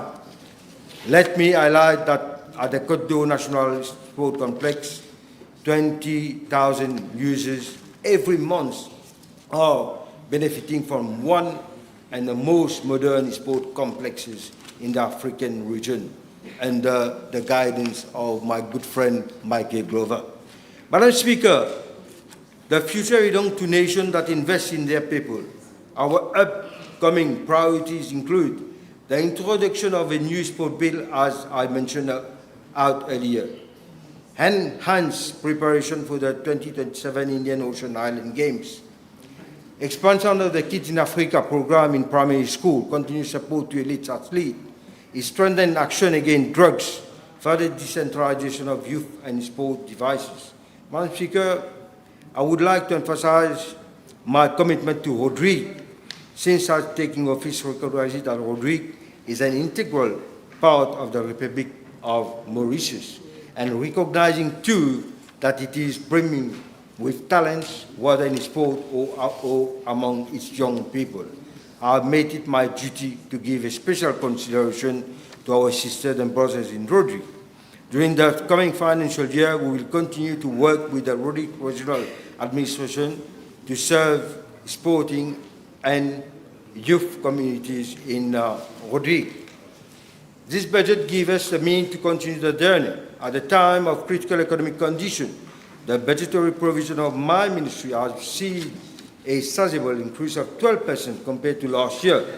This demonstrates that even in difficult economic circumstances, a responsible government can continue investing in the future, because youth are not an expenditure, they are an investment.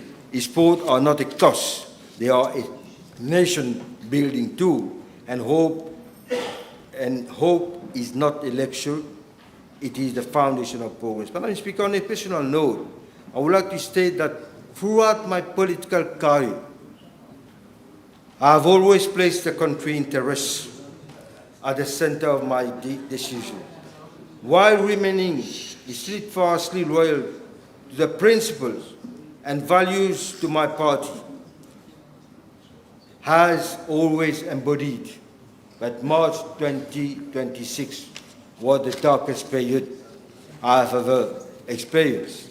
At that time, I had two choices: to walk away or to defend the interests of the people who have massively voted for us. Madam Speaker, behind our every vote casted in favor lies a profound trust, a hope, a better life, and an expectation of greater integrity in the management of state affairs. Would have been wise of me to evade from my responsibility and break this bond of trust between myself and the people. After careful consideration, I choose the path of responsibility. I choose to stay to support the Prime Minister. I choose to serve my country. At this stage, I must express my deep gratitude and appreciation to the electorate of my conscience, Stanley Rosin, without whom I would not have been here addressing this august assembly. This electorate, Madam Speaker, elected me on 3 occasions, and I would like to tell them today, in the most solemn manner, that I will never let them down. I will always be there for them, come what may, and the development of my constituency is very close to my heart. Madam Speaker, I now wish to address myself directly to the population. We have been brought to power through an overwhelming victory. Expectations are logically high, but the population must not lose sight of the fact that we inherited a country in distress. Economic indicators were flashing red. Public finances were under severe strain, with an unsustainable level of public debt. Confidence in our institution was seriously eroded, with a system increasingly perceived as being driven by political favoritism and nepotism.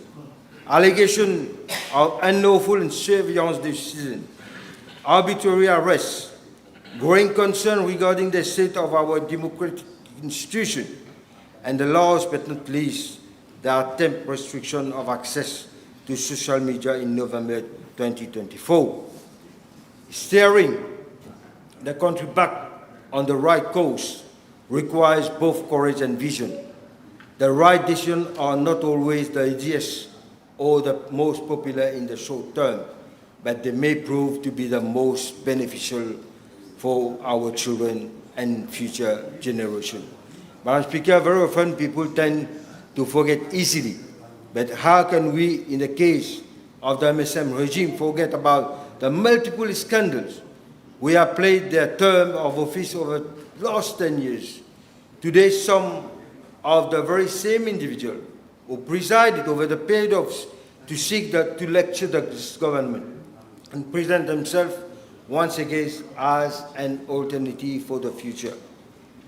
Madame la Présidente, hier, je me suis fait un devoir de suivre la conférence de presse de l'ex-premier ministre, le leader du MSM, M.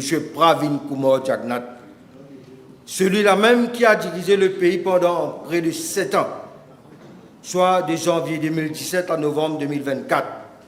Le gouffre financier et économique dans lequel le pays se trouve aujourd'hui pose ses empreintes.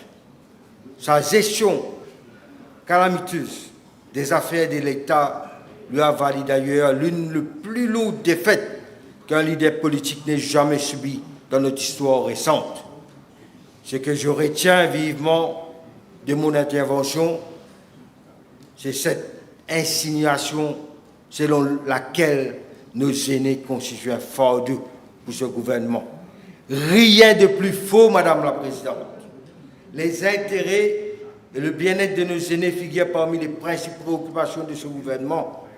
Nous leur devons notre profond respect et gratitude pour leur contribution inestimable et l'édification d'une île Maurice moderne.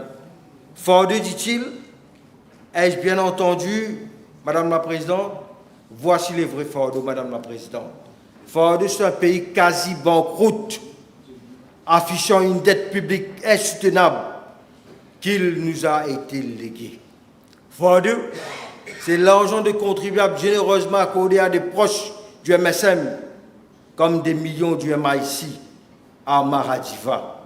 Fardeaux, c'est la violation sans scrupule de la démocratie, particulièrement la démocratie parlementaire, avec des expulsions arbitraires à l'appel. Aujourd'hui, ces mêmes personnes se muent dans la peau d'un sauveur et souhaitent diriger le pays à nouveau. Madam Speaker, my appeal to the population is simple and straightforward. Never allow the same snake to bite you twice. No matter how many times a snake shed its skin, it will always be a snake. I'm done, Madam Speaker. Very well. Yes, Honourable Mr. Jitan, Honourable Minister. Madam Speaker, I would like to commend the Honourable Prime Minister for presenting another responsible budget. Instead of being guided by short-term political calculations, he has chosen bold and visionary leadership, taking the difficult but necessary decisions that safeguard the present while securing Mauritius' long-term prosperity. Madam Speaker, we often hear a recurrent narrative. People tell you that you should not talk about legacy 18 months into the mandate. They say people have voted you to restore and you should not be blaming others anymore. But at the same time, it is important to remember the context and the magnitude of the mess that we are in. Imagine this country when we came to office, the legacy that was left to us. Honourable Jaman said it in his speech the other day. A mess of 10 years cannot be repaired in 18 months, Madam Speaker. I think it is important for us to remember why we are where we are and what are the choices to get us to where we want to be. I will talk later about what we are doing to repair the damage done to our society, to our economy, to our people. The previous regime left us with a legacy of economic mismanagement, institutional rot, deteriorating economic indicators, a path of unsustainability. We were on the cliff edge, Madam Speaker, yes, au bord de la précipice. And Honourable Asyabadan just now mentioned so many big, mismanagements, Silverbank, MIC. Let me add a few more. Betamax, 6 billion rupees of mess that they left. BAIE, who will forget BAIE, the billions mismanaged, the thousands of people whose lives were wrecked through their mismanagement. Let's not forget that ever. The people chose us to restore order, to restore economic discipline, to restore hope. The previous regime's choice was clear. Live for today. Spend more than you earn. Consume instead of invest. Live like there is no tomorrow. Ensure that you and your cronies get rich, obscenely rich. The legacy of the previous regime was there for all of us to see. a budget deficit of 9.3% and a debt close to 90% of GDP. And what do we have to show for that debt? Economic imbalances, a wider current account deficit, forex constraint, higher interest bills. Today, debt servicing, and the Honourable Prime Minister mentioned that earlier this morning. Debt servicing is the second biggest item in the budget. 27 billion that could have gone toward education, towards healthcare, towards better local services, towards social housing. So when people say stop criticizing the previous regime, they need to understand the legacy. The legacy is not an excuse. It is the invisible noose around the neck of every citizen. La corde autour du cou de chaque citoyen, Madam Speaker. The pressure of that legacy is felt every day by our families, our businesses, and our public finances. And you know, Madam Speaker, every week in Cabinet, ministers say, oh, Prime Minister, we have sent this to Minister of Finance, we need funds. And every week he says, there is no money. It is the same like a household, there is no money, and the population, and we all need to understand that. And this is why precisely this government has chosen a different path. Not the path of populism as many are undertaking on radio and social media with cheap rhetoric. Not the path of short-term political convenience, but the path of responsibility, the path of reform, the path of restoring economic stability so that future generations inherit opportunity, not debt. Prosperity, not fragility. Hope, not burdens. Madam Speaker, last year's budget was about ensuring we did not go over the cliff. It was about restoring economic sustainability. It was about building institutional credibility. It was what the country needed. In future, when we look back, this will be the moment seen as a turning point in the history of our country.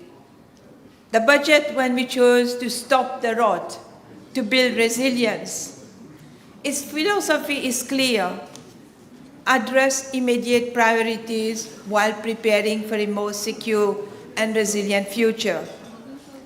There are still many difficult choices ahead. Let's make no mistake about that. The backdrop to the budget was a complex one. On top of the inherited legacy that I just mentioned, and most of my colleagues mentioned, the Iran war caused disruptions across multiple dimensions: higher oil prices, higher freight and insurance prices, higher global inflation, higher domestic inflation. We could have let these shocks derail our economic agenda. We chose to stay the course while supporting the population. Honourable Minister Sikian has been working relentlessly to help with the cost of living crisis. Notwithstanding the added spending pressure, budget deficit has been reduced from 9.3% we inherited to 6% of GDP. The proposed budget aims to bring it to 3.7% of GDP. But now that was before the freezing of the pension reform.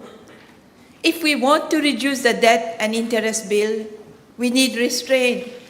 We need to make difficult choices. The restaurant is also calling for collective responsibility. The budget has a dose of progressivity, and the review of the tax system will be an opportunity to address any perceived undue burden. At the end of the day, we want to ensure we do not tax effort and our jurisdiction remains competitive.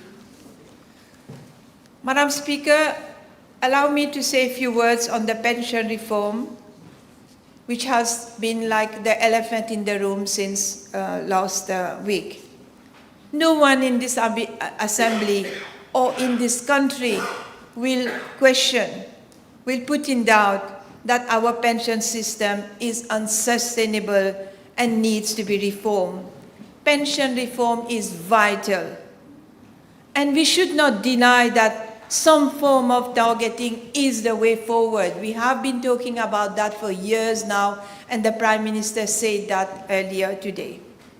The debate is on just how to reform it. It is a very, very sensitive subject. We are sitting on a ticking demographic time bomb.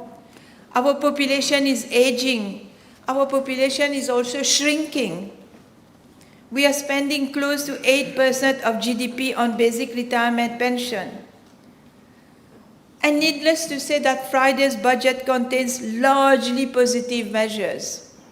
But it has upset people on the issue of pension reform. We all know a family member, a friend, a neighbor who is retired primary school teacher, a policeman, a private sector employee, and they say they have worked for 30, 40, 45 years, and they are getting a work pension of 25,000 or 30,000 rupees, and so they needed that BRP to live a decent and modest life. We could not put the burden on our elderlies and take away money from their pocket to balance our budget deficit. Yesterday, Honourable Amir Mia made a very compelling and passionate speech on how we dealt with this issue in MMM as a responsible partner in this government. We do not dissent in public, Madam Speaker. We do not go on radio or on social media to criticize and distance ourselves from this situation. We are one team. We respect discipline that we have. We are in a government. Il faut assumer when you are in government. And we must put on record the openness with which the Prime Minister acknowledged this and met us. The team spirit and the collaboration of all our colleagues and partners to put our heads together and find a solution. And so I'm deeply grateful to the Prime Minister for his bold decision to freeze the measure. You heard the voice of the people. You chose the path of righteousness, Prime Minister. So on behalf of the people of this country, we say a million thanks to you. But the population, we must also warn. There are fiscal arithmetics. Just like families have a budget to balance, the Minister of Finance also has a country's budget to balance. There are tough choices to be made to balance the budget. And we must remember that there is no such thing as a free lunch. Madam Speaker, I will now turn to measures directly relevant to my ministry. Financial services and economic planning. Financial services, Madam Speaker, is one of the largest pillars of our economy. It contributes to 12.4% of GDP, employs over 20,000 highly skilled professionals, and it is by far the largest tax contributor, be it in terms of corporate tax or PAYE. On the other hand, the ministry has one of the lowest budgets of any ministry, 352 million rupees. That includes the budget of Office for Public Sector Governance, the budget for AML-CFT, the budget for Financial Services Unit, the budget for FIU, the budget for Financial Services Institute, and the budget for economic planning, which is 30 million. Every year we review my ministry's budget line by line to ensure no hidden fats or inefficiencies. Maybe this is a default from private sector. We analyze our budgets line by line. And I've told my team we need to do more with less. We should not ask for more money. We must try to do with what we have. And a smaller budget does not mean lower results. Last year, 19 budget measures were announced relating to my ministry. All but one have been completed or will be completed by the end of this month. So when people say we are doing nothing, let me remind them that they are real achievement, not just in my ministry, but in every ministry, Madam Speaker. And we must acknowledge that. And we do not stick to budget measures alone. We are delivering on the financial services strategy. And let me give you a few deliverables for the outgoing fiscal year. The AML-CFT Act 2026 that we brought to Parliament, amending not less than 24 pieces of legislation for preparedness and readiness of the forthcoming ASAMLAG mutual evaluation. Africa Credit Rating Agency, we won the bid to host AFCRA in Mauritius. And right now there's a team working currently in Mauritius from AFCRA to work on the operationalization of the project. National FinTech Strategy, a major milestone, was launched this very morning. This will be a game changer for our economy, opening an ocean of opportunities for our youth and our entrepreneurs. Geopolitical response, rapid execution in times of crisis. In response to the flight of global capital flows arising from tensions in the Middle East, the Ministry developed a package of measures validated in April. It is already showing signs of positive outcomes. GFCI Index, we improve our global ranking by 8 places in 1 year. International outreach, despite having no dedicated agency for promotion of the sector, we raised the profile of the MIFC through dozens of top media outlets in India, in UK, in UAE, and in Africa. Madam Speaker, the Prime Minister launched the national consultations for Vision 2050 in December 2025. We undertook by far the largest public consultation undertaken in this country for a project of this nature. We engaged with more than 2,000 people up and down this country through 12 regional consultations covering all districts and municipalities. We conducted 21 sectoral consultations, a dedicated consultation with trade unions, and we received 72 online submissions. These are some of the realizations of last year. So for those who keep on saying we are doing nothing, these are some very concrete achievements and deliverables. We are executing the financial services strategy with determination and conviction, and I'm pleased that this budget supports our strategy. It will strengthen Mauritius as a competitive, innovative, and trusted IFC while positioning the jurisdiction for the next generation of digital finance and fintech. The push for AI will support our advances in fintech and broader economic diversification. The National AI Platform will help us develop local AI capabilities, foster innovation, and equip the workforce with skills required for emerging sectors. The push for startups will stimulate entrepreneurship, attract innovative businesses, and support the emergence of technology-driven fintech enterprises. Introducing clear rules for the issuance of an investment in stablecoins and the tokenization of real-world assets will position Mauritius at the forefront of digital finance. Madam Speaker, we are already fully engaged to ensure our readiness for the mutual evaluation in 2027. The proposed Bank of Mauritius Bill, the new banking bill, and the resolution regime will further strengthen our regulatory framework.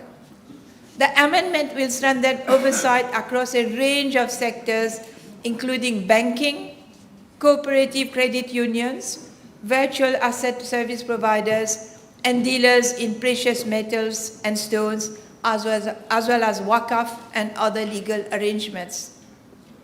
In the banking sector, amendments to the Banking Act will strengthen information sharing arrangements between financial institutions and the Financial Crime Commission. But as always, we need to balance compliance with ease of doing business. The Financial Services Institute under the aegis of a newly appointed board and a newly appointed CEO, will soon be launching a national training program in the run-up of the mutual evaluation to ensure our institutions and stakeholders are fully cognizant of how to translate regulations into effectiveness. Madam Speaker, let me now turn to governance. Governance remains a cornerstone of an effective, transparent, and accountable public sector. The OPSG will undertake governance surveys and assessment for 4 ministries and departments in the coming financial year. In parallel, it will continue to provide guidance, awareness program, and capacity building initiatives to support ministries and departments in strengthening governance arrangements and fostering a culture of accountability, integrity, and continuous improvement. The OPSG will also monitor the effectiveness of audit committees and the implementation of governance recommendations across ministries and departments. This will help strengthen accountability, improve organizational performance, and ensure that public resources are managed efficiently, effectively, and in the best interest of citizens. Madam Speaker, let me now turn to economic planning. We have, at various points, noted the challenges we face as a country. An economic model that is running out of steam and the urgency of reinventing our traditional pillars, agriculture and manufacturing exports, as well as developing new growth pillars. A new world order characterized by greater uncertainty and shock, an aging and declining population, and rising climate vulnerabilities. Vision 2050 and the National Development Plan 2035 will articulate our strategies on how we navigate these challenges. Vision 2050 will be ready in August 2026, so in 2 months' time. During the consultations across the country, and I thank my colleagues who joined me in that conversations, we had the opportunity to hear the aspirations of our citizens, village councillors, municipal councillors, the youth, the students, CEOs, planters, fishermen, economic operators, senior citizens, women association. We listened to their hopes, their concerns, their priorities. And Madam Speaker, I also hear more often than once people saying, why are you focusing on long-term planning when we face immediate priorities? They often say, resolve our problems of today. You know, in 2050, you will not be here. Let me say this to them, and it reminds me of a very sad event. I had the privilege to participate in a global summit in India earlier in the year, where the Prime Minister of India, Narendra Modi, made a very compelling speech on Vikshit Bharat Abhiyan 2047. In fact, he had launched that initiative 10 years ago when he came to power in 2015. He was telling the audience the same narrative where people then were telling him, why do you worry about 2047? You will not be here in 2047. But see where India is today compared to 2015, 10 years down the road.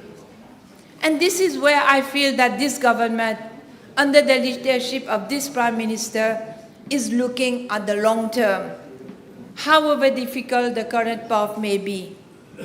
If we don't plan for the long term, we will still be firefighting 25 years down the road. What this budget shows is you can address immediate priorities and long-term planning simultaneously.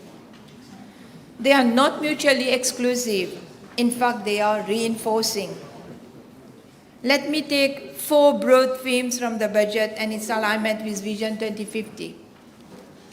On growth and economic diversification, the broad-based approach spanning traditional and emerging sectors, sugar, fishing, manufacturing and exports, the blue economy, tourism, fintech, and startups through SMEs and fintech. Various infrastructure needed to unlock growth and well-being, water, electricity, renewables, port development.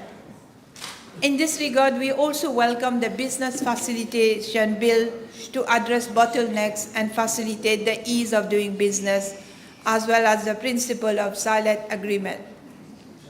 In the context of the fiscal constraint, we need private investment. We need to make it easier for people to invest in the country to create jobs and opportunities. Secondly, on resilience to shock, we welcome the efforts to boost domestic food production through agriculture and fishing that will strengthen our value chain. We are helping small farmers. We are helping fishermen, people who are critical in providing our food. We owe it to them. On aging and migration, I congratulate the Prime Minister for restoring the age of retirement at 60 and giving people incentive for remaining in the job market for longer. This is a humane decision. It allows people who want to retire early to do so. It also allows people who want to work longer to do so. Given our demographic crisis, we can call it a crisis, we no longer have the luxury of allowing our talent to remain idle because of their age. If they are fit and willing, let's make it easier for them. I also welcome the comprehensive migration policy. Migration is an economic necessity. However, we must not forget the social imperative. How to balance migration with the integration of migrants in our communities. We need to plan ahead on this very important social issue. I also applaud the initiative to tap into the diaspora. I have interacted with many of them during the Vision 2050 consultation. They clearly want to help the country. On climate, we need to strengthen our resilience. I also welcome the urgent efforts aimed at preserving our beaches, our lagoons, and the biodiversity. Madam Speaker, before concluding, let me go back to Vision 2050 consultations. We heard the national cry for tackling the drugs issue across the island. We heard the calls for more safety in our towns and villages. We heard the calls for the youth for better infrastructure and more leisure across the country. We heard the fishermen from Grand Gobe to Black River. We heard the planters from Flac to Triolet to Kandiab. We heard the call for more economic opportunities. We heard the calls from town centers from Kuapip to Vakwa Phoenix to Catobon and Bobassa-Rosil. We heard the calls for preserving Port Louis. We heard the calls for protecting our lagoons and biodiversity at sea from our citizens and NGOs. And I cannot forget this lady who pleaded for the construction of Rivière des Anguilles Dam to be accelerated. The budget, Madam Speaker, already answers some of these calls, and we have more work to do, and we will deliver, Madam Speaker. Madam Speaker, let me, in conclusion, say this. Good plans and budgets are only as good as the execution. Implementation is what matters. And this is where our responsibility lies. Unless we are relentless about execution and delivery, we will not live up to the expectation of the people. And I must be honest, public administration is a very heavy and bureaucratic machinery. The system is mostly process-driven and not result-driven. In many ways, we are still operating the public administration system that we inherited back in 1968 from the British. This is a major constraint, and we will need to tackle that.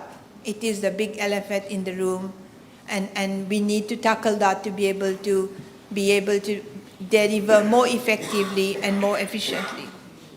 The public and the people expect us to deliver, and we will deliver come what may. We contain the rot, we will now rebuild. Rebuild for a more prosperous and secure future. Let's get to work. And before I end, Madam Speaker, allow me to express my deepest sense of gratitude to all my staff at the Ministry, to all my colleagues and fellow MPs, to my regional and colleagues in MMM, and to all my constituents. Thank you all for your support day in and day out in what has been a tough year on many counts. With this, Madam Speaker, I once again commend the Honourable Prime Minister for this bill and for his courage and the responsibility with which he has done this exercise, and I commend the bill to the House. Thank you. Yes, Honourable Attorney General.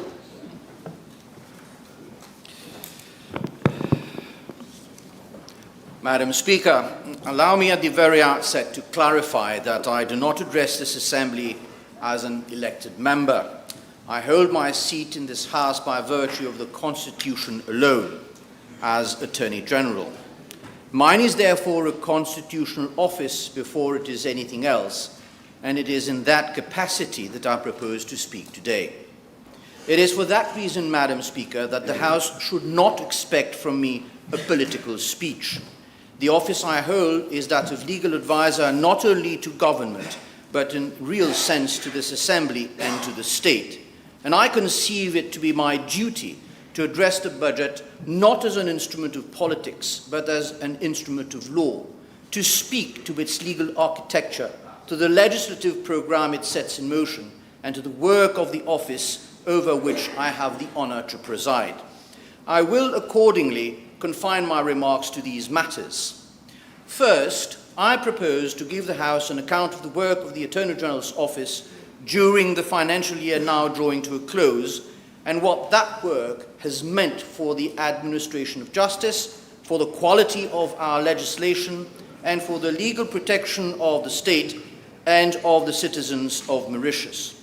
Secondly, Madam Speaker, I will set out, insofar as my office is concerned, what lies ahead in the fiscal year which we are about to enter, the legislative priorities, the reforms in contemplation, and the obligations, both domestic and international, that will fall to be discharged. A budget, Madam Speaker, is too often read as a ledger of money alone. But behind every measure announced stands a legal instrument that must be drafted, scrutinized, and made to withstand challenge. Behind every commitment of the state stands an obligation that must be lawful in its making and sound in its execution. It is less visible, but nonetheless an essential dimension of the nation's finances that I now turn to. Madam Speaker, I come first to the year now drawing to its close and to one of the most productive legislative sessions the House has known.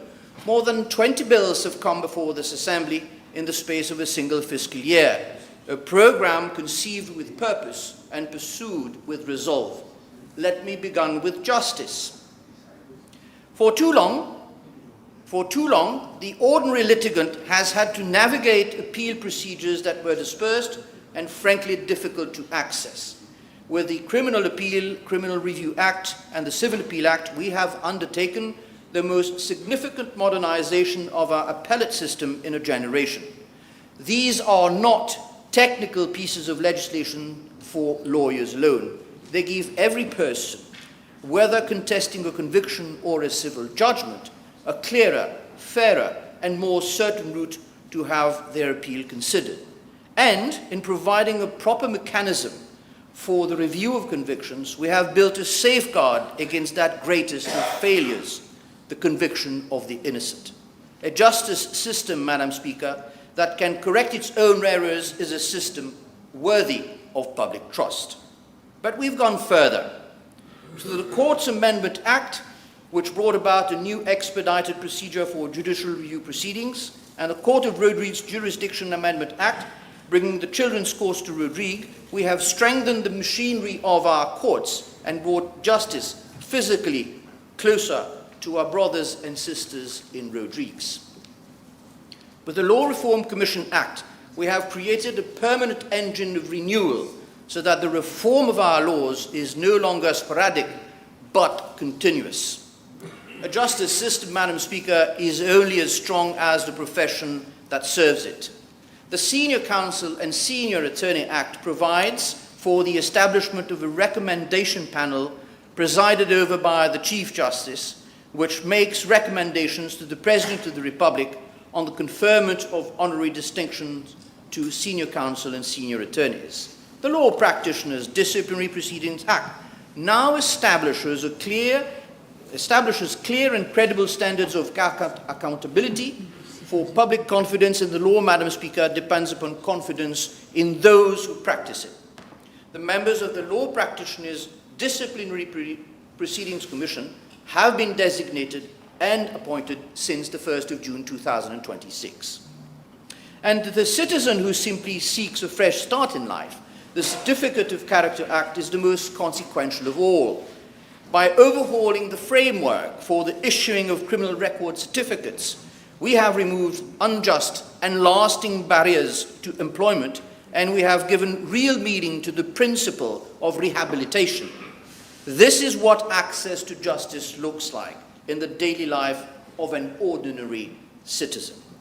This Act, Madam Speaker, will come into force on the 1st of July 2026, together with the relevant regulations. The Financial Crimes Commission Amendment Act and the Comprehensive Anti-Money Laundering, Combating the Financing of Terrorism and Countering Proliferation Financing Act have reinforced our defences against financial crime and brought our framework into full alignment with the most exacting international standards. The reputation of Mauritius as a clean, credible jurisdiction is not an abstraction. It is the foundation upon which our financial services sector and tens of thousands of livelihoods depend. Madam Speaker, this government legislates not only for today, but for generations to come. The Atal Bihari Vajpayee Institute of Public Service and Innovation Act and the National Research and Innovation Institute Act represent a deliberate investment in human capital, in a modern public service, and in the innovation that will drive our economy forward. Now, nor have we neglected the everyday. The Police Amendment Act, the Road Traffic Amendment Act, and the Optical Council Amendment Act each bear directly upon the safety and well-being of our people, while the Rodrigues Regional Assembly Amendment Act deepens the autonomy of Rodrigues within our republic. Madam Speaker, this government has taken up the bold challenge of modernizing our constitution. Through the Constitutional Review Commission Act, we are setting up a commission that will hold inter alia public consultations on the issues that need to be reviewed and examined in our supreme law. Mind you, we've had hurdles to clear, last-minute hiccups to deal with, but we have ironed out the last creases. The appointment of the commissioners is, I'm told, imminent. Our constitution has served us well since 1968. It remains the bedrock of our democracy. But a constitution is not a monument to be admired from a distance. It is a living instrument, and after more than 5 decades, it must be reviewed to reflect how far our society has traveled and the realities of the Mauritius of today. The Constitutional Review Commission will give the people a voice in that process. It is, indeed, an act of confidence in our democracy. Madam Speaker, these bills taken together, these acts taken together, tell a single story. Justice and prosperity are not rivals. They reinforce one another. A nation cannot prosper without the rule of law, and the rule of law has absolutely no meaning if it does not reach the ordinary citizen in the conduct of his ordinary life. Madam Speaker, I now turn to the year ahead and to the legislative work presently being attended to by my office and across government. Now, taken together, these instruments represent one of the most substantial programs of legal reform undertaken in recent memory. They reach to the very architecture of our criminal justice system, to the integrity of our public institutions, to the protection of the vulnerable, and to the modernization of the law across a wide range of sectors. I propose to set them out by theme so that the House may appreciate not merely the volume of work, but the coherence of the design that underlies it. At the center of this program, Madam Speaker, stands the establishment of the National Crime Agency. This is not a single enactment, but an integrated suite of legislation deliberately conceived and as a coherent whole for the task of confronting serious organized and financial crime, because they cannot be met by piecemeal measures. The reform, Madam Speaker, will start with a Constitution Amendment Bill to secure the constitutional foundation upon which the new architecture is to rest. The National Crime Agency Bill itself will create the agency, define its mandate, and confer upon it the powers and the operational independence necessary to discharge it. Alongside it, the Independent Advisory Panel Bill will provide the institutional support for independent oversight of the agency so that the exercise of these considerable powers remains at all times subject to scrutiny and accountability. 3 further bills give the agency its substantive reach. The Financial Crime Bill will modernize and consolidate the law governing economic and financial offences. The Asset Recovery and Unexplained Wealth Bill will strengthen the capacity of the relevant investigative authorities to trace, freeze, and recover the proceeds of crime, and will introduce the framework addressed to unexplained wealth, ensuring that those who cannot account for assets disproportionate to their lawful means may be required to do so. Now, the Criminal Justice Offenders Assisting Investigations and Prosecutions Bill will establish a clear statutory basis upon which offenders who provide genuine assistance to investigations and prosecutors may have that cooperation recognized, an instrument of proven value in dismantling criminal networks from within. To these are added the National Crime Agency Miscellaneous Provisions Bill, carrying the consequential and transitional amendments that so substantial a reform necessarily entails across the existing body of law. And because the establishment of a permanent architecture of this kind cannot be accomplished overnight, 2 interim instruments, the NCA Interim Agency Bill and the Secretariat of the Independent Advisory Interim Panel Bill, will ensure operational continuity and uninterrupted oversight whilst the permanent framework is brought fully into being. The National Prosecution Service Bill is next on our agenda after the NCA legislation and will provide a strengthened and clearly structured basis for the prosecution of offences with the DPP as the head of that National Prosecution Service. Together with the National Crime Agency package, these measures are intended to deliver a criminal justice system that is at once more capable and more accountable. Madam Speaker, the old Police and Criminal Justice Bill, which we have heard of for so long, has been reviewed, and it is now clear that the application of this bill in its present form will create more problems than it will solve. The idea now is to bring a new criminal justice bill which will cater inter alia for, first, the abolition of provisional charges as we know it today and replacing it by another system, but without doing away with the oversight of the courts. Secondly, the bringing about of a new process in the criminal justice system by introducing staged proceedings in court for serious and complex criminal trials. And thirdly, the bringing about of a new legal framework to cater for expedited hearings for minor criminal offences where the suspect has, during the course of the inquiry, admitted his guilt to the offence charged. All these, Madam Speaker, will by necessity require consultations with all the relevant stakeholders, including the judiciary, the office of the DPP, the police, and the independent bar.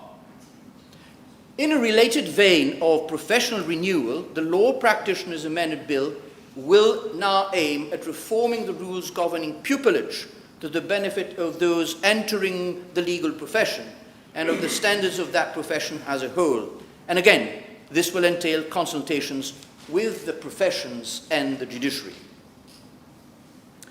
Madam Speaker, I now turn from the architecture of enforcement to the substance of the criminal law itself. In the coming weeks, the Criminal Code amendments to the Criminal Code will be presented to the House to address two matters of the greatest social importance: marital rape and feminicide. By these reforms, the law will affirm, without equivocation, that a marital relationship confers no license for sexual violence, and that the killing of women on account of their gender is to be named, recognized, and punished for what it is. These are not technical amendments, Madam Speaker. They speak to the dignity and to the safety of women in our society, and they are long overdue. Madam Speaker, one of this government's defining commitments has been the restoration of Mauritius' democratic institution. When we came into office, it was a moment when the independence of key bodies had been questioned and public confidence shaken. Rebuilding that confidence remains a priority. And today, I turn to one of its clearest expressions, the reform of the National Human Rights Commission. The Protection of Human Rights Act is today 28 years old. Enacted in a different era, it no longer reflects the international standards by which such institutions are now measured. The Global Alliance of National Human Rights Institutions has set out clear expectations of us, and the Commission's full accreditation review falls due in 2027.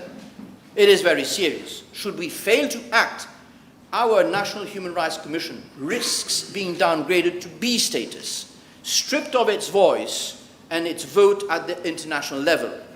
For a country so recently elected to the Human Rights Council, that would be a very serious blow. My office is therefore in the process of preparing the National Human Rights Commission bill, which the government intends to enact before the end of the year. This bill will establish a transparent, merit-based process for the appointment of commissioners with safeguards against arbitrary dismissal. It will remove the segment of police officers as investigators so that the Commission may inquire into misconduct without fear or favour. It will broaden the Commission's mandate, create a dedicated national preventive mechanism to inspect our places of detention and guarantee financial autonomy with direct reporting to this House. Madam Speaker, this reform is not simply a response to international pressure. It is a statement of values. Mauritius has shown in a single year that democratic regression can be reversed. The passage of this bill will show that such reversal can be deepened, consolidated, and made permanent. Madam Speaker, a number of other bills will modernize the law in particular sectors, such as health, consumer protection, hydrographic services, electronic communications, and child adoption. In the field of sport, the Governance of Sports Bill, together with the Mauritius Sports Council Bill and the Registrar of Sports Organizations Bill, will overhaul the governance of sporting bodies, providing for proper registration, oversight, and standards of administration across that sector. Public safety on our roads will also be addressed by further amendments to the Road Traffic Act, which will provide, amongst other measures, for the impounding of vehicles, which is a firm response to conduct that places the lives of road users at risk. But it will have always due regard to fundamental constitutional safeguards. Now, Madam Speaker, let me come to the measures announced in this budget. I would like to begin with two measures in the budget that fall squarely within my responsibility as guardian of this country's legal commitments: the extension of maternity leave to a full year and the introduction for the first time in our law of paid menstrual leave. Let me begin where an Attorney General usually begins, with the law. These measures, Madam Speaker, are not acts of generosity. They are the honouring of obligations that Mauritius freely assumed We ratified the Convention on the Elimination of All Forms of Discrimination Against Women in 1984. We ratified the International Labour Organization's Maternity Protection Convention in 2019. Both require the state to protect maternity, and both make plain that to protect maternity is not to discriminate, but to prevent discrimination. By extending fully paid leave to 24 weeks from only 16 weeks, Mauritius does not strain against the international standard. It rises to the front rank of those who meet it. Madam Speaker, I have heard the objection that these protections will make employers reluctant to hire women. I answer this without hesitation. To refuse a woman work because she might one day become a mother is already unlawful in Mauritius.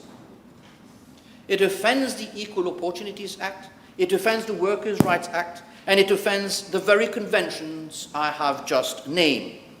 Yesterday, the Equal Opportunities Commission reminded everyone in a communiqué of the provisions of the law. I can only agree with that statement because the law is clear, unambiguous, and direct.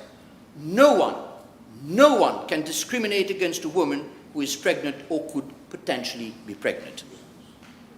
And on menstrual leave, Madam Speaker, let no one mistake what we are doing. To recognize that a woman in genuine, incapacitating pain should not have to choose between her health and her wages is not to call her a lesser worker. It is precisely what keeps her in work and on fair terms.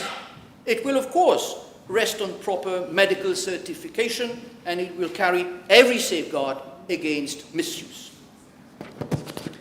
Madam Speaker, this House has already accepted in this very budget that we are an aging nation. We cannot ask the women of Mauritius, who are more than 50% of our population, both to sustain our economy as workers and to renew our population and offer them nothing in return, but the choice between the two. The experience of other nations tells us plainly what we should all know. Where the state stands behind its families, families grow.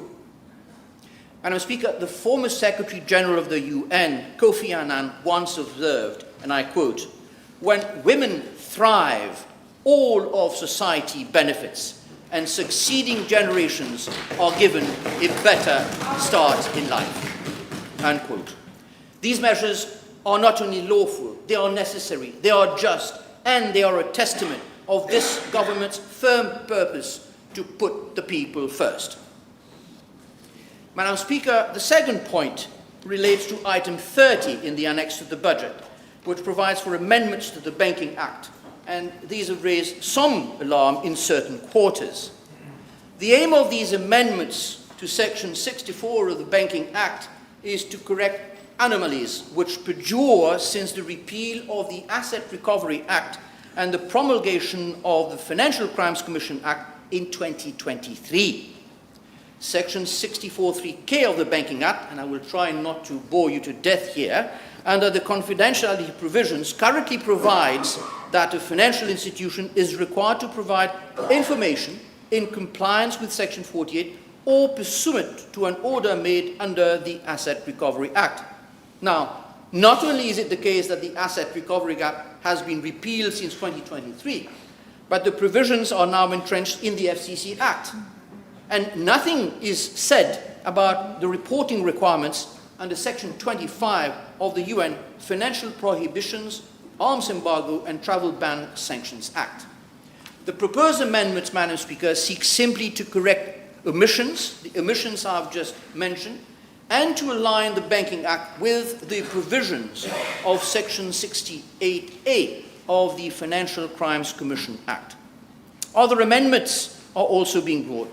First, to clarify the linkage between Sections 64(9) and 64(10) of the Banking Act, following the ruling of the Judicial Committee of the Privy Council in the Stanford Asset Holding and the Fraser Bank case in 2023. Second, to replace the words money laundering with financial crimes in Section 64(10)(b) of the Banking Act. And third, to provide a correction in Section 64(16) where the words Section 71C should in fact read Section 17(1)(c). Taken together, these amendments remove legal uncertainty and harmonize the provisions of the Banking Act with those of the Financial Crimes Commission Act, reinforcing our anti-money laundering and asset recovery framework while preserving confidentiality in all cases not covered by this statutory exception. Madam Speaker, one of the most moving and inspiring speech this House heard this week is that of the Honourable Minister of Education and Human Resource. His speech, especially regarding bullying in all its form, must have resonated loud and clear in all the homes of this country. His cry from the heart has not gone unnoticed. I give this House the firm assurance that we shall work diligently to ensure that the proper legislation on anti-bullying is drafted and soon brought before the Assembly. Madam Speaker, I have also listened very carefully to the criticism from the other side of the House regarding artificial intelligence. And I say to the honourable members opposite, with respect, the whole world is moving towards AI. We may be a small nation of 1.2 million, but that does not mean we are timid. We cannot and we will not miss the train. Madam Speaker, to be as honest as the first member of Vaqua Floreal, AI is but a tool.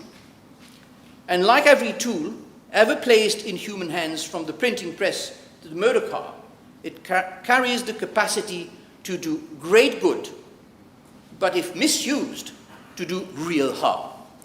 The answer to that risk is not fear. The answer is law. The answer is a framework. That is precisely why this government will bring forward an AI guidelines legislation to ensure that AI is integrated in our society fully, but responsibly within the right legal framework. Now, on a lighter note, the Honourable Leader of the Opposition told this House that one John Clark had called for AI to be suspended. You heard that? I must gently correct the Honourable Member. The gentleman's name is Jack Clark, not John Clark, co-founder of Anthropic. And he did not call for AI to be suspended. His point that the field today is all accelerator and no brake was a caution about the pace of development. It was an argument for guardrails, not for handbrake. In other words, Madam Speaker, the very man the opposition prayed in aid is making this government's case for us, that progress and prudence must travel together. And Madam Speaker, in my own office, we are not content to debate AI in the abstract. We are looking closely at how AI can help us deliver justice faster, to ease the burden of delay, to assist in the work of the law, and to give our citizens the timely justice to which they are entitled. Used wisely, with the proper safeguards, technology can be the ally of the rule of law, not its enemy. My office is busy setting up an interactive website to which every citizen will have easy access to all laws, all regulations, and all decisions of the Supreme Court for the last 150 years, and decisions of the Privy Council relevant to Mauritius. We approach it as a serious nation, Madam Speaker, ambitious enough to seize the opportunity and wise enough to build the brakes before we need them. Madam Speaker, concerns have been expressed regarding the heavier penalties proposed under the Public Gathering Act. And I understand why they are raised. The right to assemble lawfully, peacefully, and to make one's voice heard is a freedom guaranteed by our Constitution, the operative word being lawfully. One this House holds in common. The proposition is only to increase the sentence for an offence which already exists, nothing more. However, I give the assurance that these objections will be carried forward faithfully and placed before those responsible for settling the final form of this measure. Madam Speaker, the Honourable Junior Minister for Health has made an appeal to make drug testing compulsory for frontliners. I hear her, and on a personal level, I can only agree with the urgency of this matter. But let me go further, Madam Speaker. This cannot be about frontliners alone. Every one of us who shares the public space, the driver behind the wheel, you, me, us, the pedestrian crossing the road, me, you, us, the nurse, the doctor, the police officer, and yes, everyone is concerned. And let me be clear, Madam Speaker, this need not and must not trample on human rights. A test that is random, conducted with dignity, justified by public safety, and applied fairly to all within a proper legal framework is not an intrusion on liberty. It is the very condition of liberty. My freedom, your freedom to walk the street safely, a child's freedom to be treated by a doctor in full command of his senses and of his faculties, these are rights too. A right exercised under the influence is not freedom. It is a danger to everyone around us. Madam Speaker, last but not least, the Chagos. Regarding the Chagos deal, let me briefly remind the House of the chronology, and I'm looking at the time, I'm very sorry, I'm probably out of time.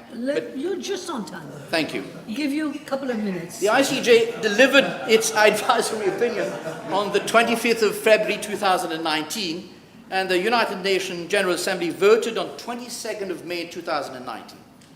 The UN General Assembly called upon the United Kingdom to complete the decolonization process within 6 months. 6 months, Madam Speaker, of the 22nd of May 2019. And you remember, the treaty was signed on the 22nd of May 2025.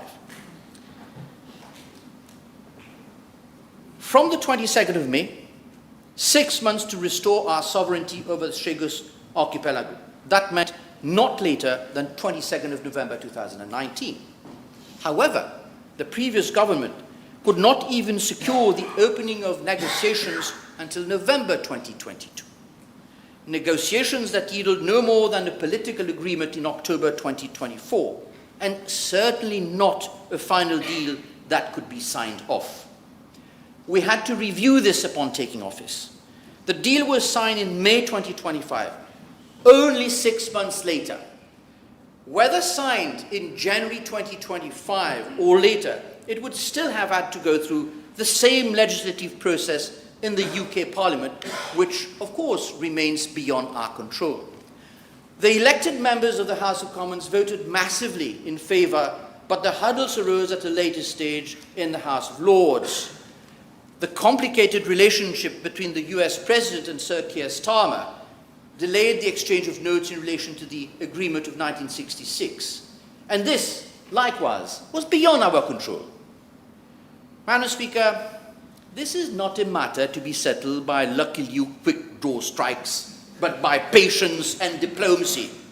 The bill did not feature in the King's speech a few weeks ago for the next parliamentary session, but it remained listed on the UK Parliament website with a date for debate to be confirmed. The proof, Madam Speaker, lies in the chronology itself. The negotiations between Mauritius and the UK began in 2022 under a Conservative government, led first by Liz Truss and then by Rishi Sunak, before culminating in the agreement of the 22nd of May, concluded under the present Labour government. This is a commitment sustained across changes of leadership and across both of Britain's principal parties. I say principal parties perhaps at the relevant time. It is the commitment of a state, not of an individual, nor of a government of the moment. The proof of the pudding is, they say, in the eating. Only yesterday, the Attorney General, Lord Hermer, addressing the House of Commons Justice Select Committee, came out strongly in favour of the ratification of this treaty, and later his office issued a statement, and I quote, "The Attorney General was reflecting on the government's long-standing position, which is that the government remains committed to the agreement with Mauritius as the best way to safeguard the long-term future of the base, and continues to work closely with the US and Mauritius on the next steps. The government will bring the bill back to Parliament to be ratified as soon as practicable, and for now we continue to operate as normal, end of quote. The question, therefore, Madam Speaker, as you usually put to us, the question, therefore, is no longer whether, but it is when. Madam Speaker, as I draw to a close in my intervention, let me highlight a couple of facts warranting comment. It must be said that the judiciary, the office of the DPP, and my office have clearly been heard, and measures are afoot in the budget to provide us with more staff and upgraded infrastructure, showing a commitment to better access to justice. Madam Speaker, a budget is announced in this House in the space of an afternoon, but it is given effect in the months that follow through the patient and glamorous work of implementation. A measure announced is not a measure delivered. Between the announcement and the achievement stands a body of legal and institutional labor that must be carried out with care if the promise made to the people is to become the protection they enjoy. For in the end, Madam Speaker, this is the quiet truth of every budget. Its figures are given life only by the law that stands behind them. The maternity protections we have announced, the safeguards against financial crime we have strengthened, the institutions we have undertaken to renew, each of these will succeed or fail upon the quality of the legal work that follows. That work my office will discharge, as it has always sought to, without fanfare, but without fault, in the service of the Assembly and of the State and of the citizens of Mauritius. With these words, Madam Speaker, I commend the bill to the House. Thank you.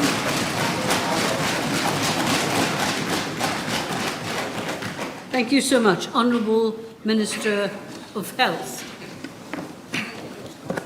Madam Speaker, I rise to support this budget at a defining moment, shaped not by economic comfort, but by the realities we inherited and our determination to confront them with responsibility, solidarity, efficiency, and social justice.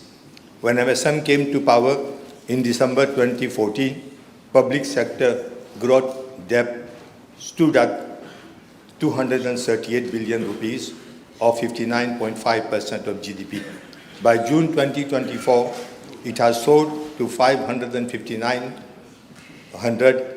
billion, representing 83.4% of GDP. In 10 years, they added more than 321 billion to the national debt, more than doubling the burden passed on to the people and future generation. They plundered and looted the country. They bled the country white. They kept on plucking the fruit without watering the plant. They kept on milking the cow without feeding the cow, and the end result, the economy collapsed. We now know that SBM, Mobank, Silverback, and the DBM wrote off 25 billion during MSM's tenure. This is appalling. Where did that money go, and who benefited? We know about the MIC saga, where billions were given to political protégés, secret circles of families, and cronies. Marajiva benefited from billions of rupees. In Betamax, they lost more than 6 billion rupees. And at the same time, there was one Patel group of companies. They lost over 2 billion rupees for having cancelled the contract. After repeated downgrades under MSM, Mauritius were brought dangerously to closed junk status by Moody's, yet they claim to have worked wonders. Madam Speaker, this was a disastrous economic inheritance of our government received in December 2024. Madam Speaker, on Monday, the leader of opposition borrowed a famous dialogue from the Bollywood to mock the Prime Minister. But today, another Hindi saying is more appropriate. Ulta chor kotwal ko dante, meaning the thief turned around and scolded the policeman. Those who created the problem now... Say that again? The chief? The thief, the robber, turns around and scolds the policeman. Okay. This is what happened exactly. Those who created the problem now accuse those who are trying to correct those problems. He delivered Gabbar Singh's words with the same swagger and confidence. As the saying goes, birds of the same feather flock together. But he forgot that Gabbar Singh's arrogance could not save him when the moment of reckoning came.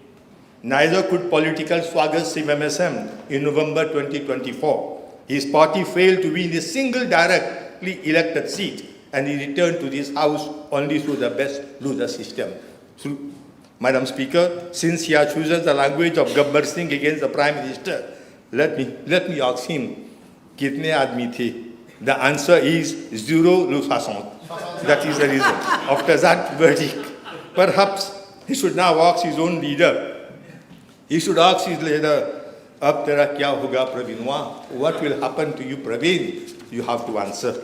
Madam Speaker, it is very easy to print money, very easy to print 181 billion rupees and distribute it. It is easy to increase pensions, double and triple pensions, and to grant all kinds of allowances. It is very easy to take decisions that are popular today and receive applause. It is so easy to be generous with taxpayers' money. It is equally easy to criticize. It is easy to stand in the House and criticize the Prime Minister. It is easy to go on radio programs, to write on social media, to post on Facebook, and to attack decisions that demand sacrifice. Criticism is always easier than responsibility. As Sir Sagar Ramgulam used to say, Lalang penalizo, it can go any way. But leadership is not about choosing the easy path. Leadership is about choosing the right path. Madam Speaker, one religious book, Kathopanishad, which is very popular, teaches us that every leader is confronted with two choices. One is called prayer, that is the pleasant and the attractive part. And Shreya means the good and the righteous path. The pleasant path offers immediate gratification and applause. The good path often demands sacrifice, courage, and perseverance. The wise Upanishad tells, choose the good over the pleasant. The right path is narrow, narrow to tread at the edge of a razor. The easy and popular option was available. The politically convenient option were there. But the Prime Minister chose not what was pleasant, but what he believed was good and necessary for the country. That, Madam Speaker, is a difference between seeking popularity and exercising leadership. The Prime Minister chose not to think about next election. He chose to think about the next generation. He chose not to protect his popularity, but to protect the future of the country. Madam Speaker, I ask a simple question. Throughout the political history of Mauritius, which leader would have dared to take such a difficult but important decision? Which politician would have accepted the political cost of such an unpopular but necessary reform in a national interest? What is popular is not necessarily right, and what is right is not necessarily always popular. Very few would have dared where angels fear to tread. Very few, if any, would have accepted the consequences. And for that, we must give credit where credit is due. Great politicians, statesmen look for breakthrough, while petty politicians thrive on breakdowns. Good politicians strategize, dirty politicians dramatize.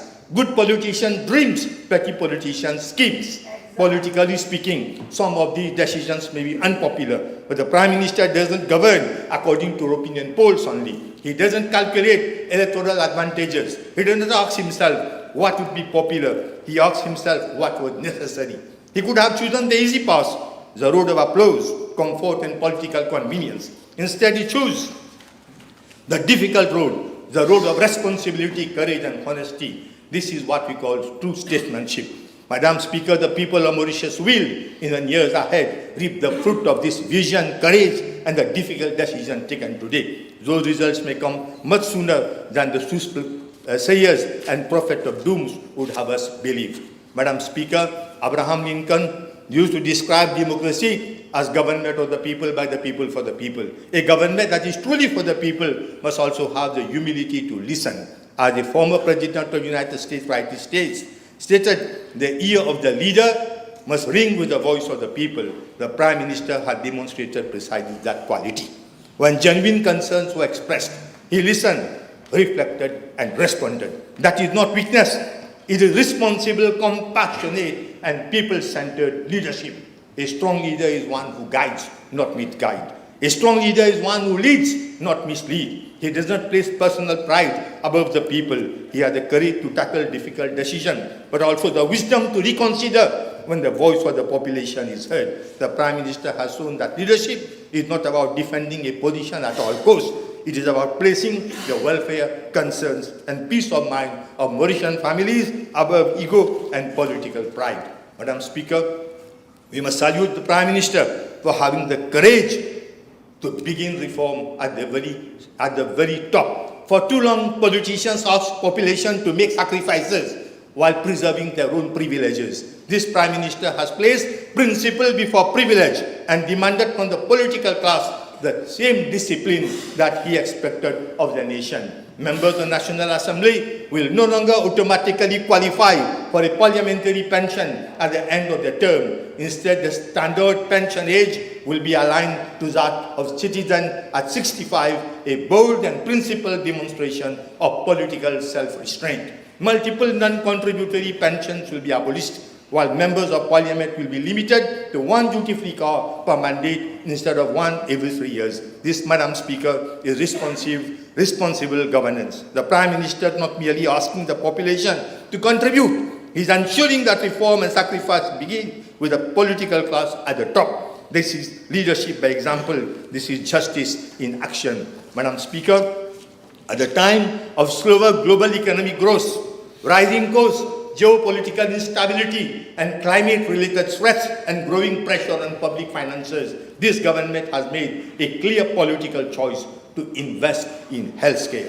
We have chosen to rebuild, we have chosen to modernize, we have chosen to place people at the center of health policy. We have chosen to make healthcare a fundamental pillar of social justice, because no Mauritian should ever be denied treatment because of poverty or of their social status. Government health expenditure per capita has increased from $274 23-24 budget to $342 in this budget, an increase of nearly 30%. This significant increase reflects the priority that the Prime Minister accords to healthcare and recognizes the important work carried out by the Ministry since November 2024. I wish to thank doctors, nurses, medical, paramedical professionals, and all members of the staff for their dedication and commitment. As the Prime Minister highlighted in his speech, life expectancy in Mauritius stagnated between 2019 and 2024, while healthy life expectancy also, according to WHO data, declined. Since November 2024, my ministry has begun reversing years of deterioration, and through sustained investment, stronger services and considerable efforts to improve the quality of care across the public health system. The progress achieved is encouraging, but we recognize that much remains to be done. This budget provides us with the means to accelerate that transformation. Madam Speaker, Mahatma Gandhi reminded us that the future depends on what we do in the present. Tomorrow's harvest depends upon today's plowing and sowing. But if for fear of bad weather, the farmer doesn't plow at the right moment, he may not have a good harvest. It is therefore through decisions that we take today, the services we strengthen, and the investment we make, that we build a healthier Mauritius for generations to come. Madam Speaker, for too long, public health infrastructure was neglected completely. Essential equipment remained unrepaired, and the public system was deliberately weakened while private healthcare flourished. One example I give you, if you go to the hospitals, you will find most of their equipment of 14, 15, 16 years old. That is the reason of all the breakdown, because those fools who are in power, only they were playing the dance of kukuruku. They did not do anything. Not a single instrument, not a single equipment was replaced. Now we have started the replacement. That will take some time. The public system was deliberately weakened while private health care flourished throughout the country. The private sector became so lucrative that former politicians and advisors jumped in the fray in that business because they had to make money.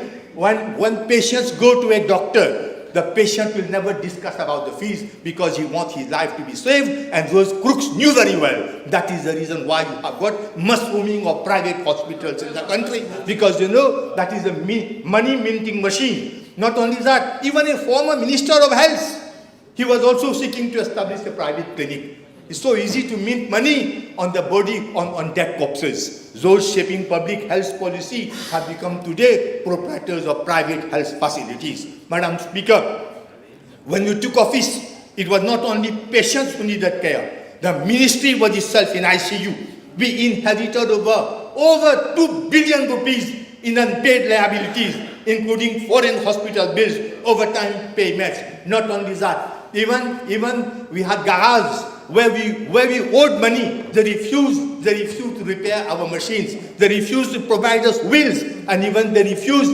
Even though I was told that even ambulances will not be given diesel and fuel. That was the case at that time when we took over. Madam Speaker, they enjoyed the banquet and left the bill for incoming government to settle. Their philosophy was simple. Jab tak loot sako looto, till the time you can go on looting, because this is public property. So why would you loot? Not the private. Public is yours. Loot. This is what they were doing. That was their philosophy. We rejected that philosophy. Healthcare is not a commodity. Illness is not a business opportunity. And patients are not clients to be exploited. Quality healthcare is a fundamental right. And public hospitals must remain the backbone of a fair and human society. Madam Speaker, the MSM continues to portray its management of COVID-19 as a success. The fact tells a very different story. I have seen on the TV, I won't name the lady, I respect her age. She was making publicity for MSN and telling, look, the way my son has looked after COVID, it was a miracle. I'll tell you the miracle.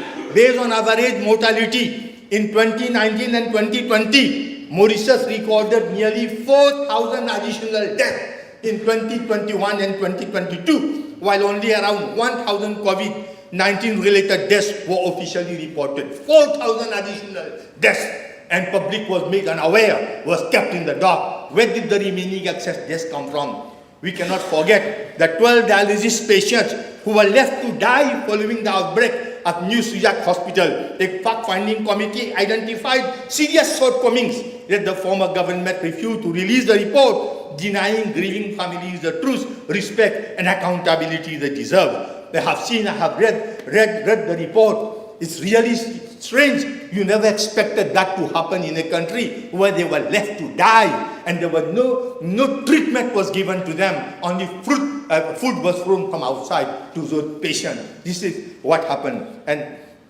let me also remind the House that the closure of our borders was also delayed to allow persons close to former regime to conveniently enter the country. I seek to remember that. At a time when every hour mattered, every minute mattered, political privilege was placed above public safety. As the saying goes, Desh jaye bhaad mein, mera parivar rahe aad mein. Let the country go to the dogs, but let my family remain in security. That was the policy which that government adopted. While ordinary citizens were confined to their homes, the former minister became embroiled in the notorious Kukuruku controversy. We also remember the infamous saga, the infamous state stag party during the COVID-19. That was the stag party during the COVID-19 pandemic, where strict sanitary protocols were still in force, and senior MSM ministers were desecrating the sanctity of Ganga Talab, wine, wealth, women. That was their motto at that time. The pandemic further left behind serious procurement controversies. The Mulnipuravia, when people were dying on one side, and these people were fattening themselves with the money of the government. The Mulnipuravia affair, undelivered. This is very serious, madam, very serious. The Mulnipuravia affair, undelivered vaccine doses, and 77.9 million paid in advance for ventilators that failed to meet requirements and were never used. And those ventilators, they are lying outside in Europe, and our government, we are paying rental for them. And the matter is now in the court. The financial consequences of these shortcomings have been substantial. More than 15 million worth of Mulnupiravir expired before it could be utilized, while expired COVID-19 vaccines resulted in an additional loss of approximately 214 million rupees.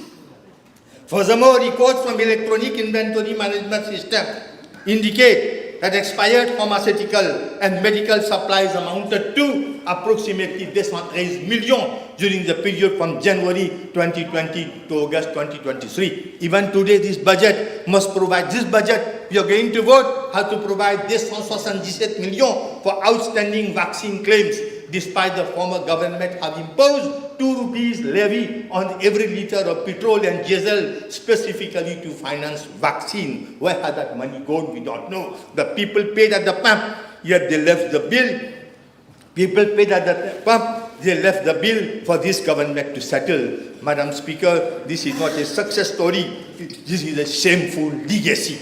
Madam Speaker, allow me to highlight some of the achievements of my ministry during the year 25-26. In just 1 year, our health services recorded 9,426,638 contracts between public and health services.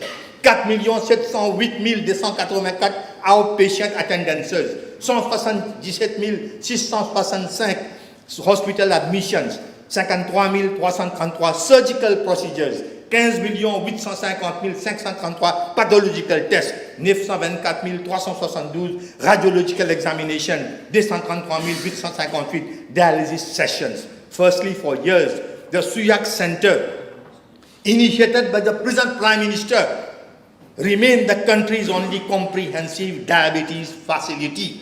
He had invited a professor, renowned professor from England, to come to train our nurses how to deal with diabetic patients. We have now, unfortunately, those fools and ruffians, once they took power, they stopped everything, and the professor had to go, and the whole group was disbanded, and all those highly trained professionals were spread throughout the country. Nothing was done. We have now corrected this long-standing imbalance with dedicated diabetes and vascular health centers operating at Flak Triole Mediclinic, G2 Hospital, and the Floreal Mediclinic. Secondly, the trauma and emergency departments are the front doors of our hospitals and must be led by trained specialists empowered to act swiftly. While specialists in emergency medicine were available since 2021, the former government failed to make our emergency services at par with international standard. We are correcting that failure by setting up specialized trauma and emergency units in all major regional hospitals, improving triage, emergency response, and patient care. Thirdly, Mauritius records around 4,000 strokes each year. Yet for years, Victoria Hospital remained the country's only dedicated stroke unit. A mission report on the establishment of a national stroke care service by Professor Siban and Combs in 2024 remain in the drawer. Madam Speaker, how many patients died or became disabled because no action was taken? This was real criminal. We have acted where former government failed, with the stroke unit now operational in SSR Hospital and specialized stroke services being extended to all regional hospitals, because in stroke care, every minute, every second can mean difference between recovery, disability, and death. Fourthly, as Mauritius becomes an aging society, we have moved from years of neglect to modern and dignified care, thanks to the Prime Minister who had been behind this, with dedicated male and female acute care for elderly wards opened in 2025 at SSR Hospital and New Flak Hospital, providing coordinated multidisciplinary support for frailty, reduced mobility, chronic diseases, cognitive impairment, and other complex needs. These services will now be progressively extended to other regional hospitals, because those who helped build our country deserve care adapted to their needs, delivered with dignity and respect. Fifth, we have corrected a serious regional inequality in cardiac care. For years, patients from the south requiring urgent angiography had to be transferred elsewhere, with 1,026 patients referred from Jawaharlal Nehru Hospital between 2020 and October 2025. How many patients died or suffered complications because they could not be transferred for urgent angiography? That was also criminal. This neglect is even more indefensible because the hospital serves the region represented by the former Minister of Health. If he could not provide this life-saving service to his own region, how can he claim to have left behind a satisfactory health system? A cardiac catheterization laboratory is now operational at Jawaharlal Nehru, while another is being developed at New Flag Hospital, delivering life-saving cardiac services region by region where the former government failed to work. Madam Speaker, beyond these major reforms, the ministry has recorded a series of important achievements during the year, including establishment of a breast clinic at Sasisagar Ramgulam and New Flag Hospital, providing a dedicated one-stop service for detection, diagnosis and management of breast disease. Second, operationalization of the renal transplant unit at Jawaharlal Nehru Hospital, thanks to the support with the Government of India, and 12 kidney transplant was successfully carried out locally this year, the highest number in a decade with 100% success rate. Creation of first clinical trial unit in public sector, advancing research driven and patient-centered, and that too thanks to the support of the Prime Minister. Launch of the free 24/7 hotline 146, giving the public direct access to information, guidance, assistance, and a channel to feedback and complaints. The new Subramaniam Bharati Eye Hospital has been completed and made operational. More than 900 patients have benefited from overseas treatment scheme. Internationally renowned specialists have performed more than 350 complex and high-precision surgical procedures in Mauritius free of charge, while transferring valuable expertise to our local teams. Opening of an advanced clinical imaging unit and introduction of advanced cancer diagnosis, including PET, CT, and SPECT CT scan at NCC. Madam, these are not promises. These are concrete results. When we assumed office in November 2024, the e-health project was severely stalled, confronted by major implementation difficulties and lacking direction. It was so difficult, it was almost a dead horse that we were flogging. But together with the support of the Minister of IT, we took decisive actions to salvage the project and gradually bring it back on the track. To prepare our workforce for this transformation, a dedicated healthcare innovation and artificial intelligence unit will be established under Digital Health Agency to provide healthcare professionals and future clinical leaders with training in artificial intelligence. The DHA will progressively explore the use of artificial intelligence, computer vision, and big data within the public healthcare. We will examine opportunities in telemedicine, remote specialist support, robotic-assisted surgery, and other advanced clinical technologies. Technology will not replace doctors, nurses, or clinical judgment. It will equip our professionals with better tools, improve efficiency, and support safer, faster, and more personalized care. Madam Speaker, I now turn to the measures announced for our health services. In a nutshell, this budget rebuilds a healthcare workforce, strengthens specialized training, brings international expertise to public hospitals, invests in prevention and health literacy, re-engineer diabetes care, modernizes infrastructure, strengthens laboratory capacity, expands dialysis and stroke services, promotes environmentally sustainable vector control, strengthens waste regulation and infectious disease surveillance, establishes centers of excellence, develops clinical research, prepares professionals for artificial intelligence, places patients and accountability at the center of healthcare governance. This budget is the program of rescue, of reconstruction and renewal. It will strengthen our workforce, modernize care, and shift our health system from reaction to prevention. Madam Speaker, we will recruit 2,220 medical and paramedical personnel to ease pressure on staff, improve patient safety, reduce waiting times. We will invest in specialized training in anesthesia, critical care, radiology, emergency medicine, and other priority fields. 1 week of Old Flag Hospital will be converted into a rehabilitation center for victims of drug addiction. They are not lost causes. They are our sons, daughters, brothers, and sisters who deserve care, dignity, and a second chance to rebuild their life. I am sure the Prime Minister will receive the blessing of those parents. This budget will not only repair the damage of the past, it will build a stronger and more resilient public health service for the future. Madam Speaker, a transformative measure in this budget is a 40 million visiting doctor scheme, bringing internationally recognized specialists into our hospitals to deliver advanced treatment, reduce overseas referrals, and transfer expertise to our health professionals. As I am speaking today, 2 eye surgeons from India are helping to clear our waiting list of cataract operations. They are operating on patients neglected for many years. As part of this scheme, my ministry is working on the visit of Professor Nizam Mahmood, a British professor of transplant surgery, and his team to Mauritius from September of this year to May 2027. The primary aim would be for training our surgeons and other healthcare personnel and for setting up of a national renal transplant program. Cancer cases are increasing by leaps and bounds. We are facilitating the visit of foreign specialists to perform very complex surgeries in Mauritius. Up till now, more than 25 such surgeries have been carried out. We are reforming hospital governance through Regional Health Advisory Board with patient representatives and professional hospital managers to strengthen efficiency, accountability and customer care while allowing doctors to focus on clinical leadership and patient care. The credit for this measure goes to the Prime Minister. Madam Speaker, this budget turns prevention into action through a national health literacy program in schools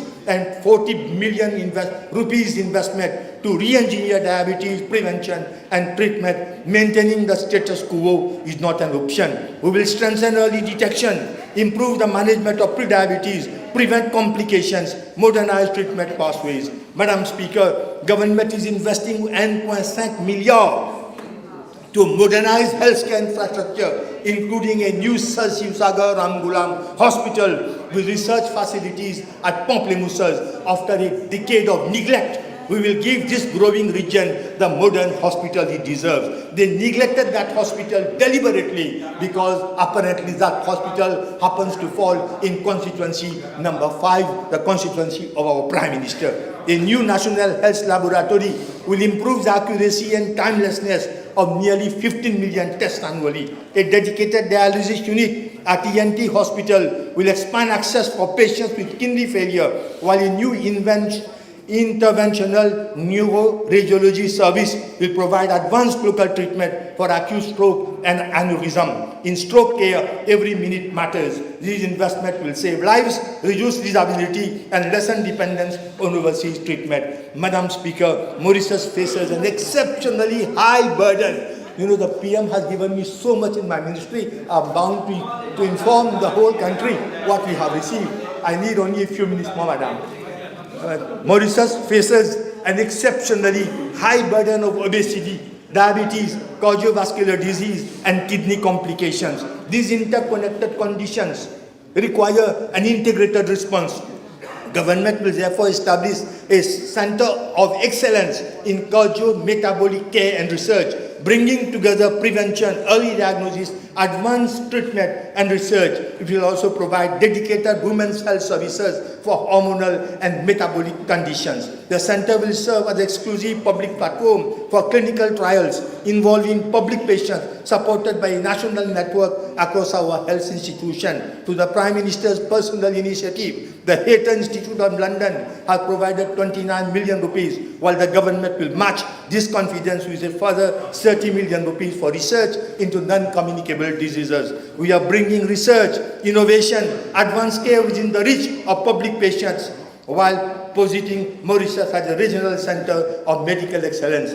Madam Speaker, Mauritius will establish Africa's first Ayush Center of Excellence and the first outside India, another pioneering development on this government. I'm happy to announce that construction will start this year. This is not about replacing modern medicine. It is about integrating Ayurveda, yoga, and complementary care within a scientific, ethical, and properly regulated framework, particularly for prevention and lifestyle-related diseases. The center will bring clinical care, training, research under one roof, including 100-bed hospital, panchakarma and diagnostic services, outpatient care, physiotherapy, dedicated facilities for yoga and meditation. It will also provide education, quality testing, referral services for complex Ayurvedic treatment. Develop as a modern, accessible, and environmentally sustainable institution, the center will expand preventive and holistic care for Mauritians while positioning our country as a regional hub for Ayush training, research and wellness.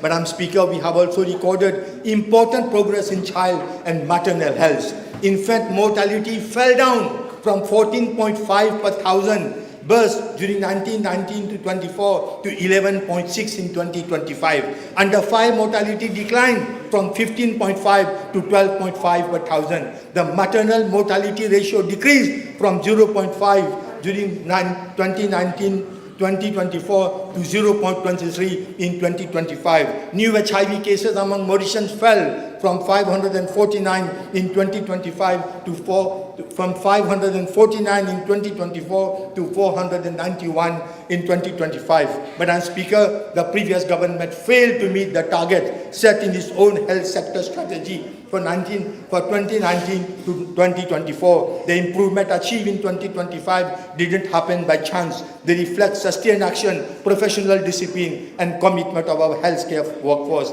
I thank our doctors, nurses, midwives, pharmacists, laboratory and allied health professionals, attendant administrative staff, and every worker who contributes to patient care. Madam Speaker, climate change and urbanization are increasing the threat of vector-borne and emerging infectious diseases such as dengue, Ebola, and mpox. Yet, despite growing insecticide resistance from 2023, the former government continued to rely excessively on fumigation without an effective strategy. The sterile mosquito facility at QPIP was left at a dilapidated state. We have changed the course. The sterile mosquito facility at QPIP has been rehabilitated, an additional capacity established at SSRN Hospital, and nearly 2 million sterile mosquitoes released between January and May 2026. Madam Speaker, the 2022 nutritional survey has already exposed alarming levels of obesity and pre-diabetes among adolescents, yet the previous government failed to work. We have responded with the National Obesity Action Plan and the Acceleration Roadmap to Stop Obesity 2025 to 2030, mobilizing school, families, communities,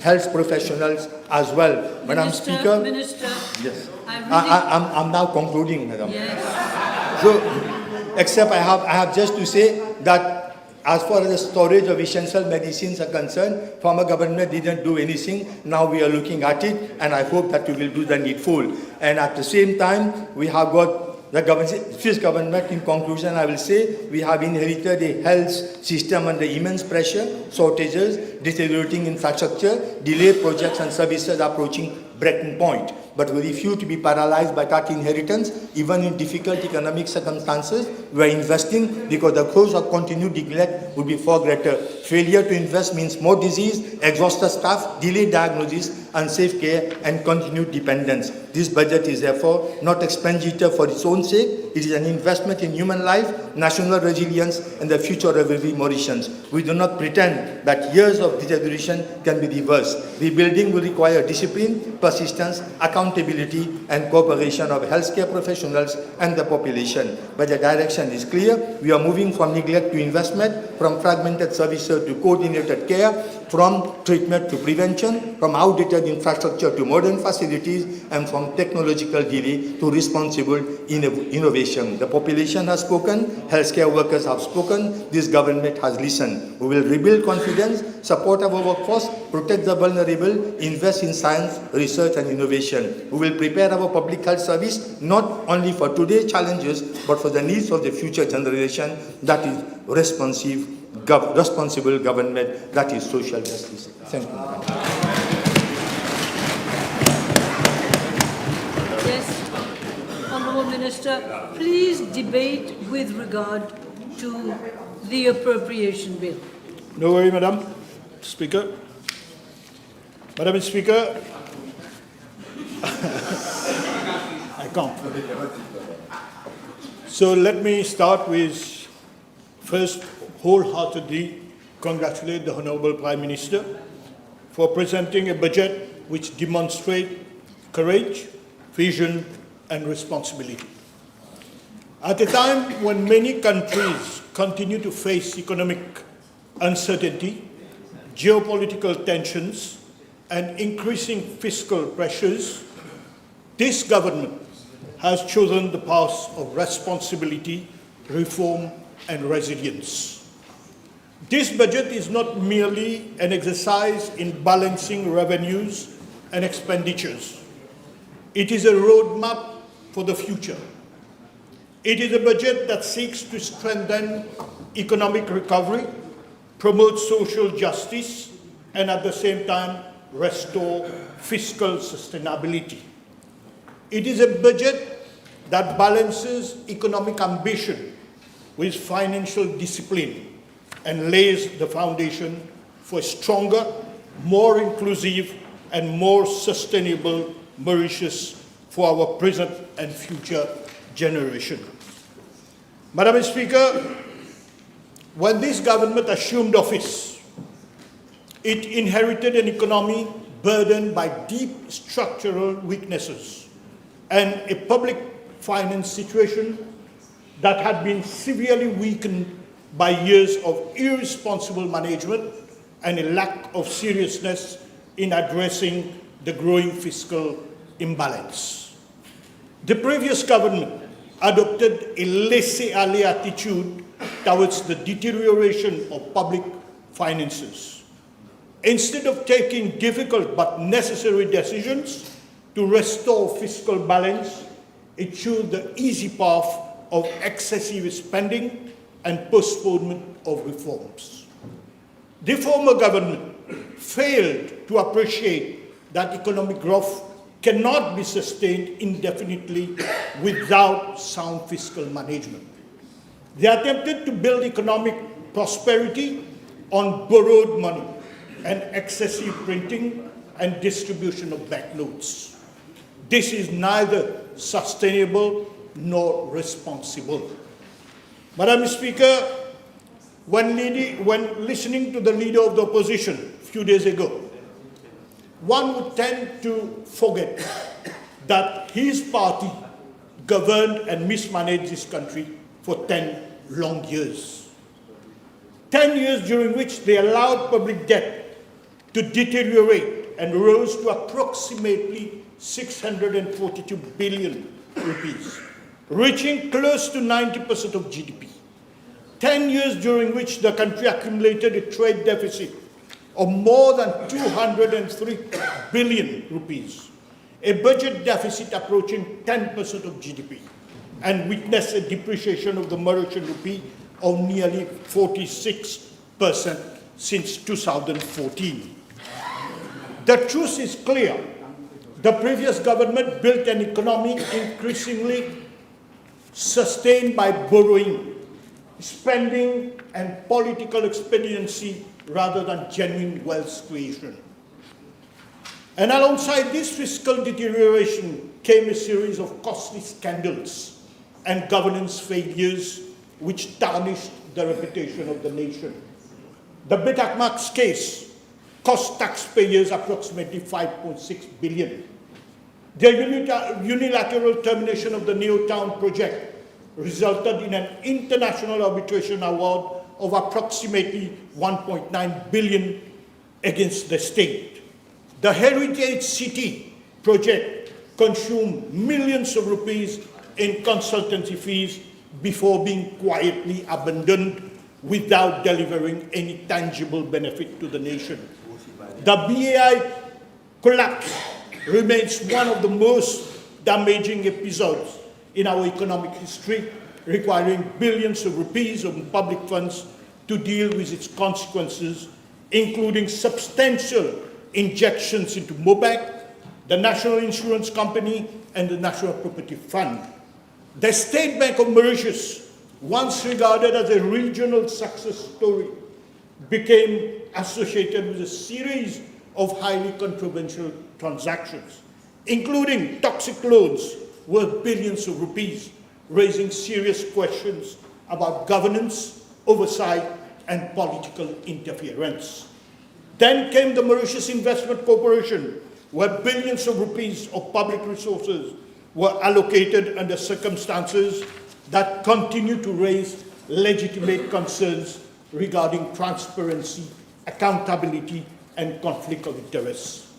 But, Madam Speaker, the damage was not only financial. Our democratic institutions were also weakened.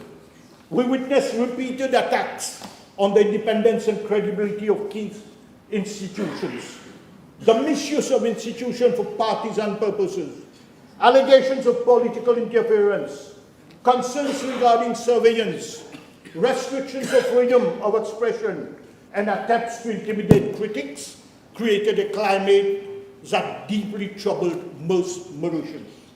In November 2024, the people of Mauritius went to vote. They did not vote for a simple change only because they wanted a new government. They voted for a restoration of trust. Trust in public institutions, trust in democratic governance, trust in transparency, accountability, and the rule of law. That is the mission of this government. Our responsibility today is not only to repair the public finances, which were in shambles, which we inherited from the previous government, but also to rebuild the institutions that protect our democracy and safeguard the future of our republic. Madam Speaker, against this background of mismanagement, no government in the world, even with the best intention, could fully redress the situation in just 1.5 years. However, the first budget sowed the seed for a gradual economic recovery. Public debt has started to decline, falling from around 90% of GDP in 2024-2025 to an estimated 87.8% in 2025-2026. At the same time, the unemployment rate fell to 5.7% in 2025, reflecting an improvement in labor market conditions. Madam Speaker, history has shown us that in such difficult moments, solidarity among members of the government is a sine qua non condition in order to succeed. I'm sure that on this side of the House, we all have only one objective and mission: to put the country back on track by the end of our mandate. Madam Speaker, we, the MMM, have a double mission. First, to prove to the country that we can work in a government collegially, in a cordial environment, to achieve something noble for the country. And secondly, that we do not run away when the tide is high. It is in difficult moments that we need to put our resources together to succeed.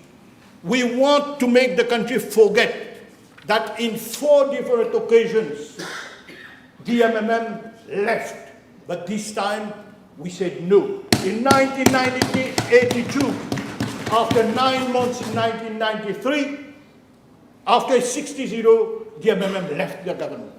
1991, again in 1993, the MMM left the government after 1.5 years. 1995, again in 1997, left the government. But this time, 2024, when we were asked to leave the government, MMM stayed in the government because we have a mission for the people, we have an ambition for our country, we know the moment is difficult, and this is not the time to run away. This is the time to stay in government and to help to redress the situation together with our colleagues in the alliance. This is what we are doing, Madam Speaker. Madam Speaker, we can see these days the loup-garou petit à la tête, coming to promise that they will revert back to the BRP as before. Once again, they are proving how they are greedy for power, prepared to jeopardize the economy of the country. All reasonable persons know that the BRP in its actual form is unsustainable, except the MSM and their acolytes. Madame la Présidente, pense-t-on réellement que nous sommes des personnes insensibles, sans cœur, qui souhaitent faire souffrir nos aînés? Non, Madame la Présidente, ce que nous faisons aujourd'hui, c'est protéger les générations futures afin qu'elles n'aient pas à supporter un fardeau financier supplémentaire devenu insoutenable. L'honorable Premier ministre, le Dr Navin Ramgoolam, ainsi que le gouvernement, ont démontré qu'ils sont à l'écoute de la population. À la suite de la présentation du budget, le MMM a rencontré le Premier ministre afin de lui faire part des préoccupations exprimées par de nombreux citoyens. celui-ci n'est pas resté insensible à ces représentations et a décidé de suspendre l'application du mécanisme de means testing. Et aujourd'hui, à la suite de la PNQ, il a confirmé que le means testing a été définitivement abandonné. C'est cela, gouverner dans le dialogue, écouter, consulter et ajuster lorsque cela s'avère nécessaire. C'est l'exact opposé de l'arrogance et de la fermeture qui ont trop souvent caractérisé la gouvernance précédente. L'honorable Premier ministre, le docteur Navin Ramgoolam, a démontré une fois de plus ce que signifie un véritable leadership d'État. Lorsque des inquiétudes se sont manifestées concernant certains aspects de la réforme des pensions, notamment le mécanisme de ciblage basé sur les revenus, il n'a pas fait la sourde oreille. Il a écouté, il a compris les préoccupations exprimées par les pensionnés, les travailleurs, les familles et les organisations de la société civile, et il a agi. La décision de suspendre la mise en œuvre du means testing n'est pas un signe de faiblesse, c'est au contraire un signe de force et de confiance. Les dirigeants faibles refusent d'écouter parce qu'ils craignent de reconnaître que certains ajustements peuvent être nécessaires. Les dirigeants forts écoutent parce qu'ils comprennent que le gouvernement est au service du peuple. Le leadership ne consiste pas à s'entêter, il consiste à assumer ses responsabilités. Le Premier ministre a démontré qu'il est déterminé à réformer un système devenu financièrement insoutenable, tout en demeurant profondément attentif aux préoccupations légitimes de nos concitoyens. Toute réforme majeure nécessite les ajustements en cours de route. C'est cela la sagesse. C'est cela la maturité politique. A country cannot spend money it does not have indefinitely. We cannot continue increasing expenditure while pretending demographic realities do not exist. Mauritius is aging. People live longer. The number of pensioners continue to increase, while the number of active workers financing the system grows much more slowly. This is proven from actual reports. These are facts, Madam Speaker, not political opinions. The previous government knew these realities. They had access to the same demographic data and financial projections, yet they refused to act. Why? Because they preferred postponing difficult decisions and leaving the bill to future generations. This government, however, chose responsibility over populism. Madam Speaker, the pension system has become unsustainable. Doing nothing was simply not an option. Without reform, future governments would have been forced to choose between massive tax increases, excessive borrowing, or crippling cuts in essential public services. That would have been irresponsible. That would have been unfair to our children and grandchildren. But unlike what the opposition wants the population to believe, this government did not simply implement reform and walk away.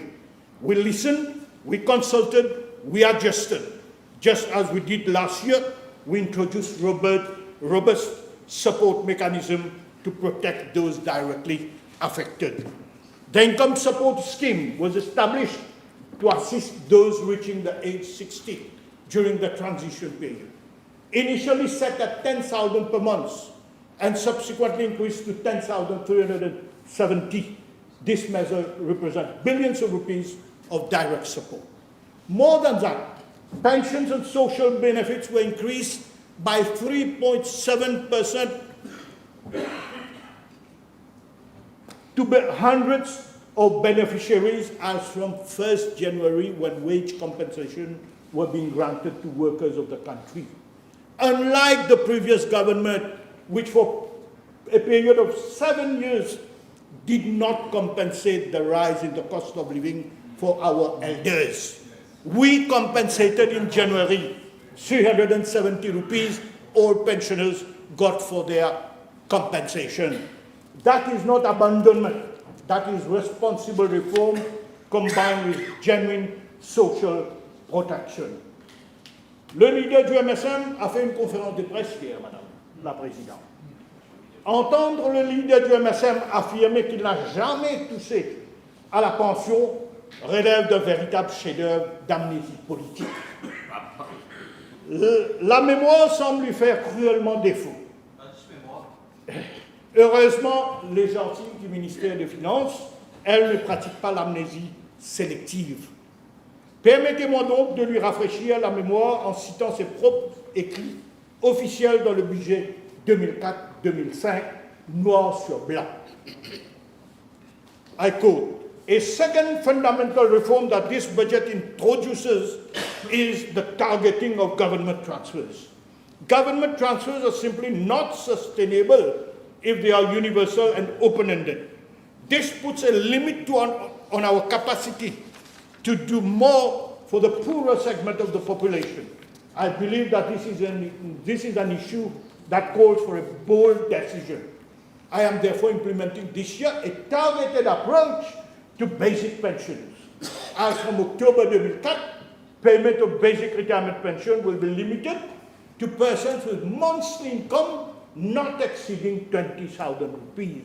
However, there will be a tapering of benefits for those with monthly income in the range of 16,000 to 20,000 rupees. Targeting for the basic pensions will be introduced as from January next. The National Pension Act will be amended accordingly." End of quote. Voilà ce que disait alors le ministre des Finances de l'époque. Il ne s'agit ni d'une rumeur, ni d'une interprétation. Ce sont ses propres paroles consignées dans un document budgétaire officiel. Monsieur l'ancien Premier ministre, vous pouvez tenter de réécrire l'histoire devant les caméras. Vous pouvez essayer d'effacer les faits de la mémoire collective, mais les faits sont têtus. Les documents officiels le sont encore davantage. La vérité est simple. Le principe du ciblage des pensions aujourd'hui, dénoncé avec tant d'indignation, a été envisagé et défendu par ceux-là même qui prétendent aujourd'hui n'avoir jamais voulu y toucher. Madam Speaker, before I proceed further, I would like to share with this House the progress already made by this government. In a short period of time, we have delivered tangible results for our people despite the catastrophic legacy of previous government. We have completed numerous road projects across every constituency, resurfacing roads, constructing new lanes, and improving the riding quality of our national network. Madam Speaker, when roads are improved, we reduce frustration, we improve safety, we help commerce move faster, we help workers reach their workplace more efficiently, we give parents more time with their children, we make communities feel connected rather than neglected. These works may appear local in nature, but their impact is national in purpose. A country is strengthened when every locality feels that it is part of the national development effort. No village should feel forgotten. No community should feel invisible. No citizen should feel that progress belongs only to others. Madam Speaker, let me now come to the drainage infrastructure. The increasing impacts of climate change, particularly more intense rainfall events and associated flood risks, require us to rethink the way we plan and deliver our infrastructure. The Land Drainage Authority of my ministry is being revamped into a strategic institution, playing a central role not only in drainage development but also in national flood risk management and climate adaptation. The budget 2026-2027 reaffirms government's commitment towards resilient and sustainable infrastructure. Continued investment in drainage infrastructure remains a priority, with the objective of reducing flood vulnerability and ensuring safer communities. At the same time, this government recognizes that future challenges require a more integrated approach. Flood management cannot rely solely on conventional engineering solutions. We must combine robust infrastructure with nature-based solutions, allowing us to work with natural systems to manage water more effectively and sustainably. Mauritius is already progressing in this direction through projects incorporating nature-based solutions such as retention ponds. These include initiatives at Cottage, Pointe-aux-Sables, Bossons, Bambou, Martaba, Nouvelle-France, among others. In parallel, government is taking important steps to enhance efficiency and accelerate drainage infrastructure delivery. The National Development Unit will strengthen coordination by prioritizing drainage projects recommended by the LDA and ensuring their assignment to the appropriate implementing agencies for timely execution. Furthermore, to ensure proper integration of infrastructure works, clearance from the LDA will be required before road works that may affect drainage corridors and reserve alignments undertaken. This will strengthen coordination, protect drainage assets, and improve the effectiveness of our investments. The Land Drainage Authority will also be amended to further empower the LDA in delivering its services and supporting its enhanced responsibilities. These measures will reflect government's commitment to strengthening the authority's role as a national reference institution for land drainage and flood risk management. Together, through engineering excellence, innovation, improved coordination, and nature-based solutions, we will continue to build a safer and more resilient nation towards the impacts of flooding. Through the Land Drainage Authority, we have taken the bull by the horse. Out of 801 total applications, including complex historical backlogs left by past administration, our dedicated committees have already successfully resolved and replied to 549 files. That is an impressive 68.5% clearance rate. While 252 applications remain in the process, they are being tackled with absolute priority. This government does not hide challenges, we fix them. We are actively modernizing the LDA to deliver a safer, climate-resilient Mauritius for everyone.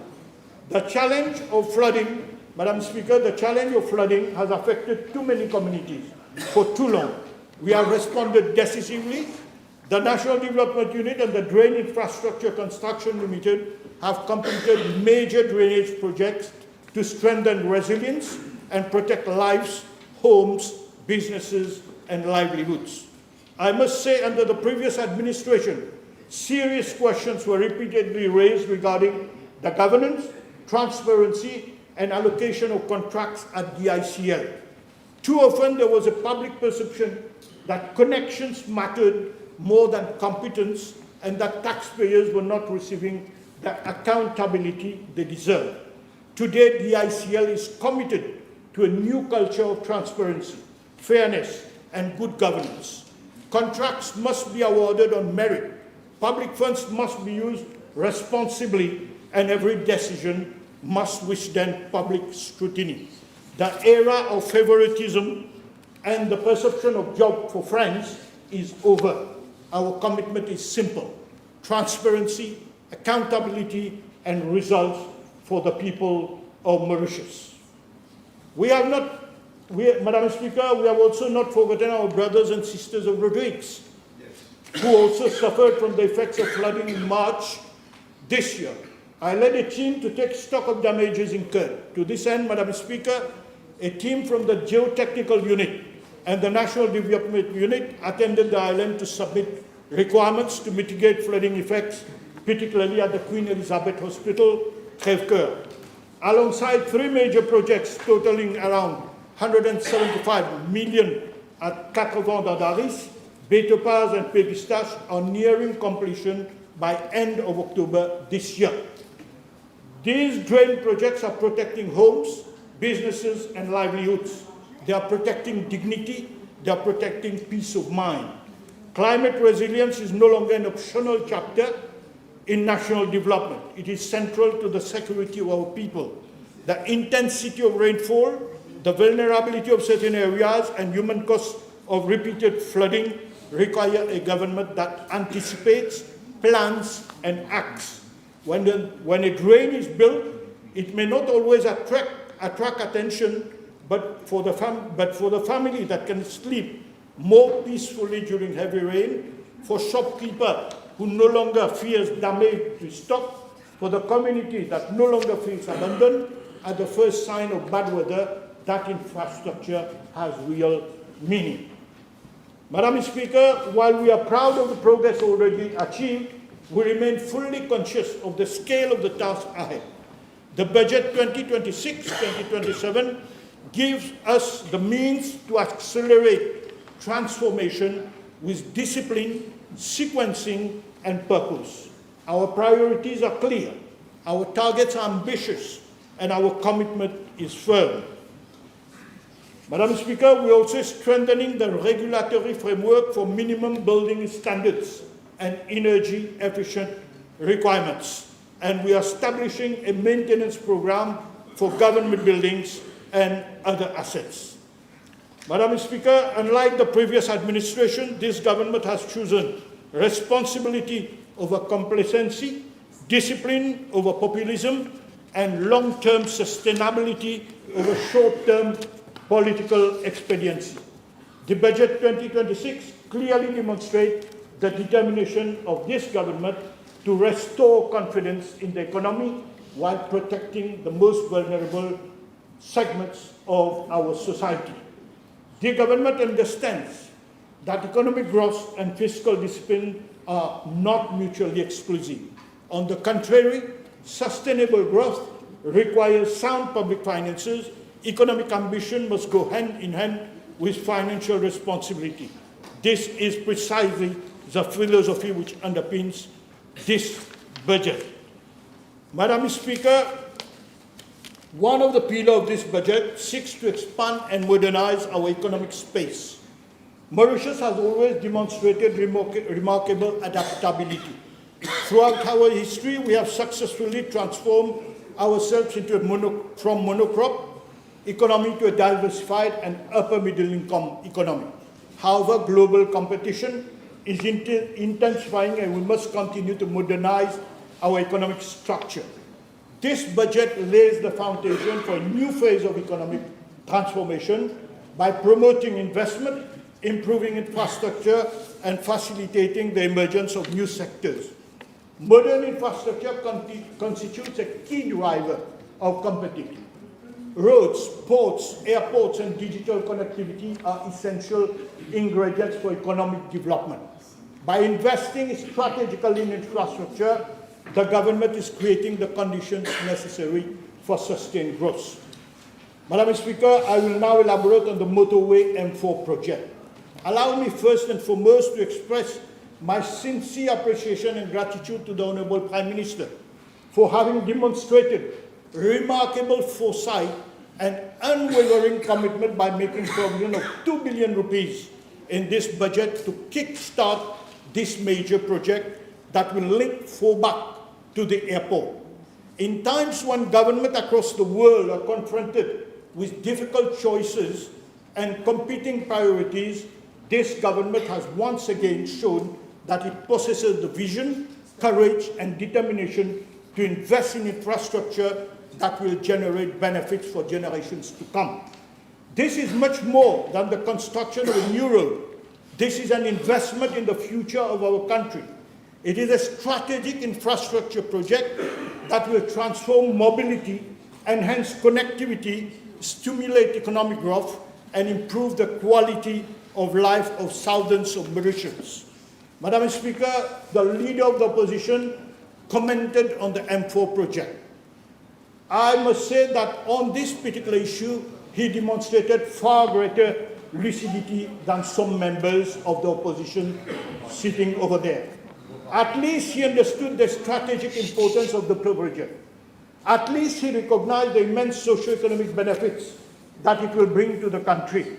Unfortunately, the same cannot be said of the Honourable Adjourned and other members of the opposition who continue to question the relevance and even la nécessité de ce projet structurant as they have their own agenda. J'en profite également pour remercier sincèrement le Premier ministre de l'Inde, Sri Narendra Modi, ainsi que le gouvernement indien pour leur soutien constant à ce projet d'envergure nationale. Maurice et l'Inde entretiennent une relation privilégiée, fondée sur l'histoire, l'amitié et un partenariat de développement mutuellement bénéfique. J'espère simplement que certains membres de l'opposition ne s'opposent pas à ce projet uniquement parce que son financement provient de l'Inde. Ce serait particulièrement regrettable. Nous avons parfois l'impression que certains pratiquent un India bashing à géométrie variable. Lorsqu'un financement vient d'ailleurs, il est accueilli avec enthousiasme. Mais lorsqu'il vient de l'Inde, certains deviennent soudainement beaucoup plus exigeants, voire méfiants. Madame Speaker, franchement, comment peut-on... I'm sorry. Your time is already up, and I see you have a lot to say. No. I know how to skip. Naviguer. No worry, I know how to skip. I'll just finish on M4 and then I'll conclude. Okay. I'll just finish. You'll get another chance to tell us all. Yeah. No, I'm just finishing on because M4 is very important for your connectivity also. Madame la Speaker, franchement, comment peut-on sérieusement qualifier ce budget de bat-batté tout en remettant en question l'un des projets d'infrastructure le plus important pour l'avenir de notre pays? Il faut croire que certains ne comprennent toujours pas que le développement économique passe nécessairement par le développement des infrastructures. Ce gouvernement refuse une vision à deux vitesses du développement national. Nous accordons la même importance au développement urbain qu'au développement des régions rurales. Les habitants de l'Est, du Sud, du Nord ou des villages de l'intérieur ont autant droit à des infrastructures modernes et à des opportunités économiques que ceux vivant dans les grands centres urbains. D'ailleurs, l'histoire nous enseigne que les grands projets d'infrastructure ont presque toujours été accueillis par les mêmes critiques. Il fut un temps où certains remettaient en question la construction de l'autoroute M1. Il fut un temps où l'on critiquait également les investissements consentis pour le développement de l'aéroport. Et aujourd'hui, personne ne conteste leur contribution essentielle au développement économique du pays. Madame Speaker, je tiens également à rappeler que le projet de la M4 ne date pas d'hier. Cela fait plus de 20 ans que cette infrastructure figure dans les réflexions stratégiques du pays. Une étude de faisabilité avait déjà été réalisée en 2012. À l'époque, Maurice comptait environ 125 000 véhicules en circulation. Selon les statistiques officielles de décembre 2025, le nombre de véhicules enregistrés sur nos routes dépassait désormais 746 000. Ces chiffres parlent d'eux-mêmes. Ils démontrent que les besoins en matière de mobilité, de connectivité et de désengorgement du réseau routier ont considérablement évolué. La congestion routière n'est plus un problème futur, elle constitue déjà une réalité quotidienne pour les milliers de Mauriciens.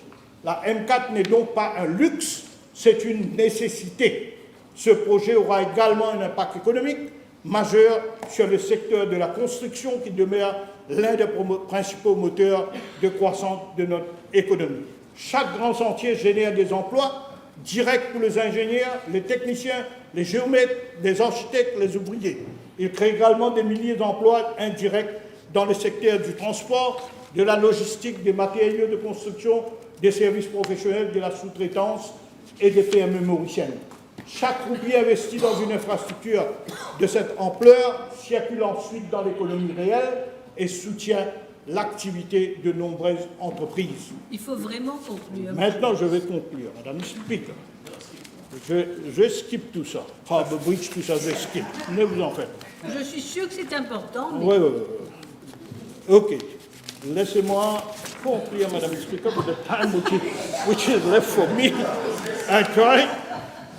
Madam Speaker, there are moments when a government must speak plainly to the country.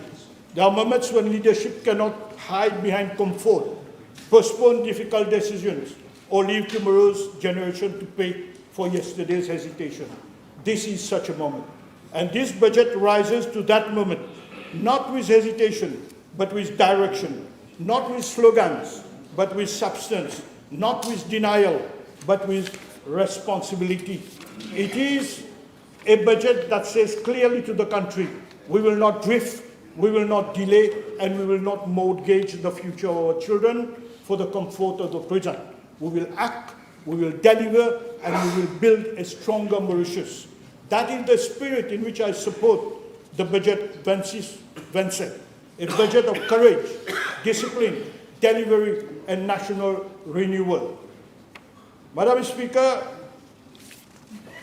because a budget must never be judged only by the figures it contains, it must be judged by the direction it sets, the confidence it restores, the discipline it imposes, and the hope it gives to the people who look to government not for slogans but for solutions. For the family managing its monthly expenses, this budget matters. For the entrepreneur seeking space to grow, this budget matters. For the young graduate preparing for changing economy, this budget matters. For the resident whose home has too often been threatened by flooding, this budget matters. For every citizen who expects government to be serious, disciplined, and present on the ground, this budget matters. That is why this budget is not only a financial document, it is a national commitment. Madam Speaker, when this government assumed office, we inherited more than figures on a balance sheet. We inherited uncertainty, we inherited fragility, we inherited a growing burden on future generations, and we had a choice. Delay reform or confront reality. We choose to act. We choose the harder road. We choose responsibility over convenience. But let us be clear, this is not the destination. This is the beginning of a more disciplined state, the beginning of a more accountable delivery, the beginning of a government that recognizes that every policy must ultimately travel from pages of a budget to the streets, homes, villages, and communities of our country. Because public finance is not an abstract matter. When public finances are weak, ordinary people pay the price. Investment slows, confidence weakens, essential projects are delayed. The vulnerable become more exposed, and the next generation inherits not opportunity but obligation. For all these reasons, Madam Speaker, I fully support this budget and congratulate once again the Honourable Prime Minister for his visionary leadership and unwavering commitment to building a prosperous and sustainable Mauritius. I thank you, Madam Speaker.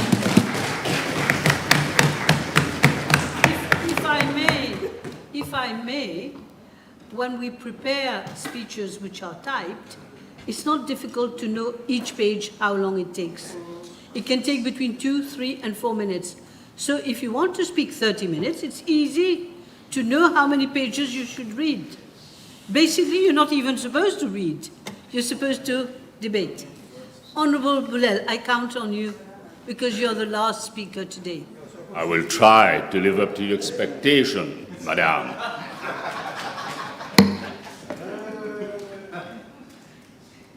Madam Speaker, it is a tradition, and we have to stick to tradition to convey our congratulations to the Prime Minister, first among the equals, Leader of the House, and Minister of Finance. But it is not because of tradition that I'm conveying my congratulations. It is because he's a man who's daring and who can make change happen. We came to this house not to be applauded, but to get things right. And to get things right, we have to adapt, otherwise we will perish. And it's time for all of us to arise, awake, and stop not till the goals are reached. And for the goals to be reached, we need to put up a common front, to ward off the threats, and to say outright that the only factor in life which remains constant is change. And we have to adapt. I'm not saying that we need, Madam, to have a change to violently disrupt the system. But Prime Minister got the message, and it is a message conveyed by all of us. And we stood together, not only toward threats, but to convey the right signals to a public whose feelings have been whipped by those who are irresponsible and who act irresponsibly. We are here to deliver. We have a clear mandate and we shall deliver. And in the course of my speech, you will see the difference between them and us.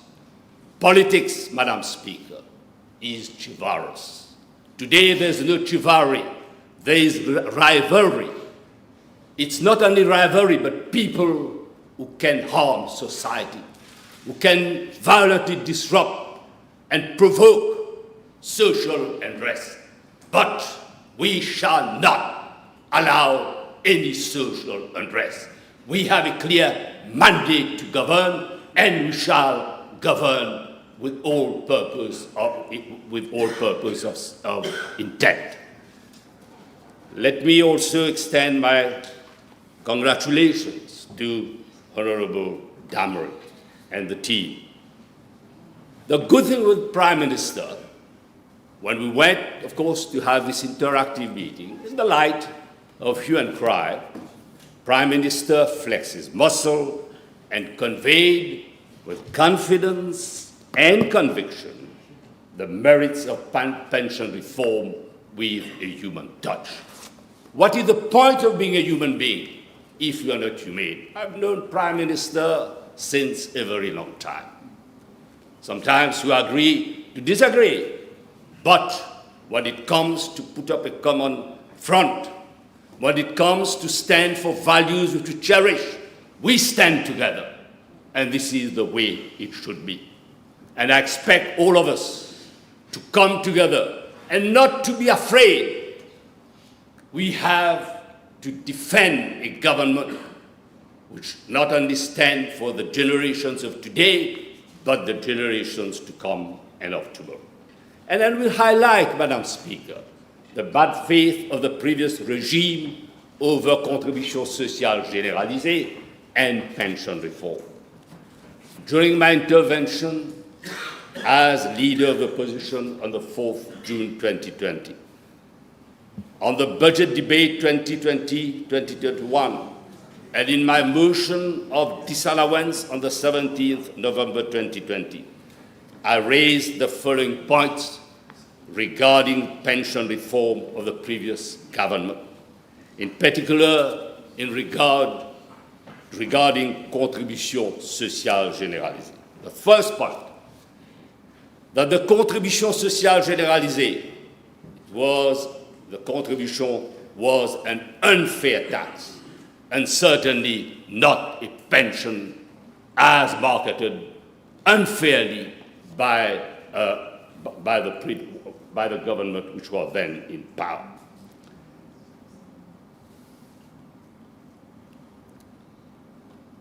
And it was the biggest scam by con and rogue regime. At the beginning, Madam Speaker, not many persons knew what the then Prime Minister and Minister of Finance were up to. The then Minister of Finance, shortly after a cabinet meeting on the 22nd, 2020, announced a plan de relance économique, and in a reply to a question from the press, stated that a contribution sociale généralisée had been introduced to narrow the budget deficit of government, pour équilibrer le budget. They never disclosed it was a tax. But this is the naked truth, and this is the blunt truth. That the CSG was unfair, and people contributing a higher amount would receive the same amount as those who would not have contributed to contribution sociale généralisée at all.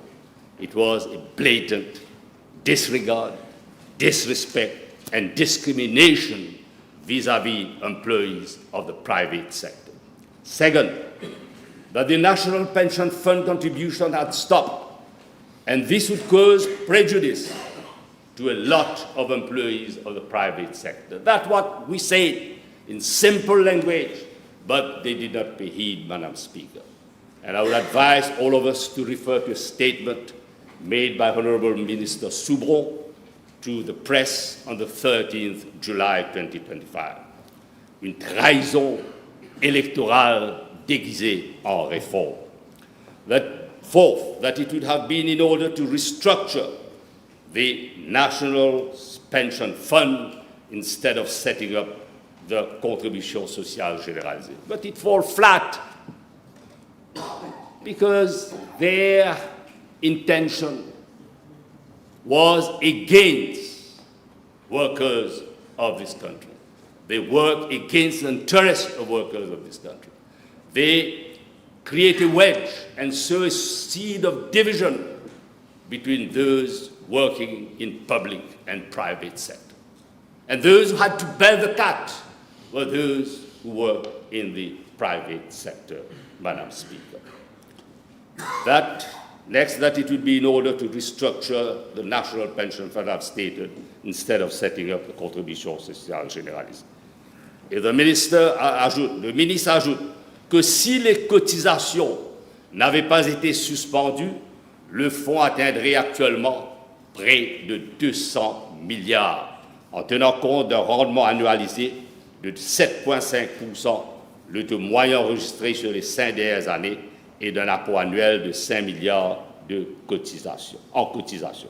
Our friend, the Minister of Social Security, was dead right, and in line with policy spelled out by this government with vigor, Madam Speaker. At the end of my opening speech of my motion of disallowance of the 11th November 2020, I impressed upon the then government that it was never too late. I asked them to think twice and to reverse a decision which was doing a lot of harm. I insisted that the Contribution Sociale Généralisée was a harm which could be irreparable. It is to be remembered that the pension system which prevailed during the mandate of the last government was a clear example of opacity when it was introduced. It did not go through any process of consultation. There was no consultation. It is a fact that the then Pension Reform Committee had no say in the pension system that prevailed during the period 2019 and 2024. And during the mandate of the last government, from 2019 to 2024, the objective of the Contribution Sociale Généralisée changed drastically to a financial support mechanism as opposed to being the vehicle for an increasing non-contributory pension from 9,000 to 13,500. And the overall result of this dramatic change, as was earlier highlighted by Honourable Patrick Assé-Avaden, is that the CSG had turned out to be lamentably unsustainable, short of 25 billion rupees. There was a heavy price to pay for hoarding, for inflation, for speculation, corruption, and complacency. Figures, Madam Speaker, do not lie, especially if you don't fiddle with the figures, but they are here to be seen by one and all. And let it be heard by one and all that from 2014 to 2024, we didn't have a government. We had a bunch of people running this country like mafiosi. Decadent, filthy, corrupt to the bones. And never ever should they ever come back to this house. I call upon the decency of the electorate to think once, to think twice, but to think positively. We've had the courage to bring fundamental changes because we are preparing the ground, not only for those who are here today, but for those who are coming for the next generation, Madam Speaker. But unlike the MSM-led regime, we are not introducing any additional tax like the Contribution Sociale Généralisée. But we are restructuring the National Pension Fund and turning it into a National Pension and Provident Fund. We also announced as a means test Initially, we also announced as a means test for eligibility to the state age pension, the revised BRP. But beyond statistics and gradient, there is also a human factor. And Prime Minister, being humane, paid heed to what he heard. And I know he not only heard, but he also has a clear conscience. Inasmuch as we want to rush things through, but we might as well bring the changes in such a manner that we don't violently disrupt any system. And I say hats off to Prime Minister. There have been hue and cry from the heart of those hard-working people who have retired and saying that the hard-earned contributory and non-contributory pension as taxpayers are sacrosanct. They will fight for the sacrosanctity of the hard work, and we acted collectively, and as a responsible government, we paid heed, and we did not bend, and if we had to bend backwards to pay heed, we certainly did, because we are a responsible government, and a part, and Labour, which is leading the alliance, Madam Speaker, thrives on values of Fabianism. But what did they do in 2004? In 2004, the Labour Party in opposition stood up and fought bitterly against the means test, and the government of the day, led by Mr. Béranger, Honourable Béranger and Pravin Jagat, were insensitive and indifferent to the outcry of the population. The leader of the opposition put free play and queue on pension reform. The regime was cruel and had an arrogance second to none. There was no discussion at the bar of public opinion, no consultation, and they wanted us to give them our blessings on the threshold of general election. There should have been whole hazelnuts, Madam Speaker. They sent a form to senior citizens who were traumatized and frightened by the threat contained in the form which was circulated, and I read paragraph 5 of the form stated. Any beneficiary who makes a false start, a false or incorrect declaration, shall commit an offence and may be liable to a fine not exceeding 5,000 rupees and to an imprisonment for a term not exceeding 3 months. This is the vast difference between them and us. The Minister of Finance, Mr. Honourable Pravin Jagat, pampered by the then Prime Minister as his younger brother, despite the fact that he was the most controversial Minister of Finance exercising undue influence. And we put an end to it in 2005 when the Labour-led alliance by Navin Ramgoolam won the general election. The voice of the people is being heard and listened to. The Prime Minister and all of us listened and paid heed. He's a man of integrity and put people first. Yes, there is an alternative possible, but there's a risk, and the risk has to be mitigated. The Prime Minister, with full support of his cabinet and all MPs, have acted decisively, and the statement made by Prime Minister is praiseworthy. Chief among the laudable decisions is the removal of the means test for eligibility of the state to the state age pension. Prime Minister emphatically stated in his reply to the PNQ that means test is buried fathom deep. A historic commitment of our citizens indeed. As a responsible government, we have acted collectively, but let us be candid, Madam Speaker. There is no free lunch. We must work harder and smarter to sustain these additional expenditure. It is precisely because you have an aging force that pension policy, diaspora, circular migration, selective migration is being debated, and it has to be debated openly without fear or prejudice. But to stay ahead of the curve, we need growth, productive growth with gainful employment. The enabling environment is being created to attract investment. The budget highlights the potential of existing and emerging sectors. The low-hanging fruits are ready to be picked as the bumper crop is inevitable with a gradual drop in the price of fuel, food, feed, and freight. Notwithstanding the massive support from a caring government to bring down the prices of food and medicine, I've been told that more than 2 billion rupees have been earmarked. The ease of doing business is back. Some people, I understand, want an interest rate to be lowered. The Care Edge Ratings Africa affirms that this budget makes credible provision for productivity through sectoral reform with artificial intelligence as a key enabler. The Ministry of Agriculture, Food Security, Blue Economy and Fisheries is partnering with the Ministry of IT to be more effective. Madam Speaker, we are climbing down from a mountain of debt inherited from a decadent regime that recklessly ripped off the reserves of the Bank of Mauritius. MSM-led regime had a culture of crime, has a culture of crime and corruption.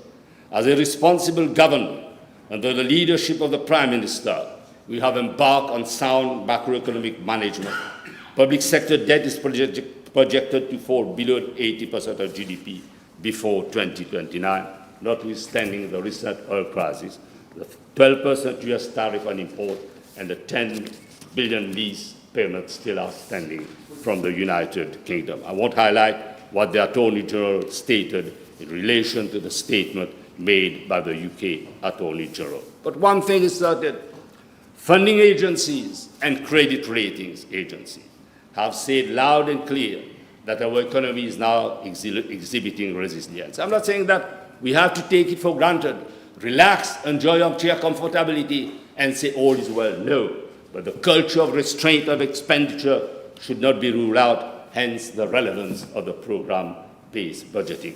The second budget of this government continues on the path of fiscal rebalancing to reduce the yawning gap between revenue and expenditure.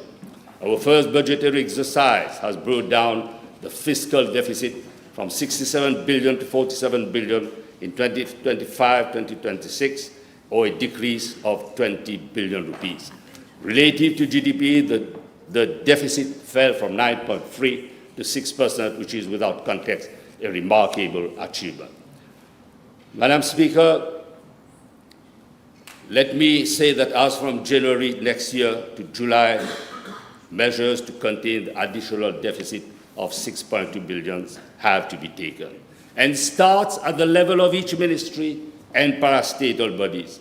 There are tax proposals which are less than palatable, and the Ministry of Finance will come up with appropriate budgetary measures to address the shortfall. There will be tax buoyancy from increasing revenue.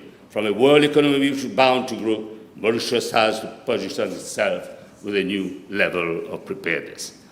Madam Speaker, I will now come to my ministry's mandate. No ministry in this government can afford armchair comfort. We are here to deliver. The total allocation for my ministry rises from 4.46 billion in 2025-2026 to 5.164 billion in 2026-2027, an increase of 704 million rupees. The increase is not merely a number. It is a statement of government's unwavering determination to invest in food security, resilience, innovation, and sustainability. And the food security allocation has grown from 1.3 billion to 1.5 billion. The phrase produce what we eat and eat what we produce is not a sound bite.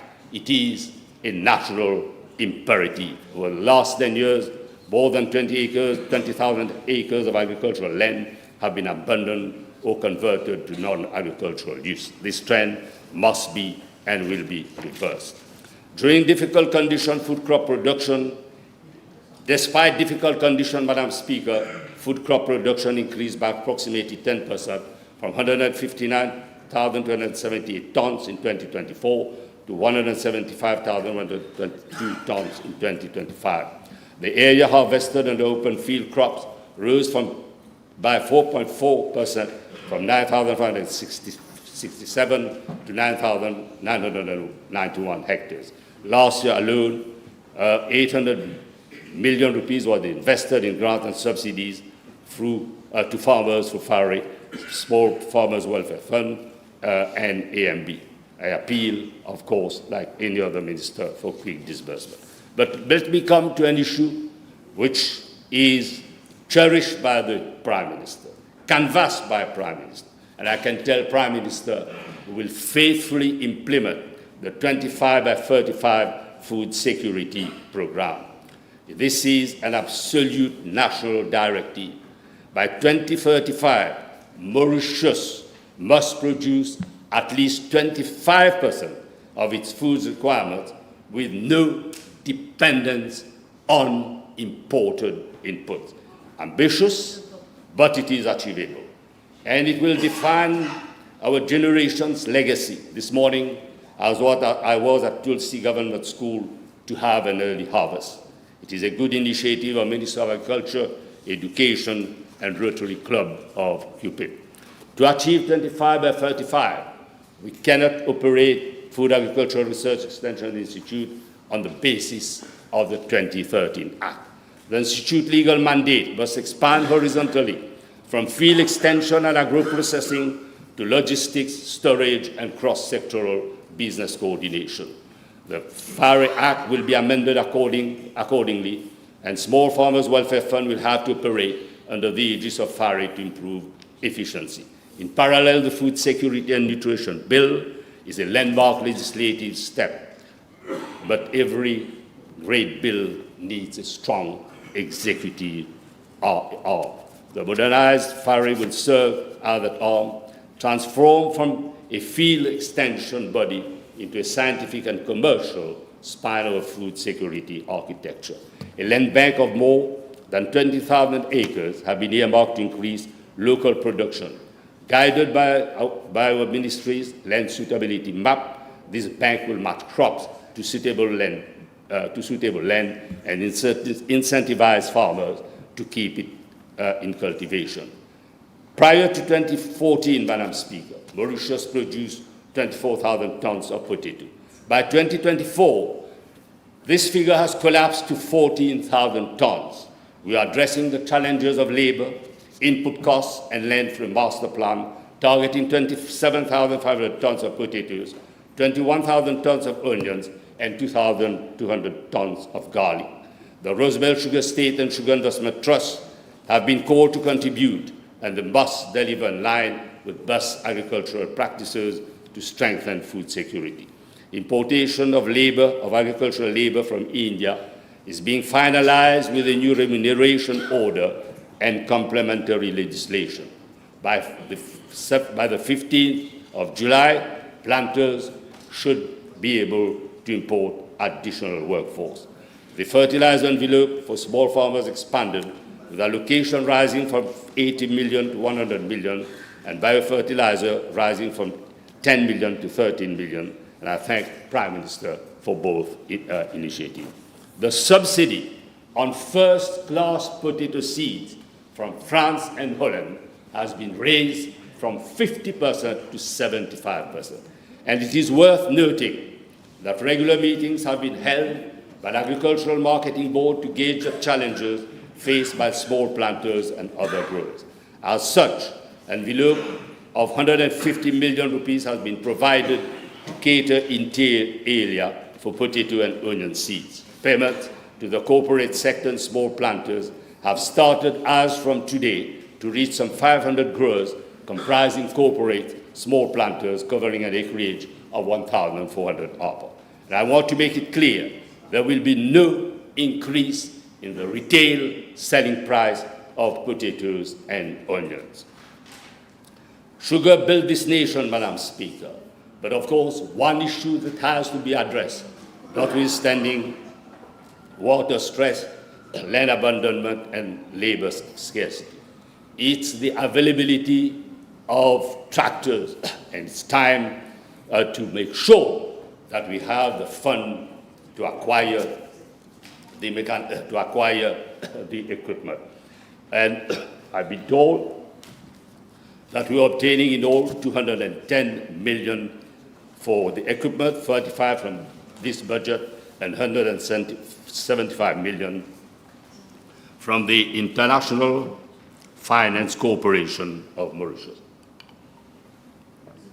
Madam Speaker, livestock and veterinary services are being revamped. A substantial sum of 207 million, inclusive of 50 million rupees for construction of a state-of-the-art veterinary hospital at Wootton-Berry. This sum will be disbursed.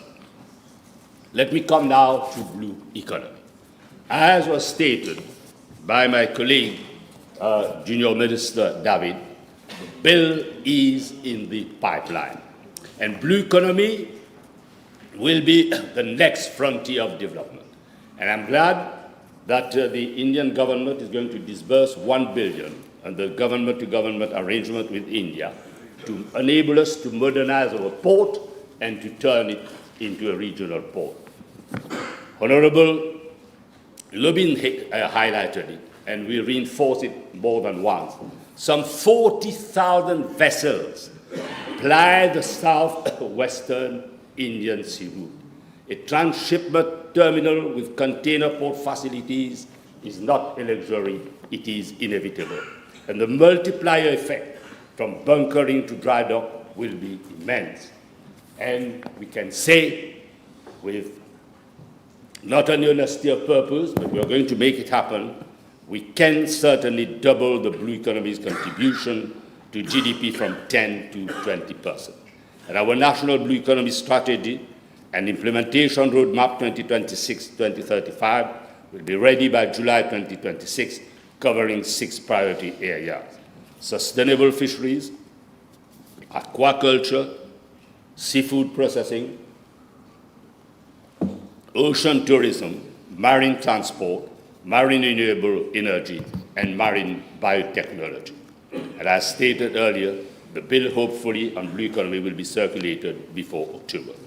My ministry remains committed to unlocking the immense potential of blue economy while ensuring the sustainable management and responsible utilization of our marine resources.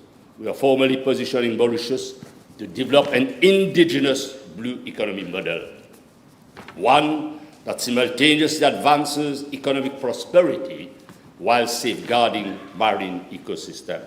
In 2025, local fish production reached a record of 37,821 tons, including 1,807 tons from aquaculture. Export of fish and fish products reached 82,644 tons, generating export-only earnings of approximately 50.2 billion rupees. Fish consumption stands at approximately 36 kilos per capita. This sector contributes around 1.5% to national gross value added. I'm not going to highlight all the advantages being extended to fishers, from canot scheme to fishing facilities being extended off lagoon. The fishing scheme has provided 12 million rupees to fishing cooperatives for vessels up to 24 meters. And in financial year 2025, 12 cooperatives received approximately 65 million rupees in government support, and 8 new vessels are expected to join the fleet. And now, with constant breakthrough in technology, fish aggregating devices are equipped with satellite tracking, and we have secured an additional quota, 500 tons of yellow tuna fish, bringing our catch limitation to 10,990 tons for 2027. And with the fleet expansion underway, government is giving serious consideration to a dedicated fishing port to serve approximately 900 annual calls from foreign vessels and our growing local fleet, positioning Mauritius as the premier fisheries and seafood hub of the Indian Ocean. Yes, we also we will make provision for the construction of a fish auction market. And I recall in the past, money was disbursed by Greece up to 25 million rupees, but unfortunately, not much was done. On aquaculture, we will err on the side of caution. And we will make sure that everybody will be on board, notwithstanding projects which will be examined by the Economic Development Board, but of course no project will take off if it will be implemented if it is not bankable. But to widen the circle, there will be wide discussion with all stakeholders, be they fishers or the NGO, and we'll make sure that in relation to participation, there's a call for fishers to be part of the process. But not, as we say, we'll err on the side of caution, because we have to make sure that we strike the right balance, because our country is a major tourist destination. Strike the right balance to ensure that there's sustainability and environmental safety. Let me, Madam Speaker, conclude by saying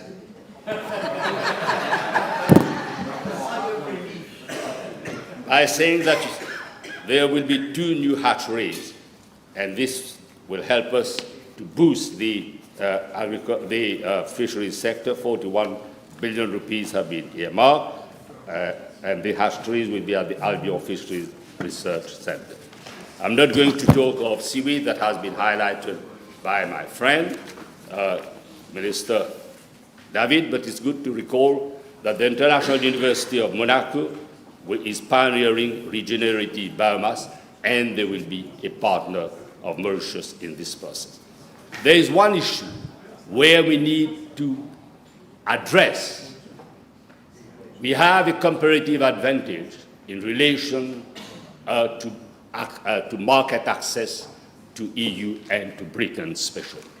In relation to export of our tuna, it is unfortunate that Britain has extended the most favored nation status to countries in Thailand and in the Pacific, which means that we have to compete, but you cannot put in the ring a bantamweight against a heavyweight. This is, we have talked to the UK High Commissioner, both Minister responsible for trade and foreign affairs. We put up a common front, and we also grasped the opportunities to highlight the problem with Mrs. Gonzalez, EU representative of fisheries. So our friends in the private sector can rest assured we are leaving no stone unturned. Madam Speaker, let me conclude. Let me conclude by stating what I said at the beginning. We did not come to this house to be applauded. We came to do what is right.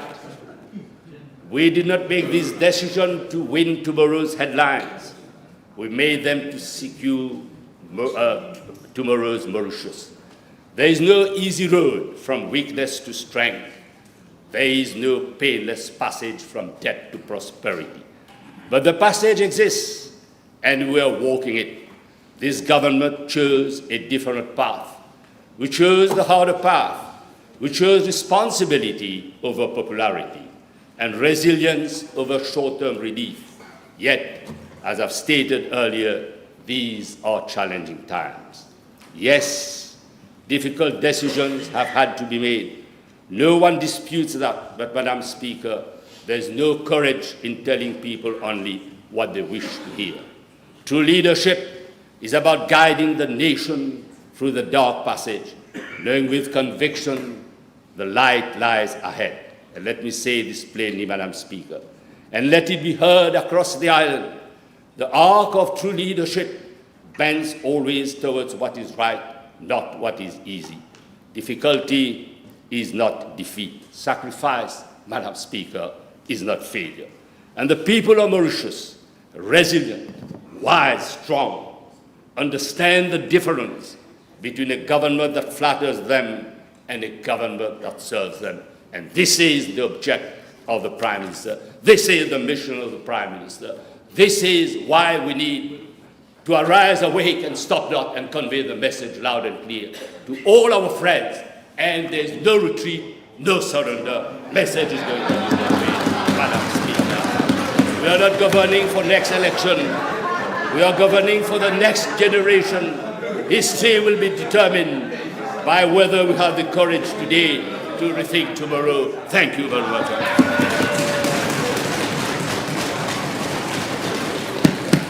Madam Speaker, I move for the adjournment of the debate. Yes.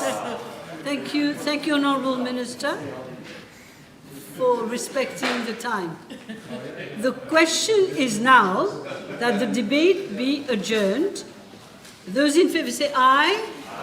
Those against say no. The ayes have it. It should have been seconded. I take it Honourable Minister was second. Yes, Honourable Prime Minister.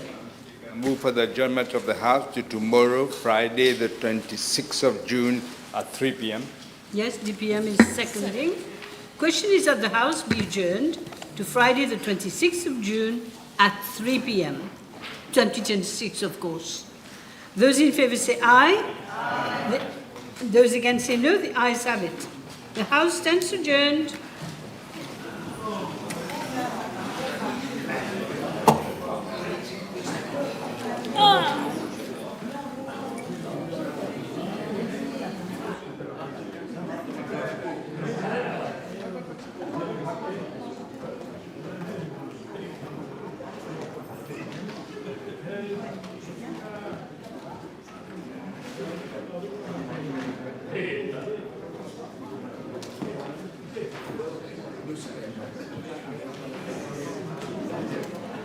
Chair.